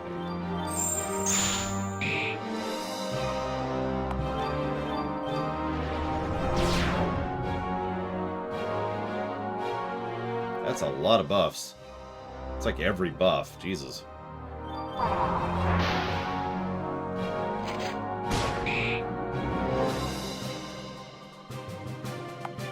Yeah, Kay's so funny, he once named a character Snow White. Who I hated.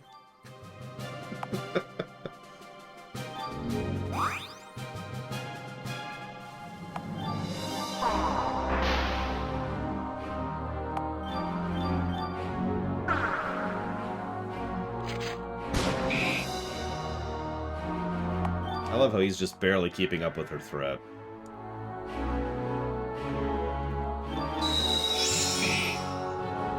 Buffs seem to do, like, no threat gen whatsoever, I noticed, because he's been doing almost nothing but buffing this entire time. She's been doing almost nothing but debuffing.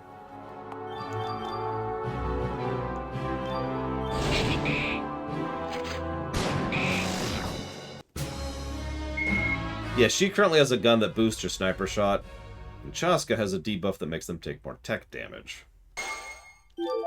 Sniper shot does tech damage. So... he taunts, he buffs, she debuffs, the only one doing any damage is whatever our main character's name is. Claret, that's her name. I knew that. I was very aware of that.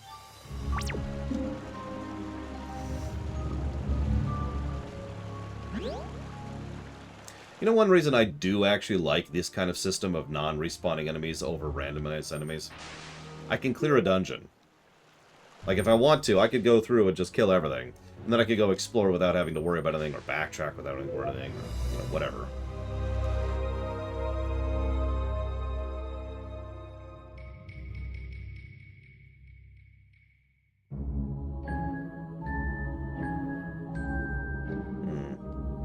We'll see, Savicom.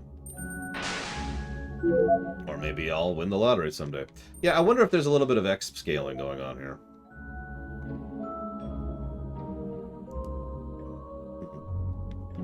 That is true, you can't grind, although I don't really see that as a negative thing, but that is a true statement. If you want to go grind, the option is there. And I'm fine with the option being there, as long as it's not something I have to dodge. Baron asks a valid question. What's this place? No, Baron says, I hate that I'm asked this question, but when someone critiques something, someone always tries to defend it by saying, the creators worked hard on it. And that's my thoughts on that in a nutshell. This is a new arc. A bunch of folks from the city got together and built it not long ago. Yeah, like a monster nest or a monster closet is not a bad way to do an optional grind spot. I think even in something like RPG Maker, you could do something where you have an object you can interact with, right? Oh, no, the question bot actually just died on us. Literally just died. Boom. And, interacting with it spawns an enemy encounter, right? Either a specific one or one from a set or whatever. So, interact, combat, interact, so the amount of encounters you have is entirely up to you at that point. You know, it's how many times you want to interact with the more or less literal monster closet. Just an idea that was bouncing around my head a while ago. Are they part of the rebellion? Yes, Ross. It is a I know it when I see it kind of a thing. Not really, though. I've been able to nab a few recruits in here. They want the same thing we do. Freedom! They just aren't willing to fight for it. Nothing wrong with being peaceful. Look at this. They built their homes into the brush. They're hiding. Hiding from the problem. Cowards! I spit upon you, Patay! Welcome to our little hole in the wall. We originally left the city in search of other humans. Some rare traders have made it to the port district, but they don't reveal anything about the outside world. Likely to keep it safe from the Skyborn. We gave up and decided to settle here where we can live our lives in total security and freedom. Hey, Zlartek. You and your guessing has been fanatical, by the way. Speaking of which, as a fresh reminder, don't forget to get your guesses in for this game. I have no idea what it's going to be, but if you ask Zlartec, I mean, they've been pretty accurate so far, so... Watch your step, it's a long drop from here. Ah!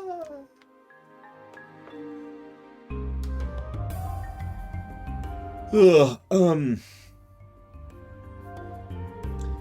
Strength features. So their skeleton, their skull, excuse me, is a little bit more angular than ours, more chin and more forehead in this direction and this direction. Nose is fine. Ears are kind of... How do I describe this? Like, not quite elven ears, but like larger ears going back in all directions. So like imagine an ear that instead of this is like this. So like it's got this whole thing back here. They do naturally have primarily canines. They have more canines than we do. And they do have actual tusks. Straight up tusks. And I think that's it. As far as facial features. That's the wrong button. Outsiders, huh? We take anybody who wants to enjoy the tranquility of the old forest and escape the turmoil of Grandminster. Peace, quiet, bingo on Wednesdays. I'm in heaven. This place is going to be on fire in 10 minutes. Oh yeah, what skin colors? Any? Although it's worth noting, the overwhelming majority of Trent have 2 skin colors. One for their skin, and one for the much harder protrusions on the skin, which is usually darker for obvious reasons.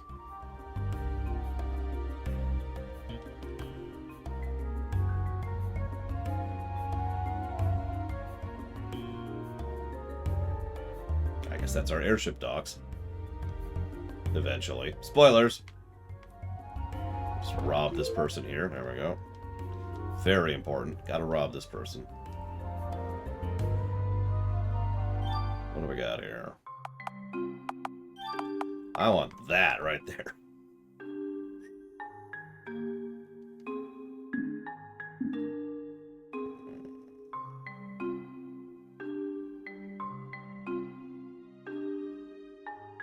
Well, they aren't pictures I drew.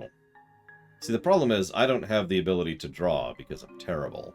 So what I usually do when I'm trying to describe an alien or a creature or beast is I take something that looks close to it, and I just use that.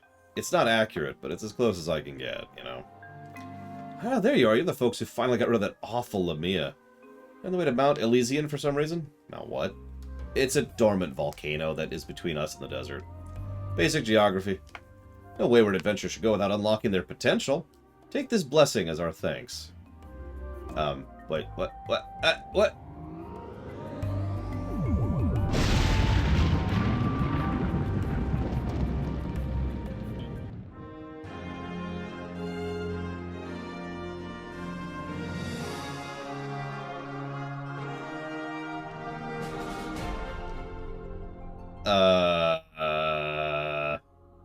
I was not ready for this. I actually specifically say Lamia because not only does it sound better to me, but because I have a race in my setting called the Lamias, which I use to distinguish them from Lamias. Anyways, So, class system. Okay. Well, please explain. As a gunner, I learn Called Shot. Takes 1 turn, but guarantees a devastating hit on my next attack. As a demo, I learn Missile Rain, Poison Nail, and Firewall. An AoE with Poison, and increase all our defense against tech attacks. That sounds like Demo's better in every way. However, if you remember, the build we're going for right now is that she is our DPSer. Like, she is the nuker, with a buffer and a debuffer backing her up. So I think I'm actually going to go with Gunner. While I hardly lack for battle prowess, a bit more would be splendid. I can focus on protecting myself and my fragile elements as a fencer, or offense. No, you're going to be a tank. You're a tank. I'm not going to look at it. I'm becoming more and more in tune with the life forces all around us. Perhaps I can manipulate them to my advantage. I can focus on healing, or the darker side. I like how the Templar's the good guy. As a Templar, my magic gets a bit deeper. My magic well gets a bit deeper. I learn Haste, Circle of Healing, Power Infusion, and Lazarus, which is probably a res. Haste, okay,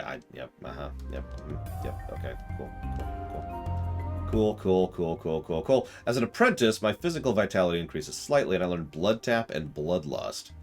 Blood Tap inflicts the enemy party with a debuff that gradually transfers their life force to me, and any extra will be distributed to my allies. Bloodlust grants one ally a unique buff that drains one ally's life force over time, but gives them great strength and allows them to absorb HP with physical attacks.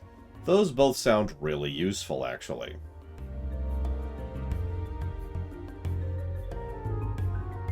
So do I want an AoE heal, a haste, and a res, or a life drain and a mega life drain, which also is Berserker?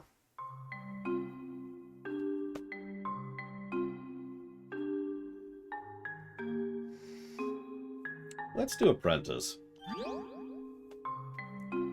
Unfortunately, I do carry the burden of this claw, but it's quite fearsome in combat. I can either strengthen my pure claw fighting skills, or cultivate my sneaky abilities as a rogue.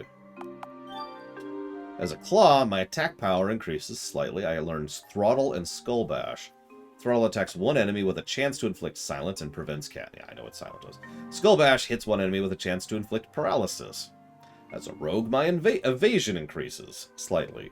I also learn Distracting Strike, which is a strong attack that allows me to yawn. That allows me to transfer threat to an ally. So you're a hunter. I can blame my stronger friends for my own attacks.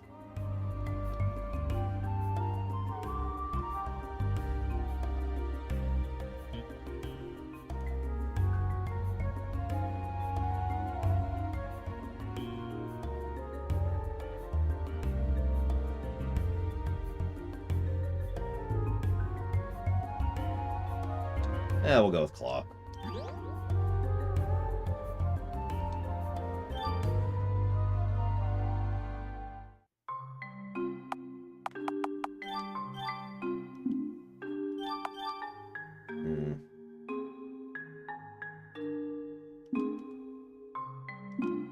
Yeah. Yeah.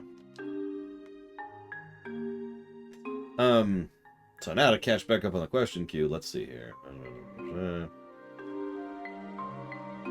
Venetia says, at the offset of WoW's creation, would you say the Forsaken should have been their own faction?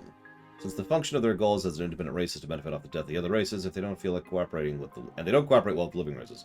No, I think the Forsaken should have been part of the Alliance from the beginning. Which is funny if you think about it. That being said, if they wanted to go with a third faction, I would actually have been okay with that. The downside of that is that would make the Forsaken even more popular than they already were. And as a reminder, Forsaken were pretty popular at launch. The only race that was more popular than the Forsaken at launch were the Night Elves. Now, you're probably thinking, Lore, that's not true. And you're right, because the most played race was humans, by a huge margin. But the humans weren't played because they were popular. The humans were played because they gained two unique abilities which made them mandatory in PvP and PvE. Nothing like moonshine when the guards aren't regulating its content. Whee! Yeah, sure. If you're wondering, one of them allowed you to escape from roots or traps, and the other one increased the amount of rep you gained from reputation factions, and this is back when rep grinds were terrible. So...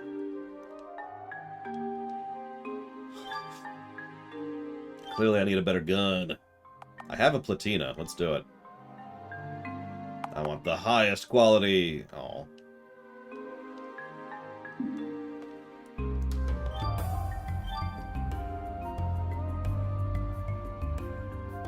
I have 2 Platina, so I should be able to make something.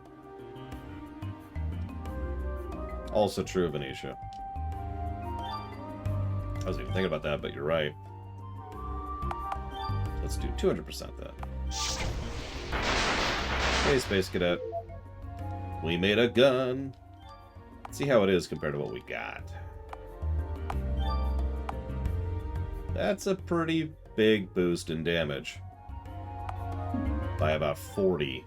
Over our good gun. Over our bad gun, that's a boost of almost 7... It actually is a boost, excuse me, of 78. So, I'll take it. Zlartek, the guesser of games, says, How hyped are you hyped for Wrath Classic? No. I'm happy it exists, but no. Oh, new dungeon. That was fast. I feel the game sped up a lot now that we've got out of the intro. We are, in fact, playing an RPG Maker game. Do I think Wrath will be a net positive expansion? Probably. One of the things you have to keep in mind is almost every single boss on in WoW from a certain point onwards is probably going to be a positive by itself. So even though there are many questionable things within these later, even up to Wrath, you know, quest design is total crap, and the arc is crap, and the overworld has some issues, it's still going to sit on the quality of its dungeon design and its raid design. You know, I don't actually know, Dream Whisperer. I actually have an answer for that, Space Cadet. The answer is Nukara was the first content patched into STO after the new company took over it. Seriously, first one.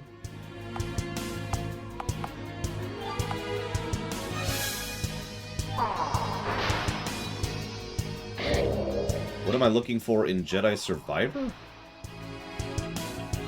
Oh, Jedi Fallen Order 2. A good game, honestly. I know, but I mean it. A good game.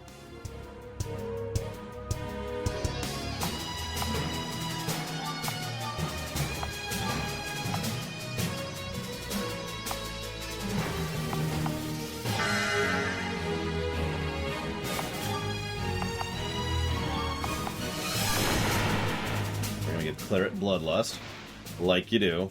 I mean, she's already kind of bloodlusty anyways. Yeah, that hit for 2,000 if you missed that.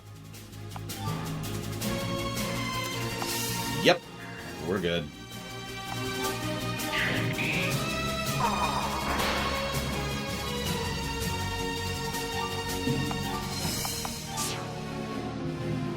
Anyways, 5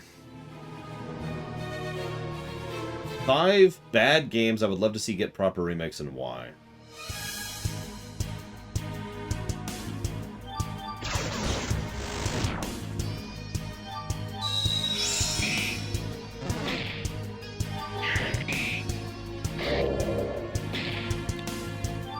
Final Fantasy III, because I've been doing thoughts on what I would do to remake the FF games for years at this point, and I think that could really deserve it.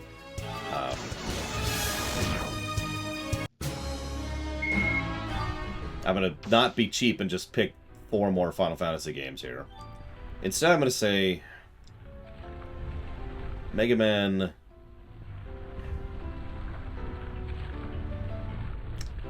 Let's go with Mega Man X1. Let's do that one. That's true Star Wars. It is arguably worse than the original, although that is, of course, debatable.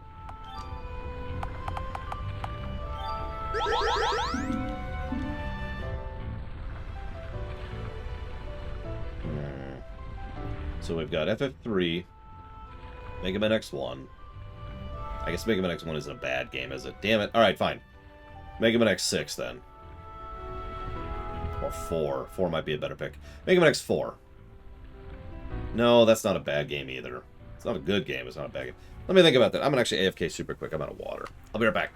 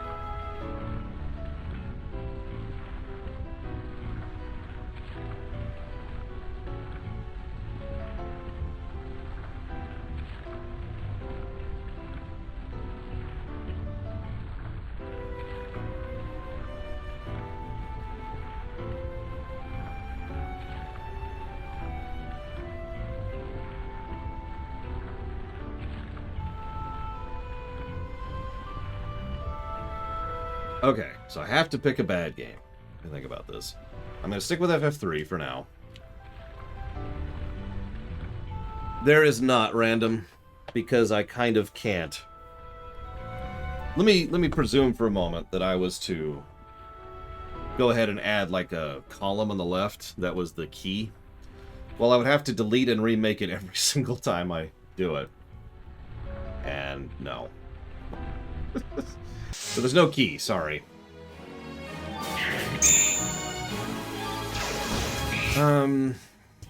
So let's go with... Has to be a bad game.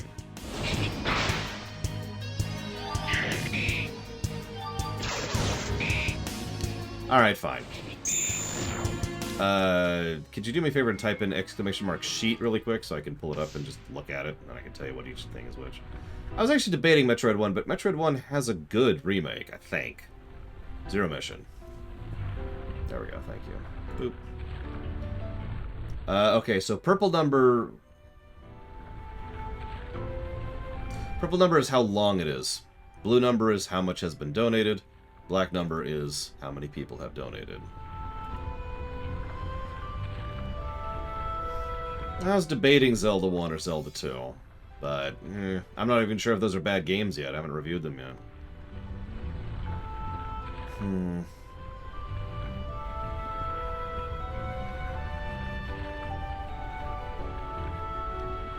I feel like I missed something up here.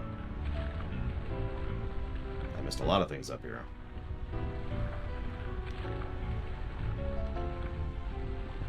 Okay, I get it.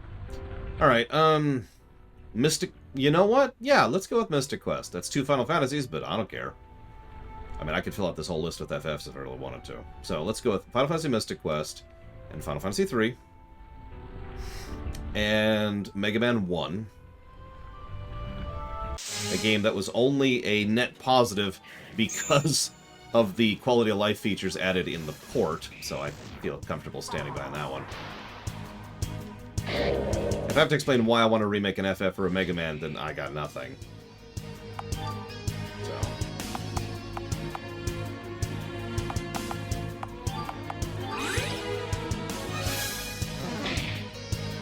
Powered Up is pretty good, but, I mean...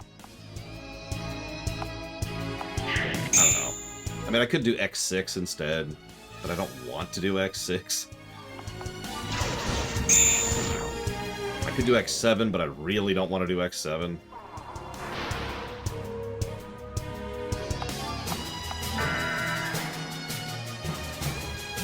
Although Powered Up is one of those locked games, and that's problematic.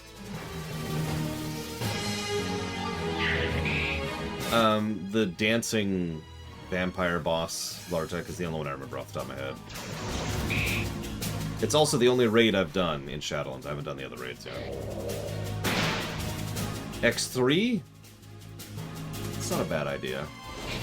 X3 was pretty flawed. And we could carry forward the story a bit, because X3 could have done things like introduce the Repliforce. That's one of the reasons I was thinking X4, because X4's story had a lot of potential and it was just kind of terrible. So, you know, maybe we do that, but that's not going to work.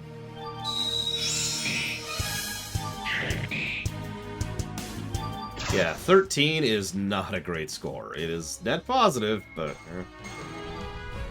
I mean, I could redo X7, but the problem is X7 shouldn't be redone. X6 was already problematic, and X5 was actually pretty good, but... You know, it should have kind of been the end of that, so... Venetia, see, Wheel of Time, which I've never played. Actually, I have played that, never mind. Dynasty Warriors 9, which I've never played. Duke Nukem Forever, which I've never played. Grandia 1, which, yeah, I'm with you on that. And Sonic 06. Why Sonic 06?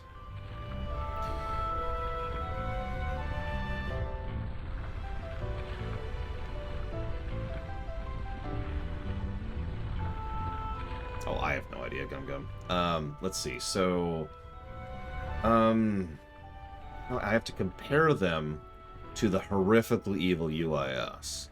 They sound to me like people who are trying to be, you know, letter of the law as opposed to spirit of the law, and as such are probably ripe for corruption. So I have a weird feeling that the UIS would be, like, manipulating them and using them constantly, kind of a deal, right? Yeah, the problem is the list of games I want a proper remake of is gargantuan. It's huge. I cannot understate how many games that I have played that I would love to see a proper remake of. So at that point, it comes below to priority, right? Like Fallout 1, and Fallout 2, and Baldur's Gate 1, and Baldur's Gate 2, and KOTOR 2, Dragon Age 2. That's just BioWare games. All the Mega Man Classic games. All the Mega Man X games. Every Final Fantasy game up to and including 12. Civilization 2 would be a good one to redo. Alpha Centauri, while we're on the subject. Where the hell's my proper remake of Alpha Centauri, goddammit?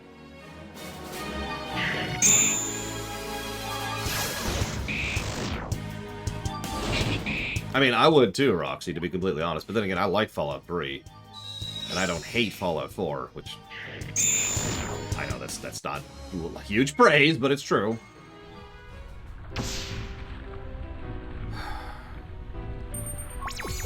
FF12 had a port with some very, very, very minor gameplay changes, Trihexia. I need someone to stab Disco really quick, please. Thank you. God, like, just... The problem is the list of games I'd want to do proper remix of is so huge, I can't even do it from memory because it is that big. There's so many games, I can't possibly remember them all. It's huge. There's so much I would love to dig my teeth into and just make and remake and remake. I don't know why I had the third one there, but god damn it, it's just, it needs it that much! It needs it that much! Probably not Space Cadet. But who knows. Star Trek video games have been kind of on the down low for a while now, so who knows what the hell they're on about. Would I remake Fallout 1 and 2 in CRPG style, or would I change it? I'd keep it CRPG, I think. Probably in the style of Wasteland 2 or Wasteland 3. Yeah, exactly, Space Cadet. Oh, did I hit this? There we go.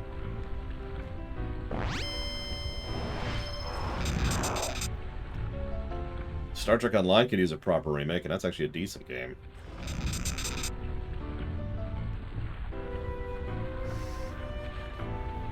So I have to pick 5 games of that huge, huge, huge list. What games don't need remakes? You're going to laugh about this. Warcraft 3 doesn't need a remake. StarCraft 2 doesn't need a remake. The more modern the game is, the less likely it needs a remake.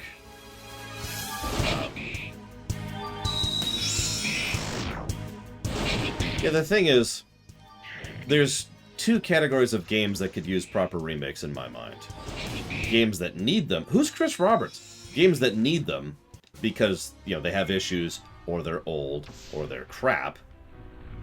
Or games that could use them because they're already good and could stand to have, you know, additional content and additional quality of life features and modern usages in them. So, for example, Star Citizen, right? Could someone stab K too, please? Thanks. Alright, so, like, for example, Mega Man Legends 1 needs a proper remake, because it's kind of crap. Good core ideas, good core concepts, lot to work with there. Whereas by contrast, and someone already said this in chat, Final Fantasy VI does not need a proper remake. It's a perfectly good game now. But you could do a lot with a proper remake of FF6.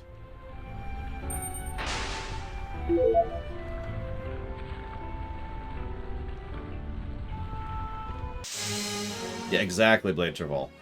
An FF6 proper remake, when I make one, is almost entirely going to be new content. Because what's there is good. It just needs to be fleshed out more. Gao is an interesting character, but he only has 2 cutscenes, really. Just to name one example. What about Mog, who has 1 interesting cutscene and 2 cutscenes total? How about fleshing out more of the nature of the world of the Espers, the pocket dimension thing, right? Oh, I didn't, Venetia. I'm so sorry. Apparently I'm gonna have to buy Dirge of Cerberus now. Don't actually own that. Yeah, exactly, Justin. There are some exceptions there. Strago gets a weirdly well-developed section to himself in the World of Ruin. Let's see, Dirge of Cerberus. No, not the $120 copy. Jesus.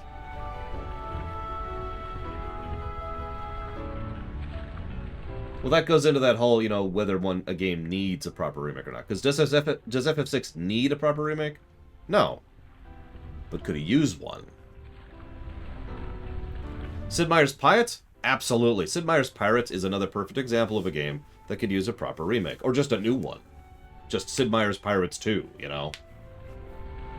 Ocarina of Time? You know, that's another perfect example. Ocarina of Time is a damn good game right now. But imagine we do a proper remake, polish up the Master Quest stuff, and fix some of those little niggling details as we're going. That would be amazing. Hang on, I gotta buy this. There's apparently only one copy for $40, so I gotta buy this really quick.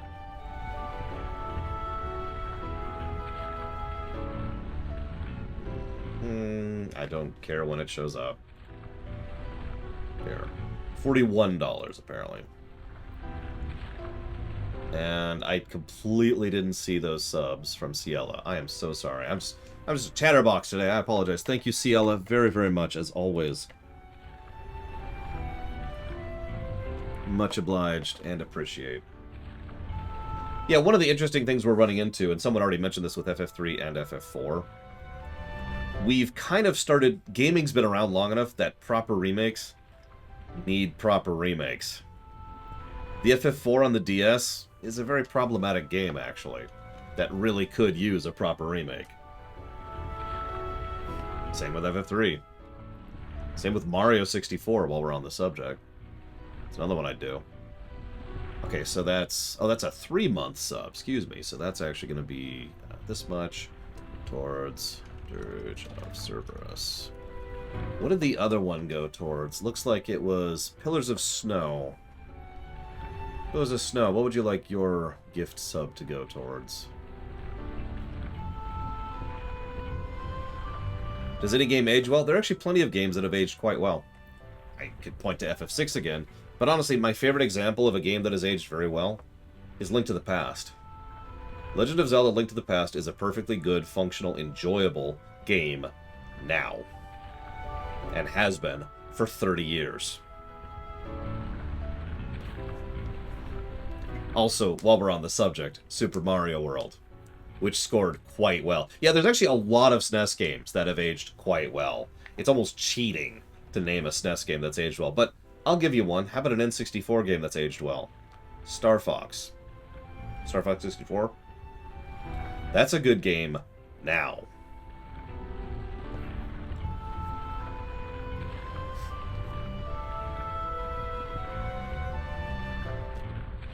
NES games? Mega Man 5 is one of the highest rated NES games, excuse me, one of the highest rated games I've ever reviewed. Also Mario 3, while we're on the subject. Punch-Out probably qualifies as well.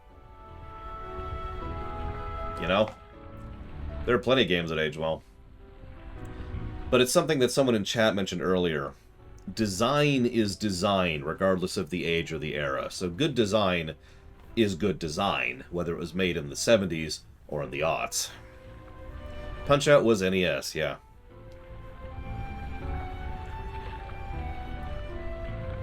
Anyway, since I'm not seeing a thing from Pillars of Snow, let's get back to this dungeon we're doing.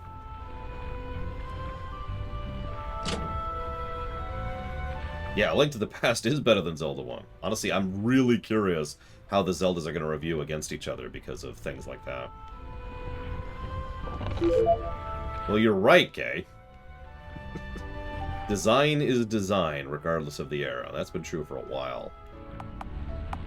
Hell, there are movies which came out 50 years ago which are better done than movies that came out this year.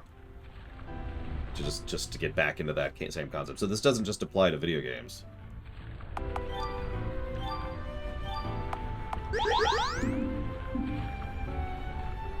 Yeah, Alien is a great example of a damned good film, which is 82, I want to say?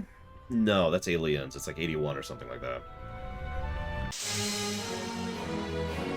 Well, there's probably no movies that came out in 1922 that are particularly good nowadays. I'll give you that one.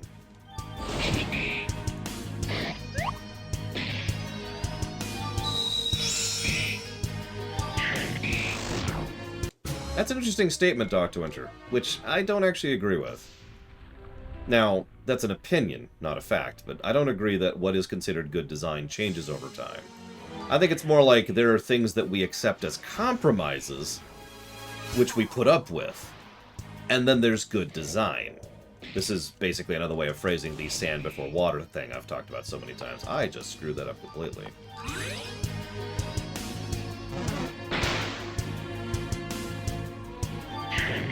And while that's true, Alex, I suppose I could also say that there are movies that came out 50 years ago which are better than good movies that came out now. To try and get away from... So, in other words, obviously there was Drek 50 years ago, too. But my point is, a good movie then is a good movie now, right? Now, let's go ahead and do this. Not that good movies aren't made anymore. Speaking of which, if you haven't seen Top Gun 2 Maverick, it is a very good movie. A weirdly good movie.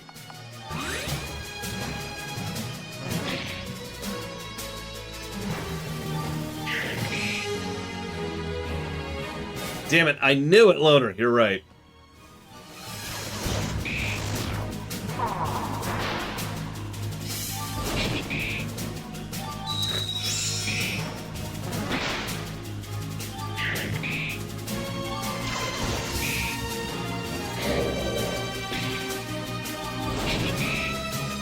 Why is this not doing any damage to this lady? Jesus. No, you're right, Evo. One of the only ways to tell what water is to have drunk sand before. Now, that's not always true. But, no, actually, Ross. It's a surprisingly well-done movie. It's very predictable. If you're looking for a big twist film with lots of big surprises and whatnot, don't go see Top Gun Maverick. Top Gun 2 Maverick. But, it's a very, very, very well-executed film. In fact, it does two things. So I was planning to talk about this during Lore Week. Let me talk about Top Gun 2 Maverick really quick, and then I'll finish talking about Evo and how incredibly wrong she is. So, the first thing it does very, very, very well is it wastes no time whatsoever. Top Gun 2 Maverick is a 2-hour film that feels like a 45-minute film. And I mean that absolutely as a positive. It doesn't waste any of its screen time whatsoever. It is very efficient with what it does, where, and how. And what I mean by that, it's most movies, especially modern movies, especially action Hollywood movies, tend to fall into seconds and minutes. There are too many scenes that are too long for effectively no good reason, because they insist on showing everything. Let me explain what I mean by showing everything. Let's say for a moment that Justin over there is on fire, okay? And Justin leaps into the water, okay? And then Bob walks up and is like, Justin, what's wrong? And Justin's like, I had to leap into the water because I was on fire. Oh, is it okay? Yeah, I've managed to put out the fire now. All of that is unnecessary. What they could do instead is Justin is on fire, leaps into the water, and we just cut to him shivering a little bit, still wet, sitting by Bob, who's like, you gonna be okay, man? Cut out all that fat and get right to the actual relevance of the scene. Bob being concerned about Justin. That kind of fat is in an enormous amount of movies. There is no fat in Top Gun 2 Maverick. There's a brilliant scene, this is a minor spoiler. There's a brilliant scene where someone is going to go on a very dangerous mission, and they know it. So this scene starts with them walking into a bar and looking at a good friend of theirs who they have a romantic interest in. No dialogue. They look at them for a bit. The woman looks up, notices him. They look at each other for a second. Immediate cut to them standing on the beach, staring out at the ocean. Just staring at it together. And after a bit, she just pulls him into a really tight hug and holds him there. And then she walks off. No dialogue in this whole sequence of events. They don't show the discussion. They don't show the action of him telling her what's going on or any of that. None of it's necessary. We just get to the actual impact of what this means for the characters and how they show it. Top Gun 2, excuse me for gushing, but it's a really good film. Top Gun 2 does a lot of showing instead of telling, just all over the place. It's fantastic.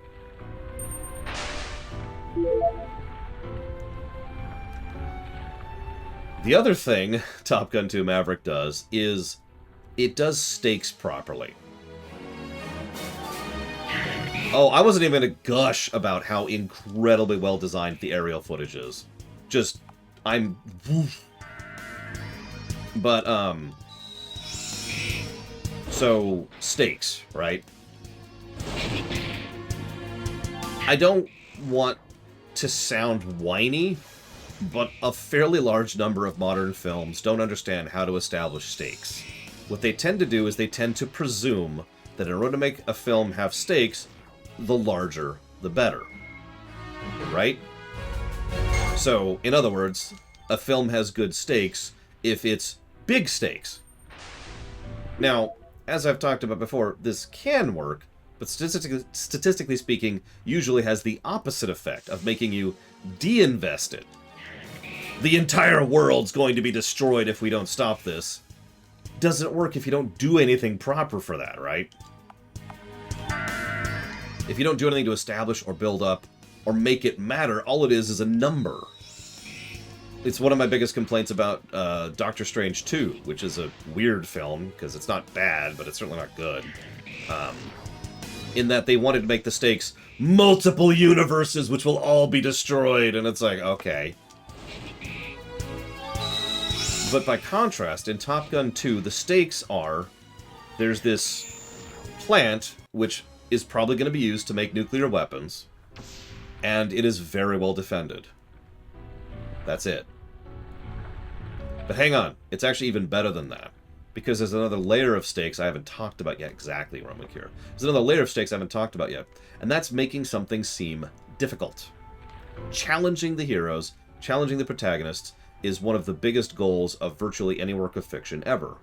But what a lot of people don't understand, a lot of people in Hollywood don't understand, is you don't need to make them face the Titanic, which is walking on tank treads made out of devastators and hitting you with moons in order to challenge the hero.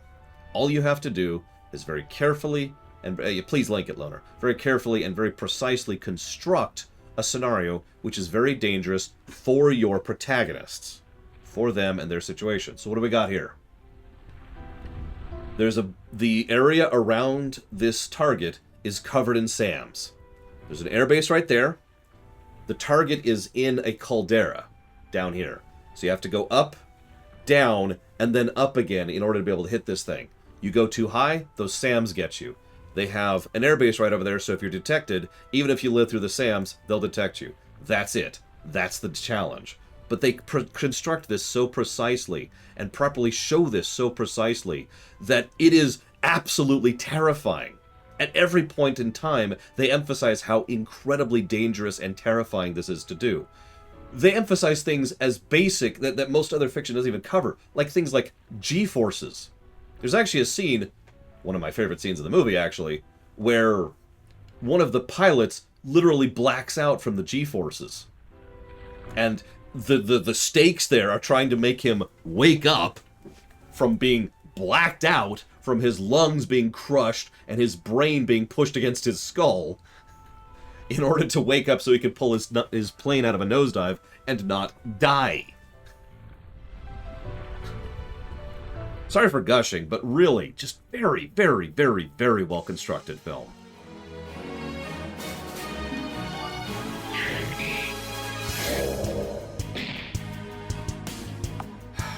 Honestly, maybe, Kay. I was going to put it into this week's lore week since we're doing a lore week anyways. So, why not? Kind of a deal.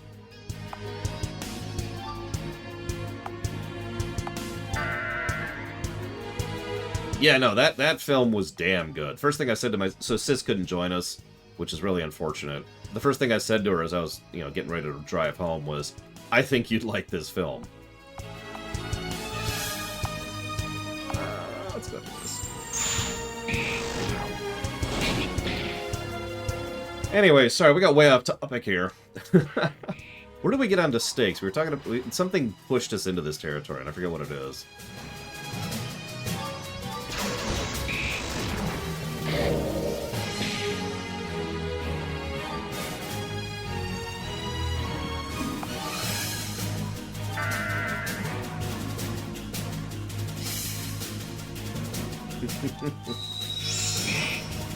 You know what's really good about Top Gun 2? You don't need to have seen Top Gun 1 to enjoy it.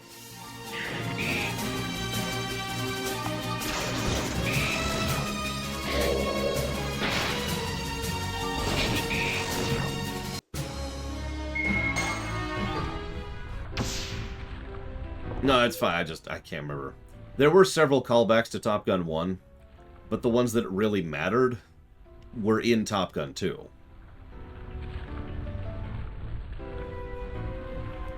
Like, they were relevant to It's pretty obvious what happened to Iceman. It's pretty obvious what happened to Goose, you know what I mean? You don't need to have seen the first film to figure out what's going on. There were callbacks. I actually really liked the volleyball scene in this one.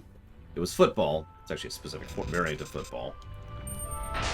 But it wasn't just done for fan service. It was literally done for narrative purpose. For good narrative purpose, even.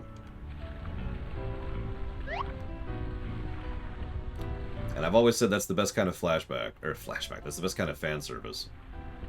It's actually worth something other than just being there to be fan service.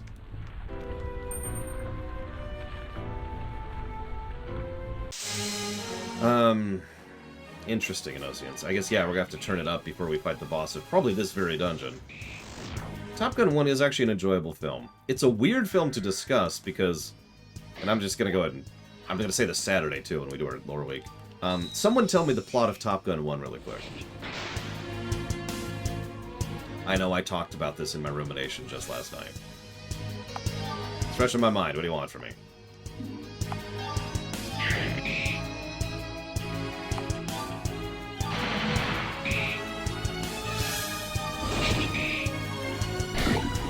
For those of you not getting the point, the plot of Top Gun 1 is non-applicable. There is no plot to Top Gun 1.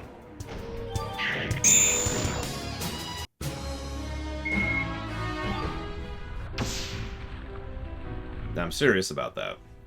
There is no central plot to Top Gun 1. It is a day-in-the-life story. It's a bit of a more exciting life than what we usually see. You know, usually day-in-the-life stories or slice-of-life stories, a little bit more down-to-earth, a little bit more mundane, but that is exactly what Top Gun 1 is. He went down.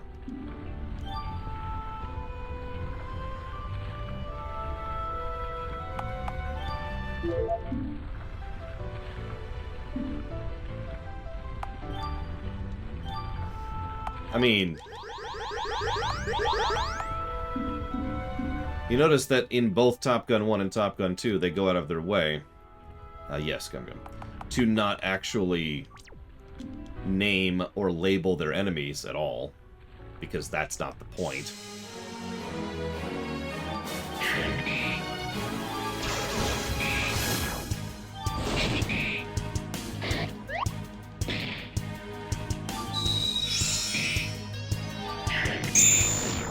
Yeah, I've noticed that about a bunch of films that I've had the fortune of covering in the last couple of years.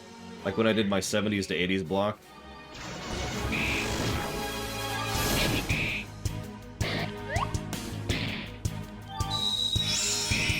I know, right, Loner?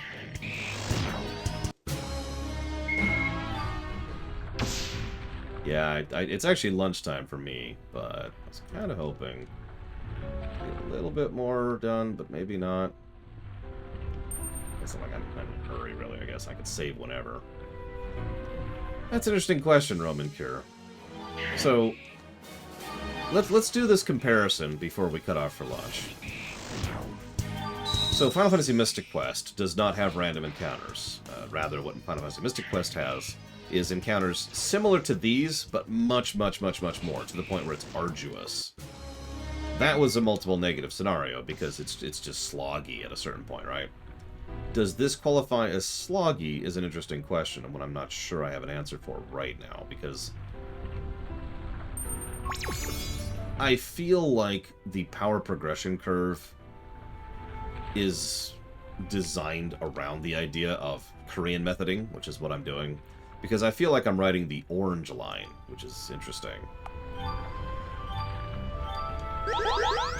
Now, granted, I am kind of auto-battling through a lot of these fights, with only a couple of specific tactics being used. But that's exactly my point. Now, that being stated, I do also have the ability to combo the crap out of any boss. I already demonstrated that on the Lamia earlier. I can also probably combo the crap out of any few of the bosses, because I have Bloodlust now, which I didn't have last time. So, it's possible that all this leveling I'm doing is unnecessary. But it would be foolish of me to try and not do it, and of course I have to judge that. If you could skip them easily, is that a problem? Yes, if you fall behind the leveling curve. If you fall behind the leveling curve because you're skipping encounters, that's a problem.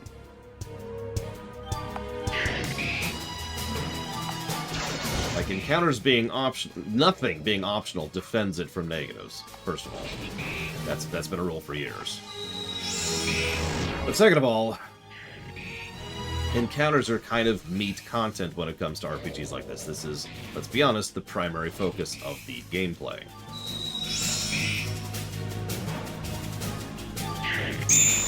We'll make it. Yes, we're good. It probably doesn't look like it, but I actually am paying attention to some of this crap. I'm just not doing anything super special for it. That's your choice, Gum Gum. You be the judge.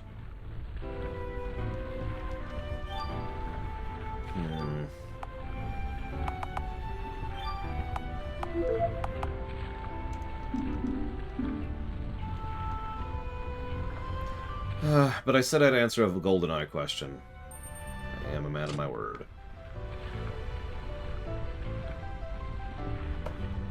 Random asks how the dialogue is in this game. I actually had an answer for that built in my head, ready to go. The dialogue in this game is serviceable. I wouldn't call it positive-worthy at the moment. It's mostly what I like to call functional dialogue.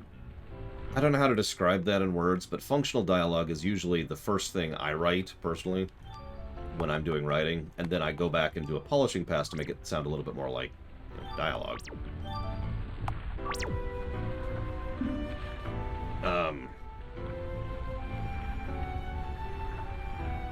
But it's not bad dialogue. It's just there. Okay, so where is this golden eye question? Hang on. If GoldenEye N64 wasn't as successful as it was, do you think Halo wouldn't have caught on as well? No, I think Halo was perfectly positioned to just absolutely explode. Partially because of the nature of the Xbox and Microsoft's movement, partially because of the era in which it came out in, and partially because of the fact that Halo was a damn good game. So, I do think that regardless of GoldenEye 64, Halo was still going to work out. IMO. A game with the best voice acting, Red Dead Redemption 2. I hate to say that, but Red Dead Redemption 2 has stupid good voice acting. So, I'm going to go get lunch. I'll see y'all in a bit.